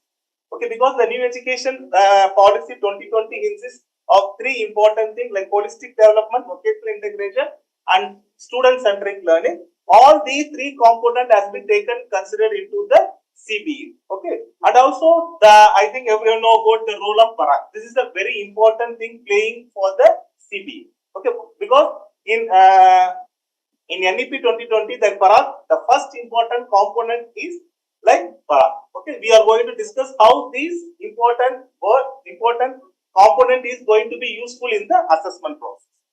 And these are objective of my study. That now we have seen what are the introduction and some of the basic components needed for that particular paper. These are the two important objectives which have been taken for my paper. One is bridging the gap between educational and the working force. The second is to prepare the individual for the 21st century skill challenges. This is the two important objective as taken for my paper. And according to this objective, I framed four research questions. First question is, what are the challenges and opportunity will be when you are adopting this CBA and the role of Parak? Third is, what are the best practices and innovative approaches that can be adopted for this CBA in higher education, and also workforce preparation. So these are the four important components of my research question. And also the methodology, I have used the descriptive analysis. Like here, I have examined some of the existing systems and limitation of current assessment process and NEP 2020, and also I have taken some of the comparative way of assessing with different countries and within the countries. So this is my methodology process, that is a descriptive analysis. And some of the sources which I have collected the data is mainly NEP 2020, Parak, and also some of the case studies. So here case study comes about both international and also in India. These are some of the sources where I have collected for my research paper. And also this is the important thing, like how we can convert or how we can transfer this CBA in the educational process in our India in all the levels. Because anything we are doing, we have to do it three levels: national level, state level, and also district level. So in national level, this Parak is going to be play an important role for implementing this type of assessment. Second, when you come to the state level, it is SCRP. So in SCRP, what they are going to do is they are going to frame according to the specific state, because each and every state has different perspective. So SCRP going to play an important role. Next, when you come to the district level, they are going to give trainings to the students and the student teachers. So how to adopt this assessment process, how we can apply. So everything can be done in three different framework, like national wise and state wise, and also like in the district. Okay. Now we are going to see, like I have framed four different research questions. The first research question is, what are the specific challenges and opportunity of implementing CBA in Indian higher education? Because whenever we are introducing any new thing, surely there will be some challenges will be there. So here are some challenges. The first important challenges is defining and aligning the competence, because we having different number of courses. So each and every course has different objectives. So according to that objective, we have to define it. That is one of the most important challenges which we are going to face it, and also it is a time consuming thing. Now that is the first objective. The second objective is, once we frame the objective, we need to validate that objective, the reliability and validity of the particular objective. That will also make the challenges in us.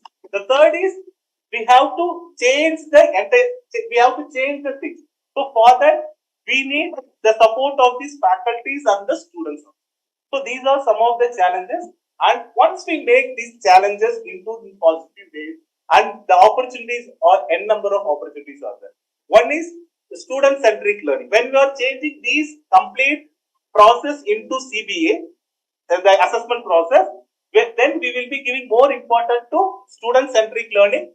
Second is when the student is adopting this type of assessment, it will be very useful for his job oriented thing, and also we will be having strong connection with the industry and the academy. So these are the challenges and opportunities of the when you adopting CBA in the higher education. Second is research question is how this Parag effectively guide and support the higher education institution adopting. See what is the pathway? How we are going to take care of this? First is very importantly. First we have to establish a framework. The basic thing for any type of changes or challenges. First we need to frame the framework. But when you are making the framework, it should be a collaborative way. Like we have to include the university professors and also like from colleges, all the stakeholders should be included in framing the thing. Once we frame this framework, next we have to form the guidelines and resources for this particular framework. Okay, once we complete it, then we have to conduct some workshops because we have to make aware of the people about this new type of assessment process. Once we have this, then we have to evaluate this process, and at last we have to make awareness of the all stakeholders. So this is the pathway where we can make these important or this competency based assessment. The third is it's simple like what are the best practices. See, when we are adopting some assessment process, we have to follow some of the practices and approaches. Then only we can able to assess the particular thing. So what are the best practices I can go is first, whenever I adopting something, I have to define my competency and develop the validity, reliability and feedback and the continuous progress about it. See, this is the best practices which I can follow. The next is very important. When I want to adopt this type of assessment process, some innovative approaches I need to include in my assessment process. What are the innovative approaches? Gamification. When I am doing assessment, it's not only about like it should be a question and answer wise type. So I need to include some technology in my assessment also. And also now we are speaking about the portfolio based assessment. We should not go with a single hand assessment. We should have the entire portfolio of the thing. Peer review plays an important approaches in this CBA also. And also we have to make some mini courses because see, when we are preparing this assessment, a teacher should be aware of that. For that, we have to make some few courses to make aware of this thing. And the last research question is how we can ensure the CBA in higher education effectively in preparing graduates for the workforce. This is the last research question.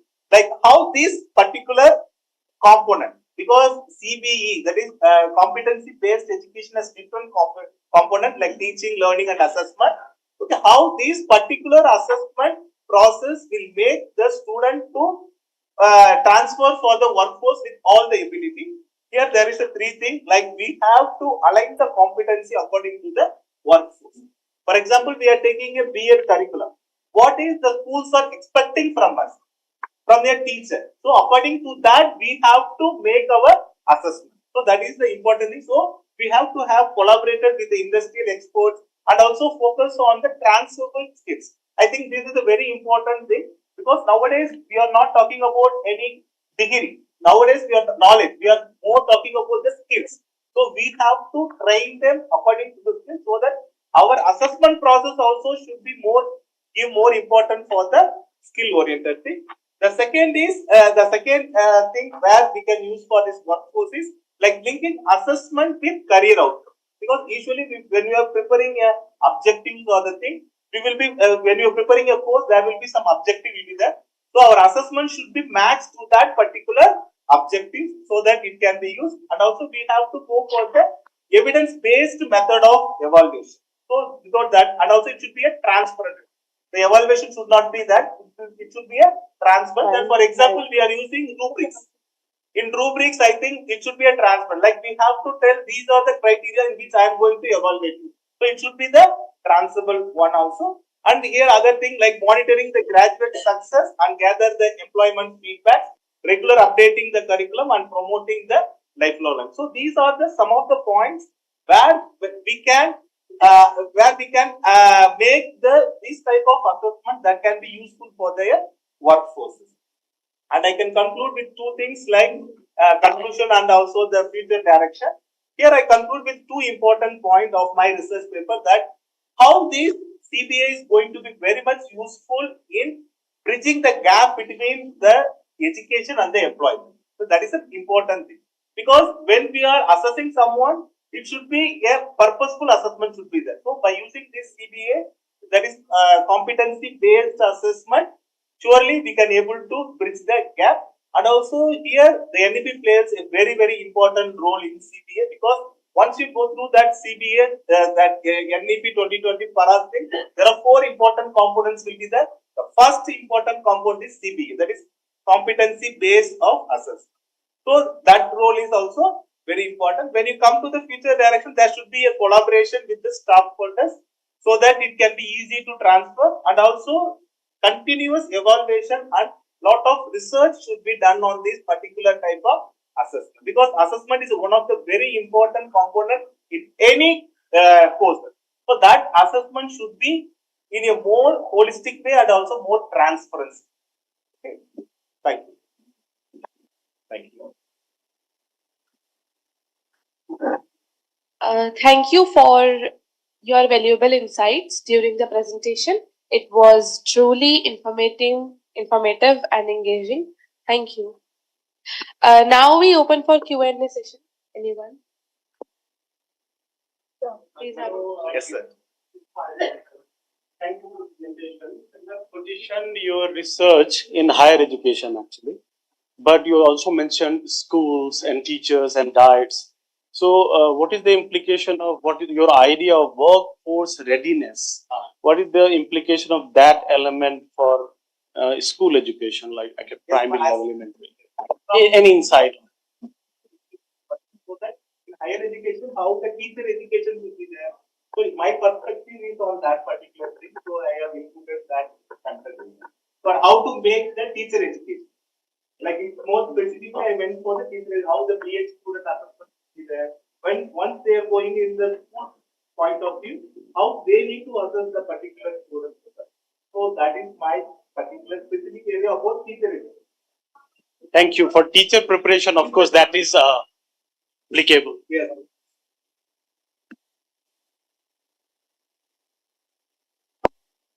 Somebody else?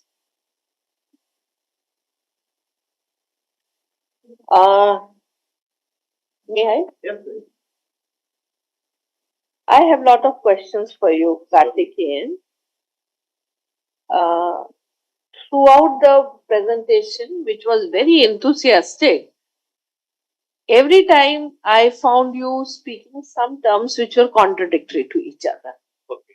Like he pointed out that you are talking about, like if you have a good competency-based evaluation, that will make your students' workforce, they will be ready for the industry, right? So not everybody goes to the industry, number one. And number two, you said they will be able to face real world challenge. Okay. Not all competencies are leading for the real world challenge, right? There are a lot of competencies, right? So I would request that when you further improvise your paper, just delimit, because it was appearing too much of scattered things putting together. You coming with lot of ideas like Parak. Parak is for school, yes, school level. Knowledge of Parak for teacher is one thing, but Parak is basically for school. Then you said some 21st century skills. Not all 21st century skills. So what are the 21st century skills which are leading to the competencies which you are trying to evaluate? That was nowhere pointed out. I was trying to find out that it will come up, and then of course, lot of things you have taken. It seems, it's so much of things put in and juggled together. Challenges and opportunities for implementing CBSA is one of your questions.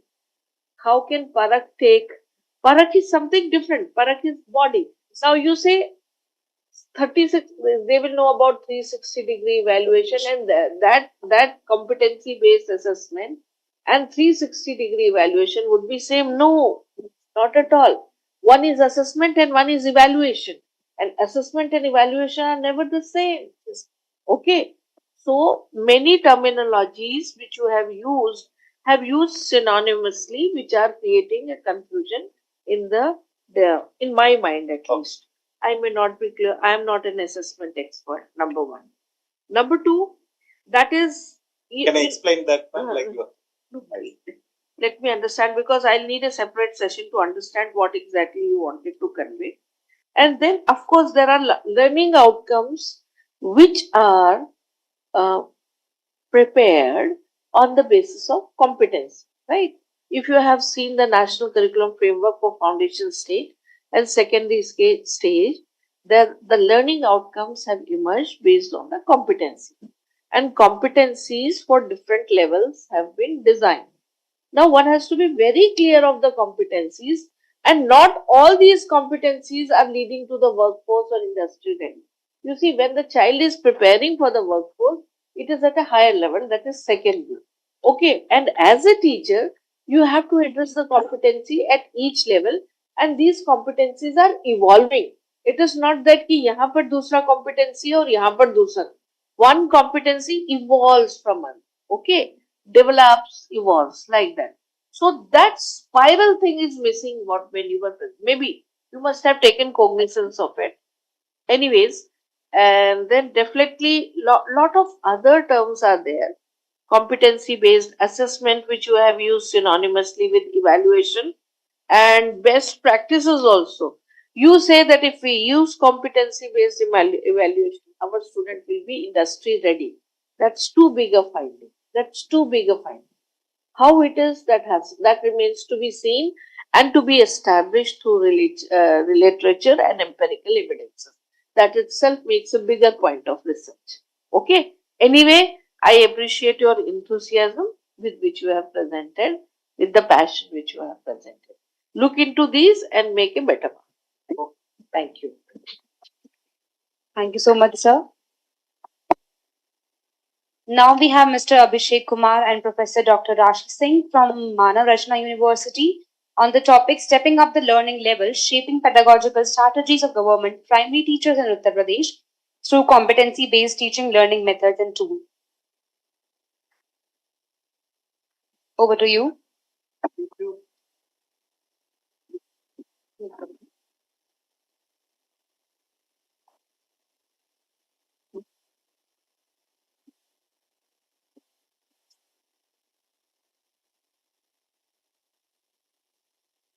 Good afternoon, all. And since this morning, we have been listening to many speakers, and that was really nice. So a few of them talked about Indian sensibilities, how CBE, competency-based education, is positioned in Indian tradition and sensibility. Also, they also mentioned that we need to develop the evidence and experiment to actually Indianize these Western concepts. But of course, the other ideas are like these concepts are already there in Indian traditions. So maybe this Mahatma Gandhi's basic education, or beyond that, we have different evidences of such competency-based education.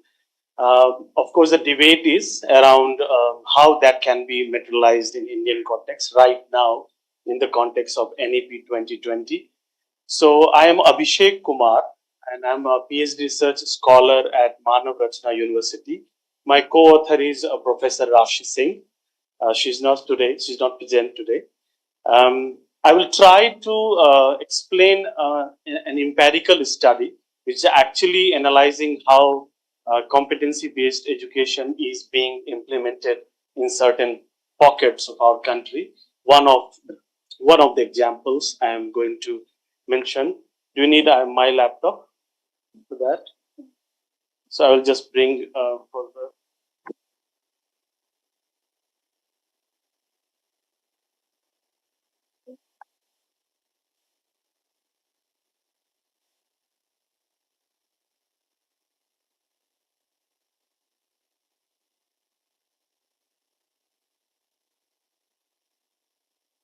So my abstract says that there are a lot of studies, including National Achievement Survey 2021 and other studies, including ESSER and others, which actually talk about the learning gaps among children. And there are different measures which have been suggested, including different pedagogical strategy or teaching learning process. Also, many of the researchers here, they have also pointed out different strategies and tools to how to implement CBE in India. This is a qualitative descriptive study. My title is Stepping Up the Learning Level, Shaping Pedagogical Strategy of Government Primary Teachers in Uttar Pradesh, India, through competency-based teaching learning methods and tools. So I have studied a program called Kadam Plus UP25, which is being implemented in 7 districts of Uttar Pradesh. And they actually implement with a learning framework called Kadam, which is in English called a step. So step up is the meaning of that Kadam. So that particular framework has different tools and methods, which is discussed here. And there are experiments going on in the field. So this study actually evaluates. I have used 3 tools: feedback survey from the teachers to gain their perception and their learnings, experiences with this methodology, and classroom observation and teacher interviews to triangulate their findings. So basically, the paper has assessed the effectiveness of that learning framework in Indian context, particularly in rural areas. And the paper further concludes different measures.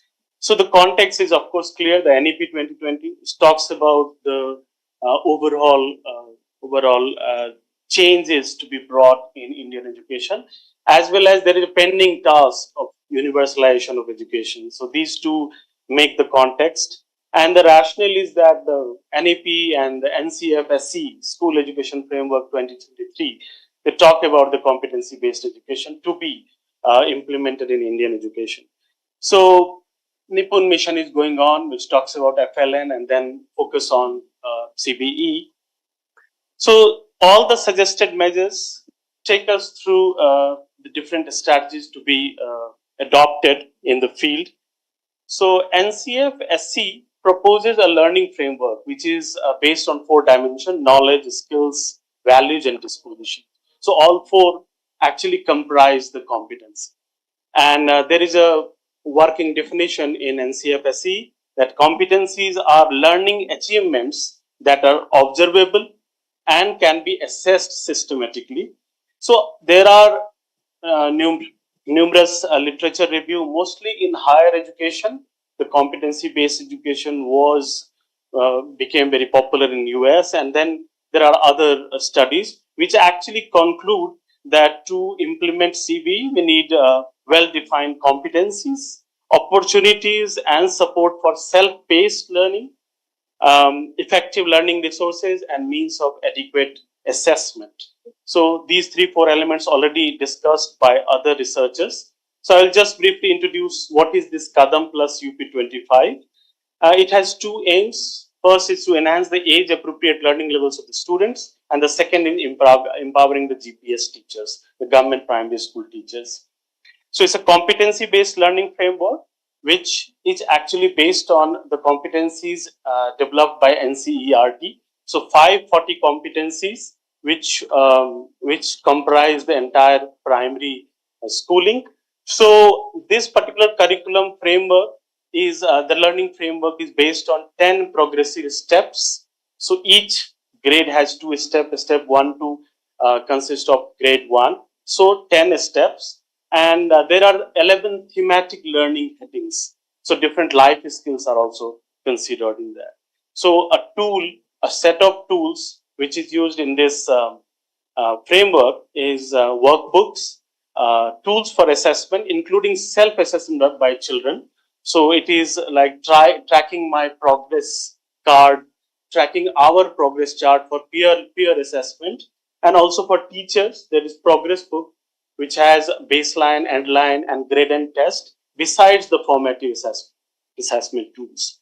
There's a theme book, which is based on the life skills, and then manuals for teacher and other teacher training activities.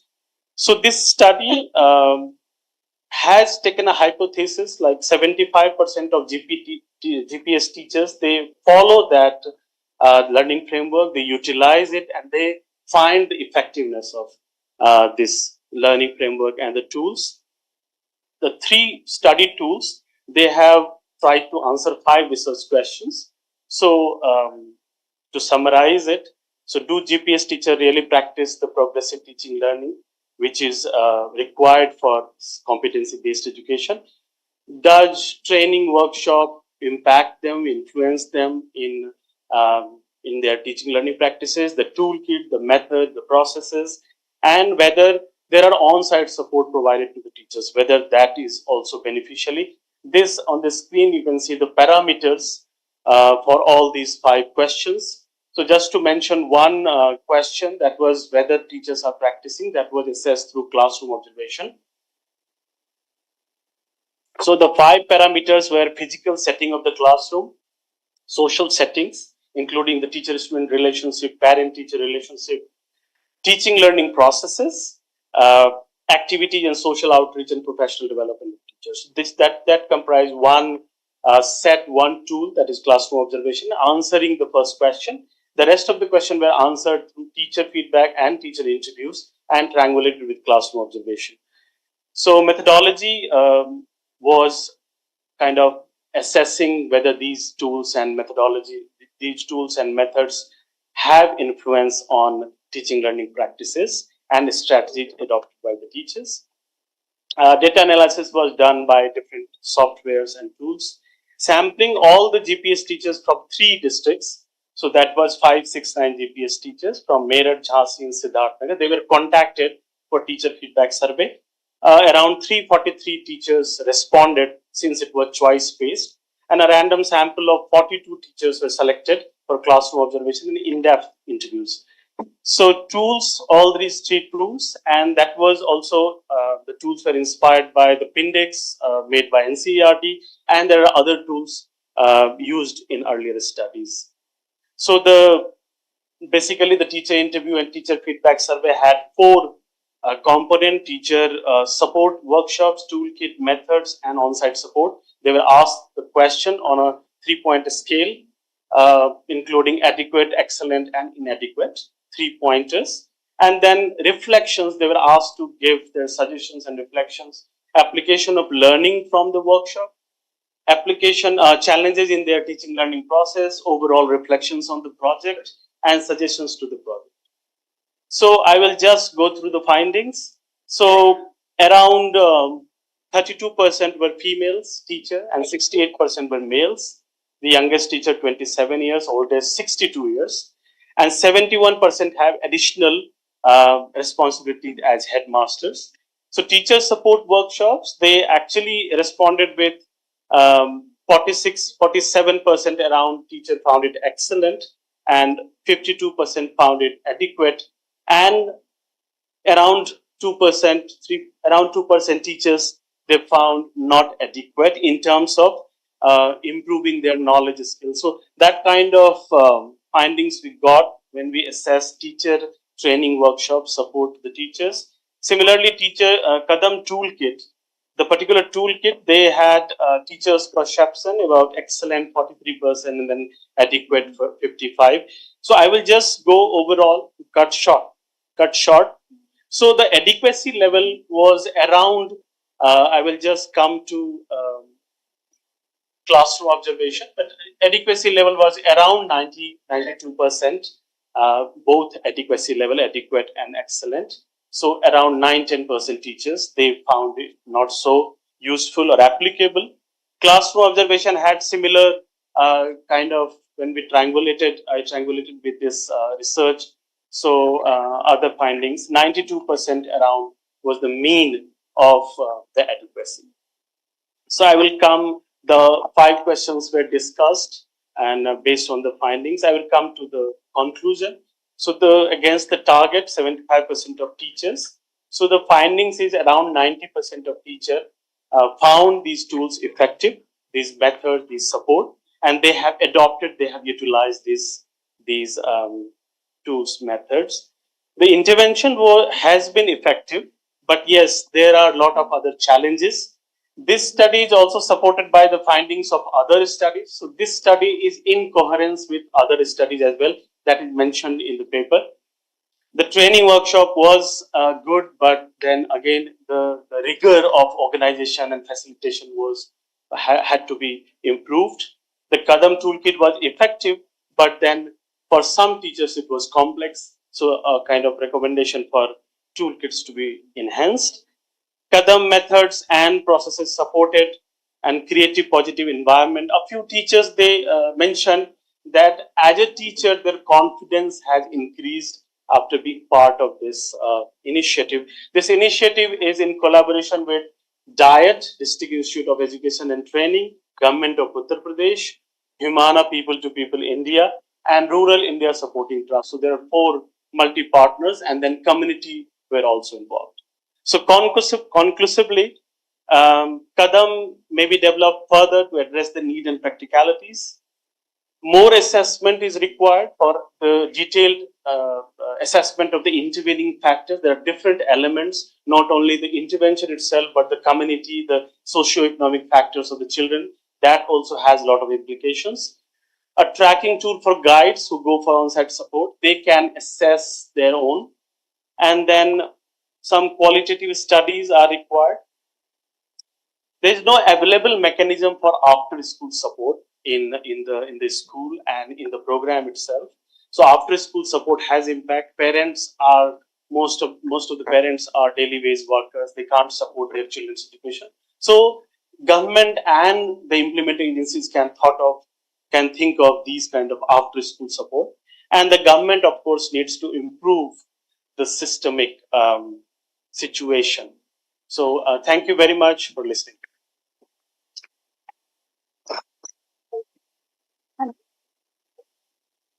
Thanks a lot for sharing your knowledge with us, sir.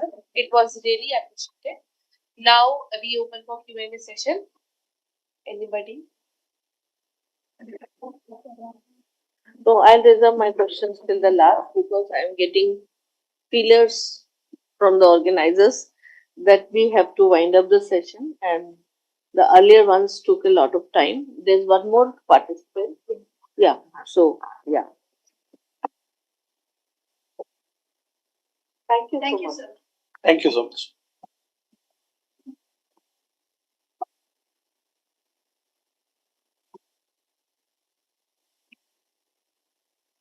Finally, we have Ms. Hema Upadhyay and Mr. Saurabh Srivastava from SCRT Delhi on a topic competency-based education through happiness curriculum, a child-centered pedagogical approach. Over to you.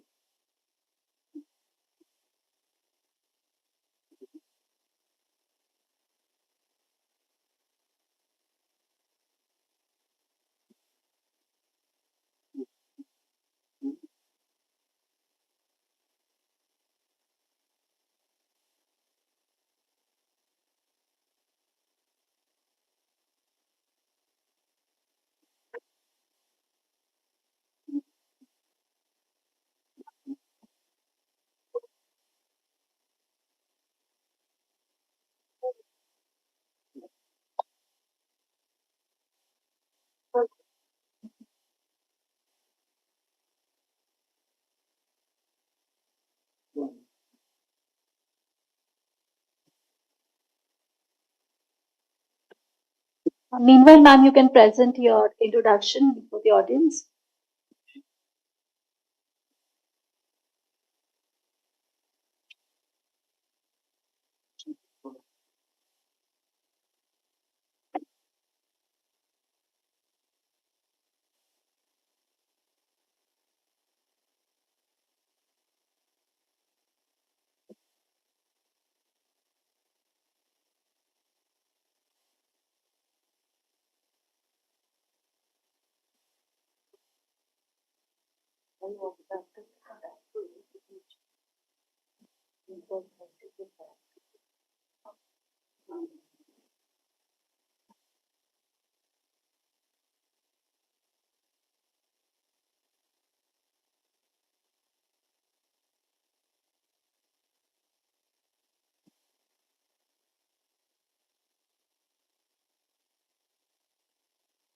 Good afternoon, one and all. Good afternoon, one and all present over here. My name is Hema Upadhyay, research scholar, Faculty of Education, Banaras in the University, and the paper has been jointly written by Saurabh Srivastava, Assistant Professor, Diet Bholanath Nagar, SCRT Delhi. The topic is competency-based education through happiness curriculum, a child-centered pedagogical approach.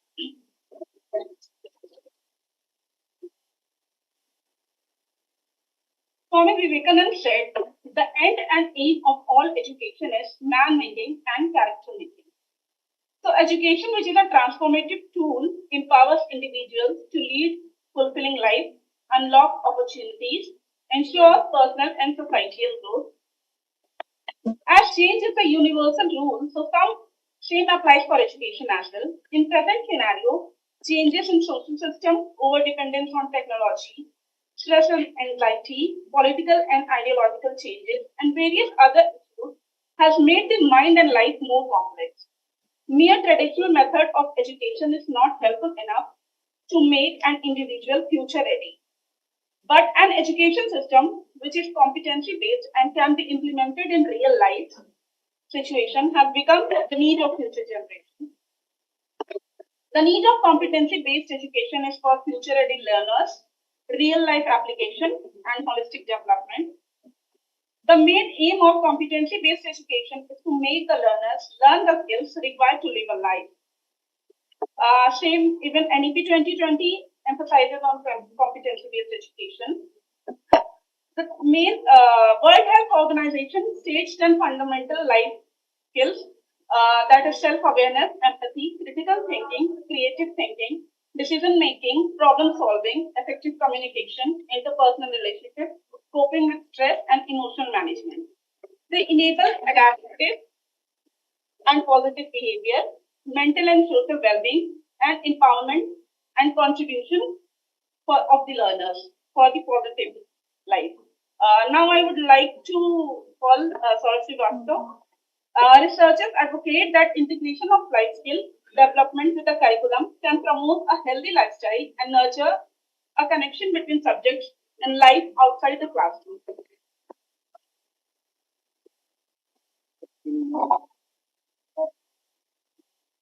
If you talk about the happiness curriculum, of which this initiative, this pedagogical initiative of Delhi government has gained much importance as well as recognition all over the world. This happiness curriculum, it was launched in the year 2018 with the objective of ensuring readiness to learn, preparing students for coping up with stress, strengthening mental well-being, empowering emotional resilience, learning to live together harmoniously, bridging the gap between scholastic and non-scholastic areas, enhancing self-awareness.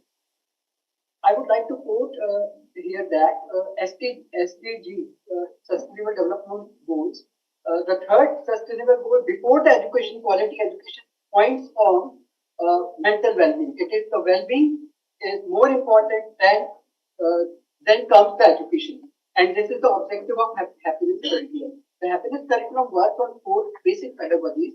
These are mindfulness, story-based learning, activities for critical thinking, creative expression. In our research, we aim to find the objective of the research is to find out the role of happiness curriculum in fostering the competencies among the learners, and to find out the role of happiness curriculum in enhancing the life skills. The methodology that we adopted to gain our data is primary and secondary data.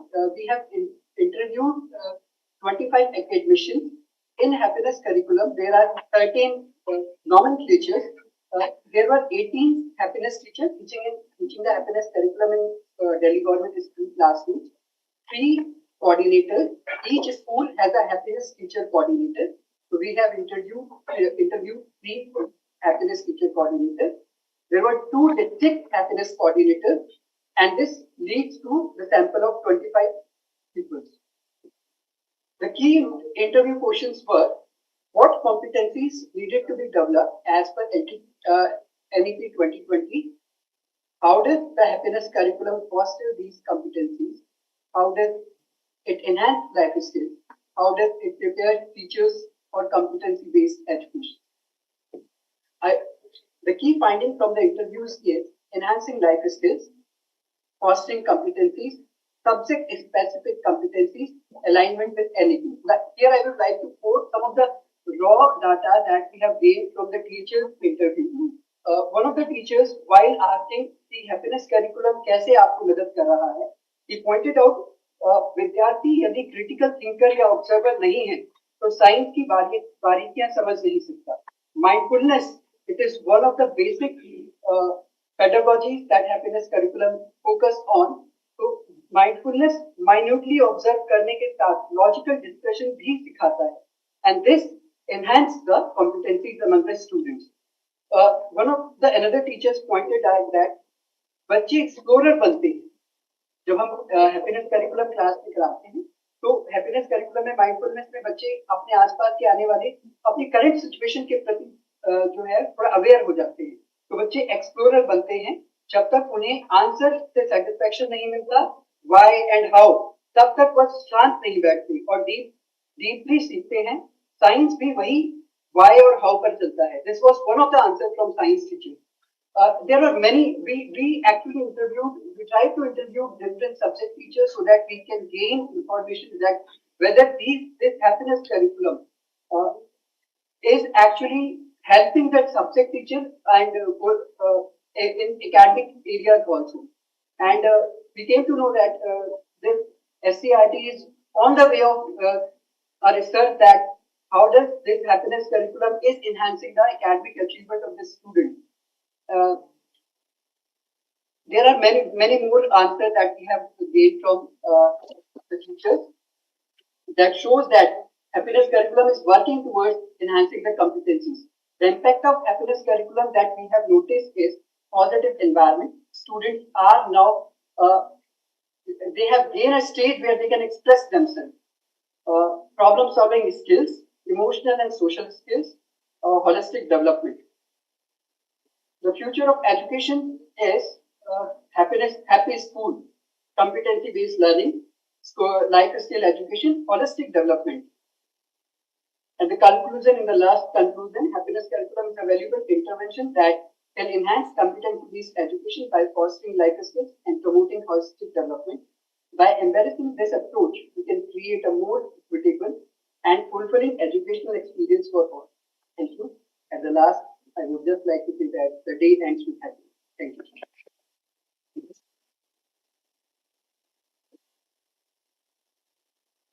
Thank you so much, sir, for your wonderful presentation. It was both enlightening and inspiring. Now we open for the Q&A session.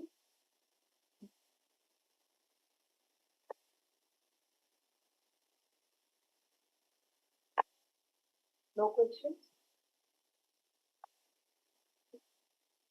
Thank you everyone for your participation in this thought-provoking session. I would like to request Professor Harish Kumar Tyagi sir for facilitating Professor Sharat Sinha ma'am as session chair by offering Tulsi sapling. Sir, एक बार रुक जाए, थोड़ा sum up कर दूँ session. As we concluded the paper presentations, we are now honored to hear the closing remarks from our session chair, Professor Sharat Sinha. Please share our reflections and thought as we wrap up this session. Over to you, ma'am. Thank you so much. And very good afternoon once again. A very good afternoon once again. And as we see towards when the program started, there were 7 people in the hall. I thought these are all paper presenters and a lone chairperson. But slowly people started coming. The crowd, धीरे-धीरे लोग जुड़ते गए, है ना? So I was expecting more participants and also expecting a lot of questions from all of you. But it so happened that many of you were researchers. So everybody has butterflies in the stomach. They feel अपने paper की चिंता ज़्यादा रहती है, दूसरे के paper के questions पूछने के लिए तैयार नहीं होते. There were few online, half partially visible people also. That is the beauty of that blended mode. I couldn't see their faces, but I could listen to them. And yes, of course, I congratulate MIT University And my connection in MIT University is Professor Harish Kumar Tyagi. I thank him for thinking me capable enough for being here as a chairperson. I thank from the core of my heart. As I had reserved, although I had been giving lot of suggestions after the papers also. So this session had 9 papers, I was told, and the first one was by Miss Lipika and Professor Nandu Kishore from Central University of Haryana. And yes, the paper was again, as the topic was the competency-based education through innovative pedagogical strategies of personalized learner center training. And this was particularly a very, very broad paper. Lot of things, lot of jargons mixed, but she tried to give what competency-based education is all about. And of course, the results were that innovative pedagogies are leading to competency-based education and leading to teacher insights. The second one came from Ms. Javeria Anwar, and this was the role of metacognition in self-regulated learning towards competency-based education. This was a review of the best practices already existing. So this was a qualitative paper and talked about various like developing. It was discussed by and self-regulated learning. That is, I felt that the paper, if she takes forward, this would be definitely fostering deep learning and lot of academic achievement also. It would lead towards academic achievement also. The third paper which came, the educational reforms and shortcomings, this paper was not presented. And Ms. Divya Tiwari, a very young researcher, equity-oriented pedagogy and the universal design of inclusive learning. That was also very thought of. I appreciate the paper. And universal design of learning, which is something that all the teachers must know about. And that's when we have so much of heterogeneity in the classroom, that is something that every teacher, not only special teachers or teachers in the subject of inclusive education should know. All must know about it, all must be well aware of it. So congratulations for the paper. Then Dr. Karthikeyan, a faculty from the university, he talked about a very big pain point. He is not here. So he talked about the competency-based assessment. But the paper was full of jargons which I could not understand much. And there were a lot of mixing of terminologies which felt that like I could not find a connect that competency-based assessment could make you ready for industry. If you do competency-based assessment in the school, if you carry out, you develop an industry-ready workforce. That was something that connect was missing. Maybe he must have done it. Maybe he was not able to tell. But the paper was indeed very interesting. He took a lot of terminologies from the National Education Policy, like the PARAG, the 360-degree assessment, holistic assessment, competency-based assessment. But every time when it so happens that we take a lot of jargons as young researchers, all of those who have presented, there were experienced professors also who were their guides, those who were present. I feel that putting a lot of jargons confuses. And all of you who have taken very, very relevant topics which are very important and done a lot of work. But what happens when lot of jargons they mix? Sometimes you mix up skill with competency, sometimes you mix competency with something else. So that makes very confusing for people to understand. Okay. And then when a teacher educator is confused, you will be confusing the whole lot of teachers. So it's better always to use minimal terms with maximum explanation when we are presenting a paper. And yes, competency-based education through this was an interesting study on Kadam for government primary school teachers.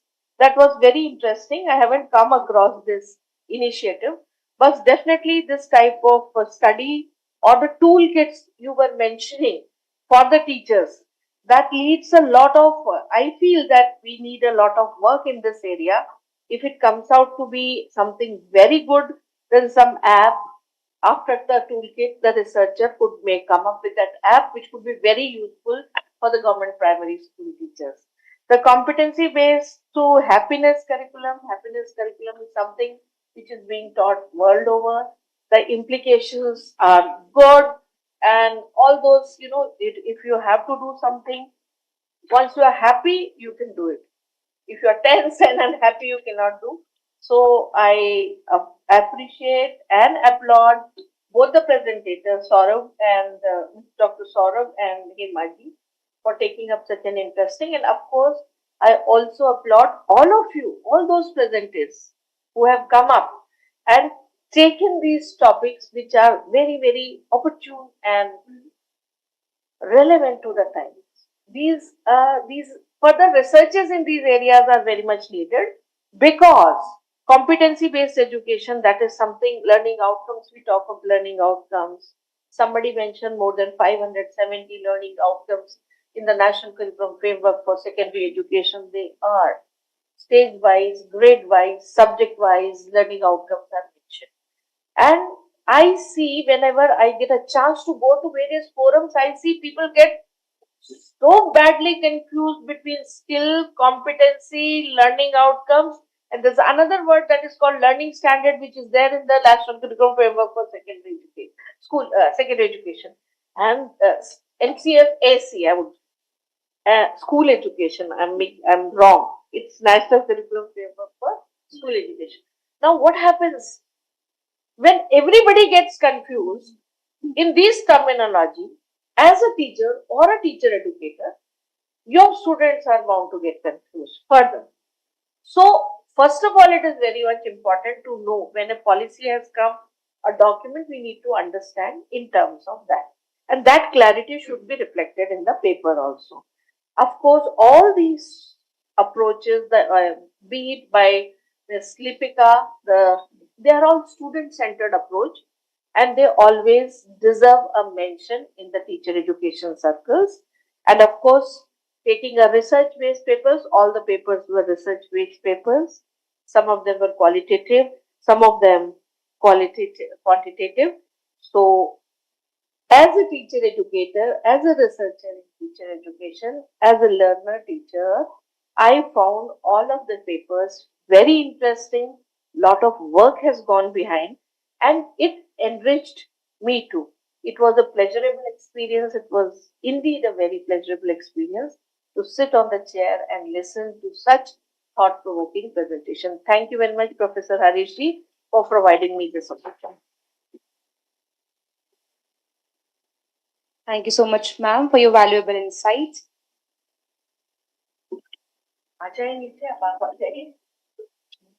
I would like to request Professor Harish Kumar Tyagi sir for facilitating Professor Sarat Sinha ma'am as session chair by offering Tulsi sapling. I also request the dignitaries to please take the dais. I request Professor Kaushal Kishore sir, the chief guest for the valedictory ceremony, to please take the dais. Professor Gyanendra Nath Tiwari sir, who has sessioned the chair and with us since inaugural ceremony, to take the dais. Thank you so much.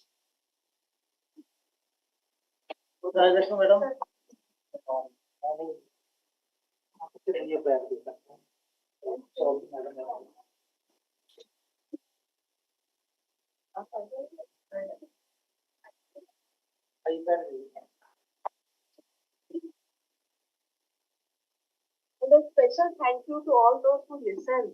Their papers were not there, but they were listening. I thought everybody who is sitting on the paper.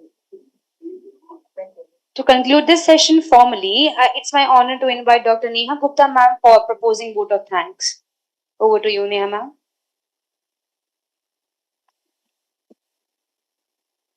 Thank you, Ms. Shanu. Indeed, it is my pleasure to present vote of thanks to Professor Sarat Sinha ma'am for taking out time for us, for giving your guidance, insights, and valuable suggestions to all the researchers and paper presenters here. I would like to present our vote of thanks from entire organizing committee of this international conference, ma'am. Indeed, we learned a lot. We have definitely all those researchers who have presented, they have noted down your suggestions. They will carry on and they will take the care in their papers. Next, the vote of thanks is for all the paper presenters, both online and offline, who have presented their papers very well.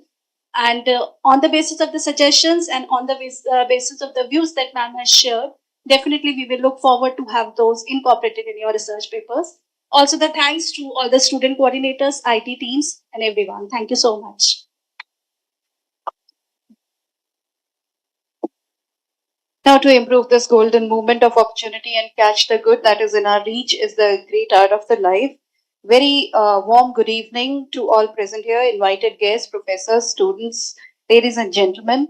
The time has come to draw a curtain to our program as we come to the close of it. A very good evening and warm welcome to all of you to this valedictory session of ICSSR sponsored International Conference on Vision Viksit Bharat at the rate 2047, enhancing competency-based education through innovative pedagogical interventions. I consider it a great honor to welcome Professor Dr. Kaushal Kishore Sir, Head Department of Education, Jamia Millia Islamia, in the valedictory ceremony of this conference.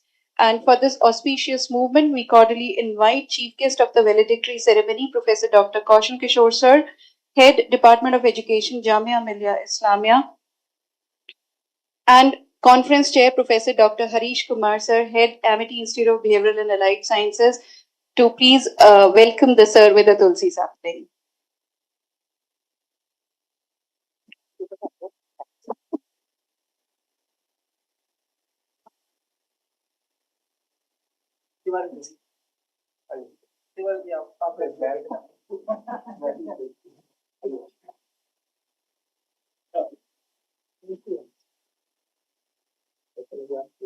I also request Sir to felicitate Sir with shawl and a bag, the conference kit.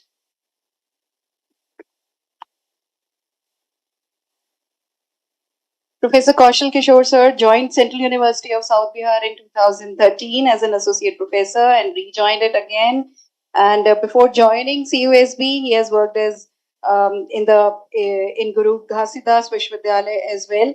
Sir is right now heading the Department of Education, Department of Educational Studies, Jamia Millia Islamia.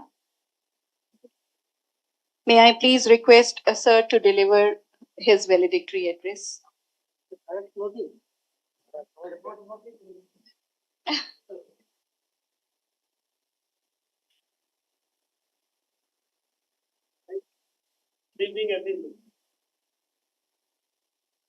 मेरी आवाज आ रही है वहां तक हो जाएगा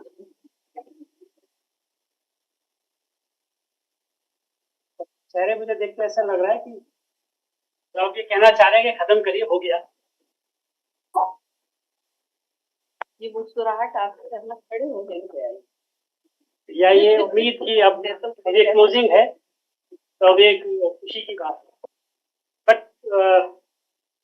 very good evening one and all and the conference chair Professor Harish Kumar Tyagi जिनकी वजह से जैसा शरद मैम ने भी कहा जिनकी वजह से हम यहाँ हैं he is the key contact he is the person connecting person who is the actually connecting person जितने भी delegates जितने भी participants या जितने भी resource person से आप लोग यहाँ मिले इस एक दिन के international conference में it's because of his this skill that he keeps on connecting people और वो जोड़े रखते हैं लोगों को ये एक बड़ा अच्छा स्किल है जिसमें मैं हमेशा अपने आप को बड़ा इनकॉम्पिटेंट पाता हूँ सर आप इसके लिए बधाई के पात्र हैं and thank you for remembering मी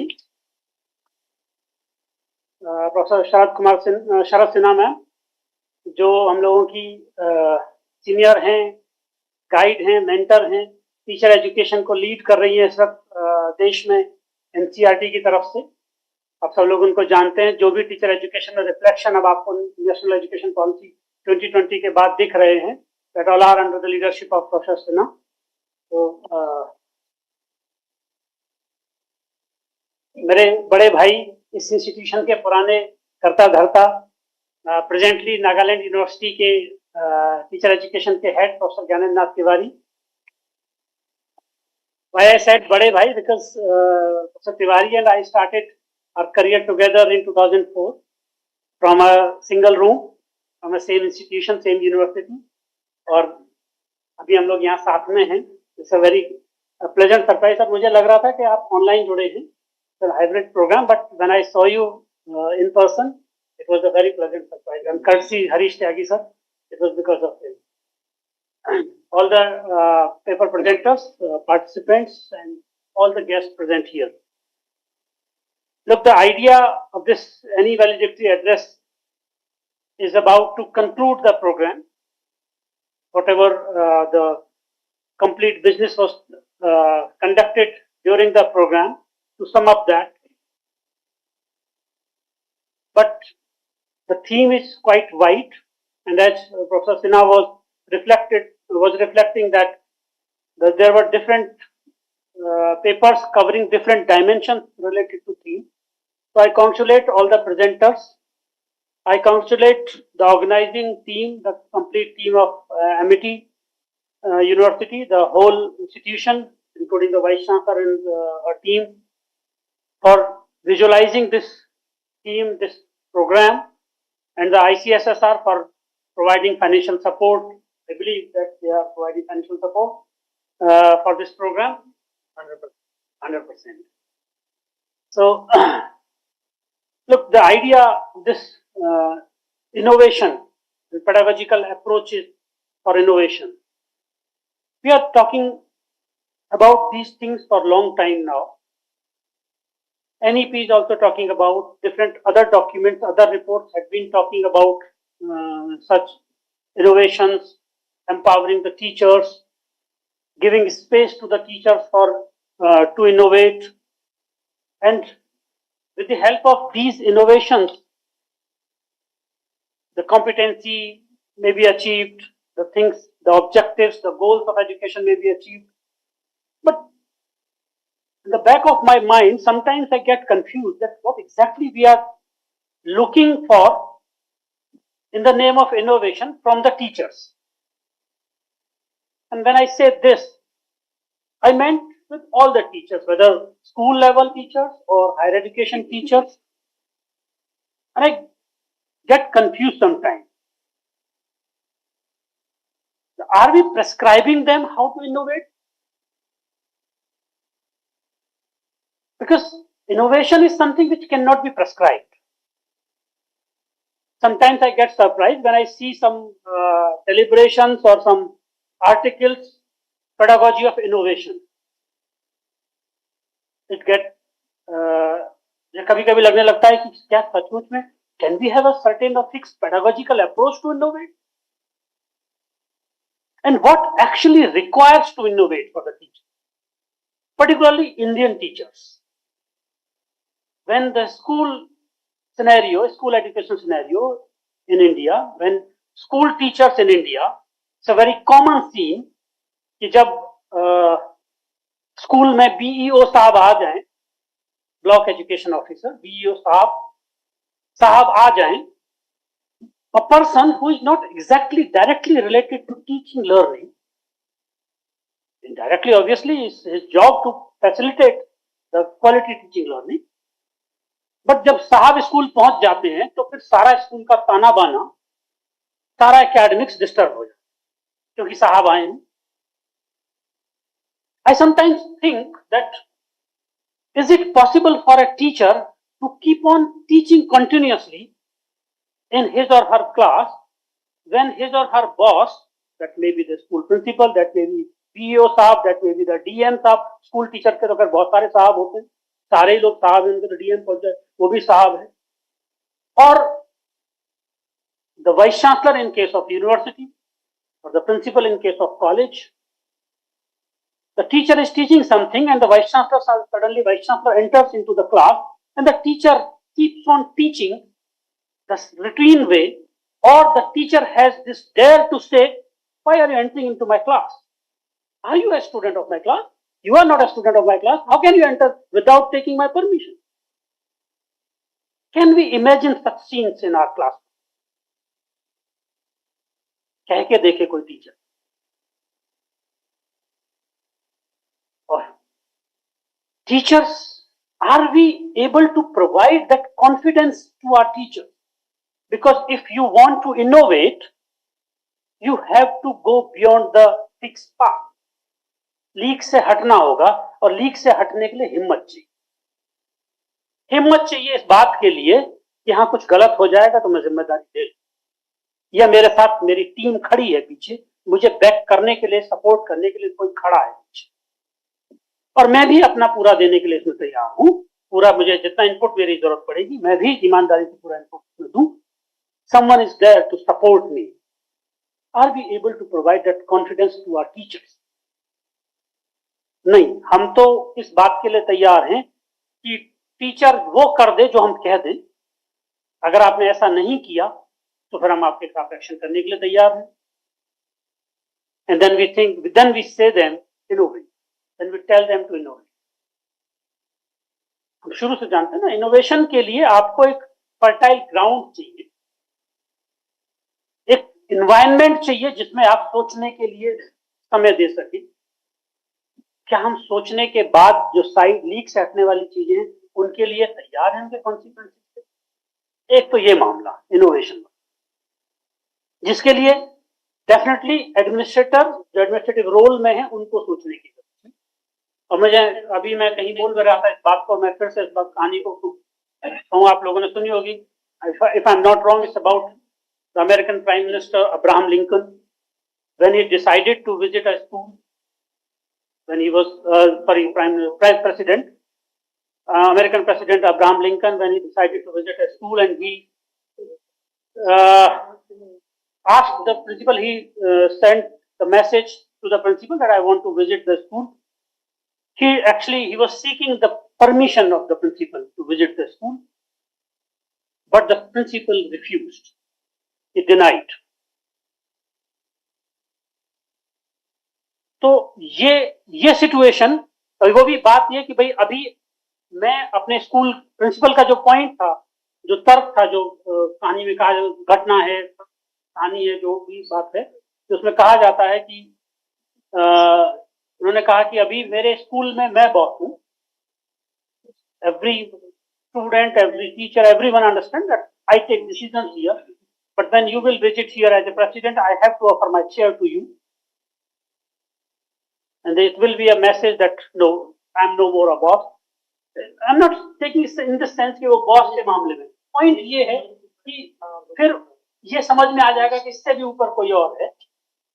ये अथॉरिटी, ये पावर, ये ऑटोनॉमी और ये हिम्मत जो उस प्रिंसिपल के पास थी, वो वाली हम अपने टीचर्स को दे पाए, हम ये कह पाए, as I am talking about as the policy makers और द ब्यूरोक्रेट्स और द एडमिनिस्ट्रेटर, कि हम अपने टीचर को ये कॉन्फिडेंस दे पाए कि पढ़ाना, बच्चों को पढ़ाना सबसे प्राइमरी टास्क, बाकी सब सेकेंडरी है। अगर प्रोग्राम चल रहा है तो प्रोग्राम चलता रहे। I was in an institution recently, वहाँ एक सेमिनार था, I was there, suddenly a bureaucrat visited there and the programme का जो सारा शेड्यूल था वो चेंज हो गया। There was a special space was made for the bureaucrat to sit on the dais. He was asked to speak upon, he was not knowing the theme, he was not knowing about the theme, academic discussions were going on, but suddenly the bureaucrat was inserted in between and asked to give presentation or share his ideas. कब हम इस बात से ऊपर उभरेंगे कि ये academic मामला है, तो एकेडमिक की तरह चलने देना चाहिए। जो बाहर का अगर कोई व्यक्ति आ रहा है तो उसमें खुद को एडजस्ट करें। एक तरफ तो ये मामला है, लेकिन दूसरी तरफ मामला जो हम लोगों की तरफ है, वी टीचर्स, क्योंकि इस बहाने से कि हमें माहौल नहीं मिल रहा है, हमारे पास फैसिलिटीज नहीं है, हमको ब्यूरोक्रेटिक रेस्ट्रिक्शन ज्यादा मिल रहे हैं, इस वजह से हम कहें कि हम इनोवेट नहीं कर पा रहे, इस बहाने से भी काम नहीं चलता। We have to look towards ourselves as well. जैसे बहुत छोटी छोटी बातें, छोटे छोटे इनोवेशंस की हम बात करते हैं, स्टूडेंट्स को within the classroom, when I am in my classroom as a teacher for 30 minutes or 40 minutes, who is going to stop me? कैसे पढ़ाऊं मैं, क्या रास्ता अख्तियार करूं, उसमें कौन रोकने जा रहा है? और within that we can innovate. बहुत छोटे छोटे एग्जाम्पल, बहुत छोटी छोटी बातें, like we do continuous assessment in our classes for students in our classroom. लेकिन कंटिन्यूस असेसमेंट के नाम पर हम क्या करते हैं? हायर एजुकेशन में भी, स्कूल एजुकेशन में भी, we give some fix classroom assignment, class test, 10 marks का, ये इतने महीने में 10 मार्क्स का। The moment you fix it, it is no more an assessment, it is evaluation. Assessment तो जब भी टीचिंग होगी तभी होगा। आज टीचिंग है तो आज ही असेसमेंट भी होगा, वो तो रोज का task. But when we go for such fix pattern, और जब आप फिक्स से जाते हैं तो आसान है ना करना, एक टेस्ट है, फिक्स है, अनाउंस कर दिया, फिक्स पैटर्न को फॉलो करना आसान है हमेशा, इसलिए टीचर के रूप में मैं वो फिक्स पैटर्न फॉलो करना शुरू कर देता हूँ। अदरवाइज बहुत सिंपल सी चीज, सपोज एक एग्जांपल देकर फिर मैं अपनी बात खत्म करता हूँ। If I am conducting, suppose I am a Hindi teacher, I am teaching my student how to write criticism of a story और ऑफ ए नॉवल और ऑफ ए बुक, समीक्षा कैसे लिखते हैं। I taught my students and I asked them to write 5 criticisms of 5 different books or 5 different stories and asked them to submit. Traditionally हम assessment में हम क्या कर रहे होते हैं कि हम वो 5 चेक करेंगे, बच्चे के ग्रेड कर देंगे, ये बेस्ट वाला मार्क्स दे देंगे। आसान है, इसी में आप छोटा सा काम कर सकते हैं और nobody is going to stop, no DM साहब, no BO साहब is going to stop। आप 5 मैंने लिखवाए, मैंने बच्चे को कहा इन 5 में सबसे बेहतर तुम्हारा, हम we are going to prepare a showcase portfolio all no teacher educators we use it for teaching schools mein, we are going to prepare a portfolio, showcase portfolio in which best work is shown, so you find out which is the best criticism written by you out of these 5, put them in an order and tell me why you have selected this as best. The student has selected, this is the ranking 1 2 3 4 5, why this is best, why this is poorest, you tell me. And if a student is able to tell why I have selected this as the best criticism out of my 5 criticisms, you remember the Bloom's taxonomy? Knowledge, understanding, application, analysis, synthesis, evaluation. If I can evaluate, I'm at the highest level of cognitive domain. It means when a student can evaluate which of the criticism is best to put in portfolio, I know it, I understand it, I can apply it, I can analyze it, only then I can. और अगर एक बच्चा evaluation के level पर पहुंच जा रहा है तो मेरा इरादा क्या था क्रिटिसिज्म लिख के सिखाने का, यही ना कि क्रिटिसिज्म कैसे लिखा जाता है, तो मेरा तो पर्पस भी सॉल्व हो गया, तो मेरा असेसमेंट भी हो गया, उसके लिए असेसमेंट के लिए मुझको एक मिल गया। इसको आप कहते हैं सेल्फ असेसमेंट। वहीं आप इसको बदल के करना चाहते हैं, you distribute these assessment, these criticism among other student.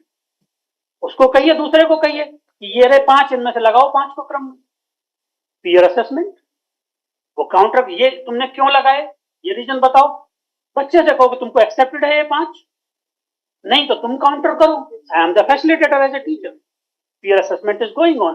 वो दोनों काउंटर कर सकते हैं, दोनों रीजन बता सकते हैं, जस्टिफाई कर सकते हैं, तो दोनों इवैल्यूएशन लेवल पर पहुंच रहे हैं। यही तो पर्पस था मेरा। अब इसमें कौन सा परमिशन चाहिए आपको, लेकिन थोड़ा सा मेहनत तो लगेगी आपको, कष्ट तो होगा। उस ट्रेडिशनल से सबसे आसान, ट्रेडिशनल से थोड़ा मुश्किल तो होगा जब मैं 5 क्रिटिसिज्म उठा लाऊं घर में और cut cut cut cut line मार के मार्क्स दे दूं, उससे मुश्किल तो होगा, मेरा टाइम तो लगेगा इसमें। तो ऑल दीज थिंग्स थोड़ा दोनों तरफ से थोड़ा थोड़ा चलना। ब्यूरोक्रेटिक सिस्टम से भी हमको बचना होगा, उनको भी फैसिलिटेटर बनना होगा, और टीचर्स को भी टीचिंग टास्क ऐसे ही आसान नहीं कहा, ऐसे ही सबसे मुश्किल टास्क नहीं कहा जिसको हमने सबसे आसान बना रखा है, कुछ नहीं कर सकते तो टीचर बने, तो मुश्किल टास्क। तो अगर हम ये करने के लिए तैयार होंगे तब हम इनोवेट कर पाएंगे, और तब शायद यही छोटे छोटे इनोवेशन को बहुत बड़ा इनोवेट करने की जरूरत नहीं। और जब हम एकदम से जैसे इनोवेशन की बात आती है, कोई बड़ा इनोवेशन, कोई बड़ा आविष्कार, कोई बड़ा ना, आपके क्लासरूम कॉन्टेक्स्ट में ये छोटे छोटे इनोवेशन, ताकि आप ये फैसिलिटेट कर सकें स्टूडेंट की लर्निंग एंश्योर, उतना ही काम है। बड़े लेवल पे तो उनमें से कोई निकल आएगा, कोई अच्छा एस्टेब्लिश हो जाएगा, अलग मामला है, लेकिन अभी तो यही उम्मीद है, जब हम ये इंश्योर कर देंगे तो कॉम्पिटेंसी इंश्योर हो पाएगी। कॉम्पिटेंसी इंश्योर होगी तो हम अपने विकसित भारत के गोल की तरफ आगे बढ़ेंगे। Thank you very much for your patient listening. आपने यहाँ मुझे बुलाया, इतनी देर ध्यान से सुना भी। अब ये छोटा ग्रुप होने का नुकसान है या सचमुच में ऐसे ही आप देख रहे थे मेरी तरफ, तो thank you very much, and thank you Harish sir for remembering me, and many congratulations for this wonderful program, and all the best wishes. Thank you very much.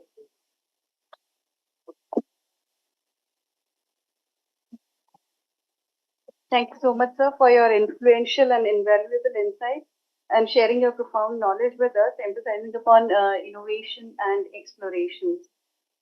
John F. Kennedy once said that as we express our gratitude, we must never forget that the highest appreciation is not to utter the words, but to live by them. So, ladies and gentlemen, as we draw the conference to a close, we want to extend our heartfelt thanks to each and every one of you for your participation, for your contribution, and for your commitment to enhancing the education for the future.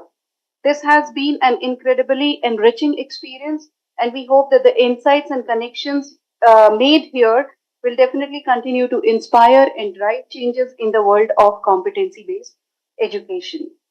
On this note, let us conclude our remarkable, memorable, and knowledgeable valedictory section. And on behalf of Amity University, we sincerely thank the dignitaries for being with us this evening and enlightening us with their enthusiastic remarks.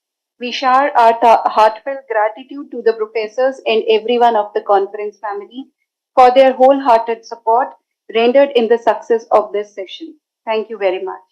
I request all of you to rise for the national anthem. One important information is there, and we'll be posting the certificates very soon, maximum by next week to all of you. We'll be posting.